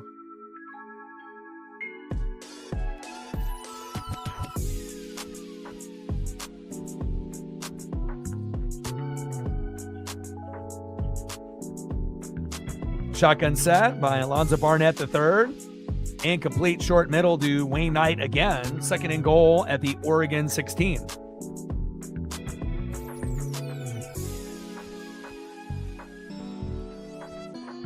I won't.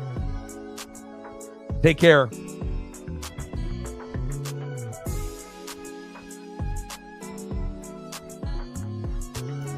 (16-16) Packers and Bears, which would have been the stream that we would have done instead of this if Oregon wasn't playing. Bears with a huge comeback, and hopefully they win. We got 1:41 left here in the 4th quarter. We will be doing the Patriots and the Ravens on Sunday Night Football on the channel tomorrow, and then the Colts and the Niners on Monday night. Shotgun set in the no huddle by Alonzo Barnett III. Complete short middle to George Pettaway, who had a touchdown earlier in the game. Nice 13-yard pass there from Barnett, and that turns into 3rd and goal at the Oregon 3. Yeah, I believe he did. At least that's what they were saying here in the room, that Love got injured in the first half. I think a spread in the Texas Tech game is going to be very close, maybe 3 points.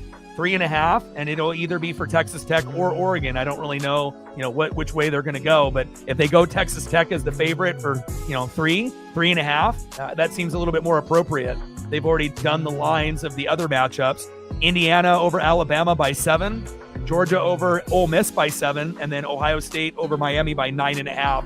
And I think all those are pretty accurate. But I think that the Texas Tech Oregon should be in that 3.5 range, or maybe even less than that, depending on where they want to go. And we got a nice 2-yard run there by George Pettaway, but just short of the end zone. Purchase and Flowers in there for Oregon, and that's going to turn into 4th down and 1 at the 1. Timeout, James Madison.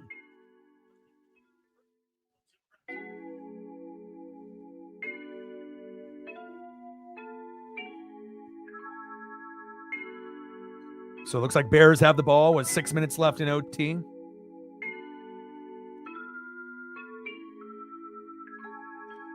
Texas can't play in the cold. Well, Texas Tech, it's going to be in Florida, so they won't have to worry about that. And we're playing at 9 a.m., so Oregon doesn't usually do too well, at 9 a.m. starts, like when we played Northwestern on the road this year. Still won the game, but, started off really slow in the first half.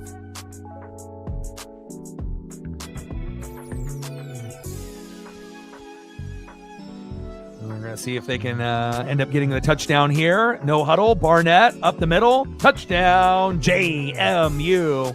And Alonzo Barnett III with a rushing touchdown and 2 from the air. And again, this isn't exactly what we wanted to see in the second half. As far as Duck fans, we're going to win this game, but defense giving up 32 to JMU. There's no way in hell that you can play like this and think that you could beat Texas Tech. Hell, if you play like this against Miami, the worst team that's left in the tourney, you probably wouldn't win. So, even though we feel that we're better than Miami, again, you can't give up this many yards and this many points and think that you're going to, go all the way, let alone even make it, to the Natty. So, Texas Tech going to be a challenge. Indiana is going to be a battle. It's going to be a war. And then somehow, some way, by a miracle, if we can get past those two teams, Texas Tech and Indiana, then you have to go against Ohio State and Georgia in the Natty. And preferably, I would like to have Ohio State, even though it doesn't really matter either way. But, I would like to try to get payback against Indiana and Ohio State. And I think it would be more rewarding if we were able to win the Natty that way. Not to say, beating Georgia in the Natty would still be sweet, but I think Oregon, Ohio State would be more entertaining for the outsiders looking in. Touchdown, Bears win. Let's go. Anytime the Packers lose within the division at this point in the season, fantastic.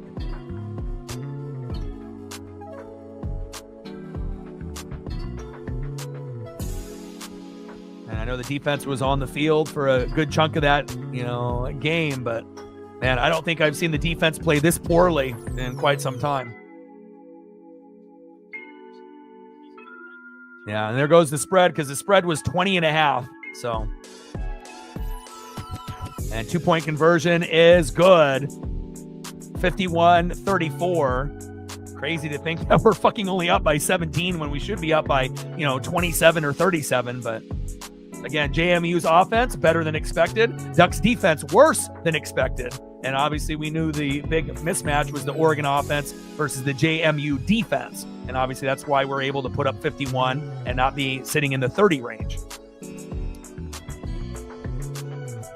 But again, it's not the first time that, we've gotten a win, but, haven't played to up our expectations. Remember, we only have one loss, and that was to Indiana at home.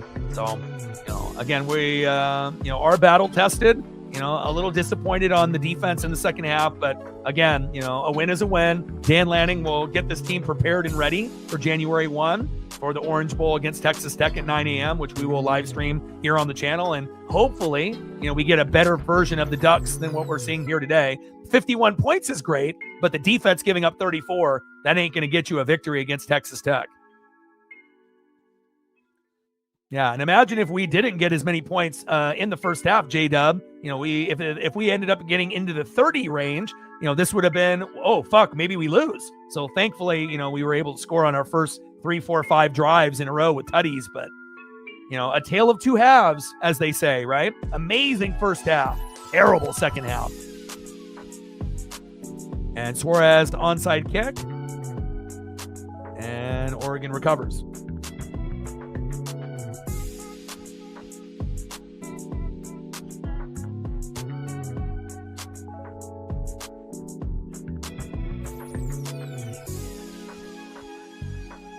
And a kneel down there by Dante Moore.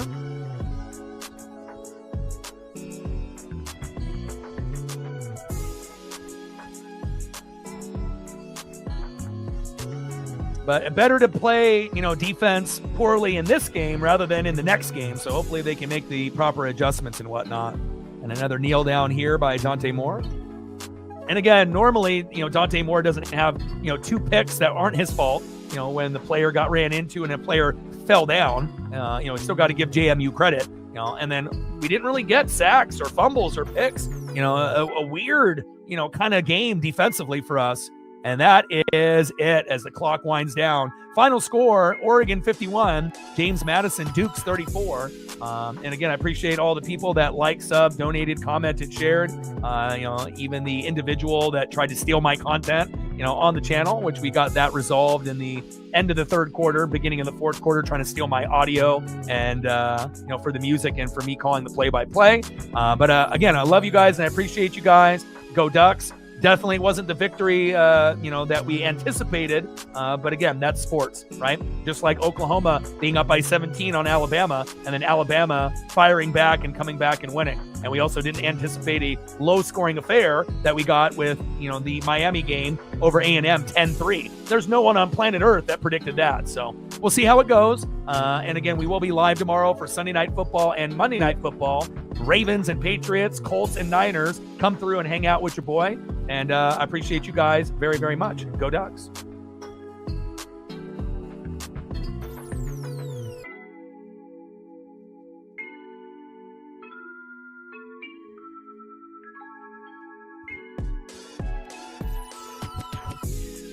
Love you guys, and I appreciate you guys. And I got one question for you. Who talk sports like us? Your boy Ryan, Northwest Sports Fanatics, and I'm out. Go Ducks.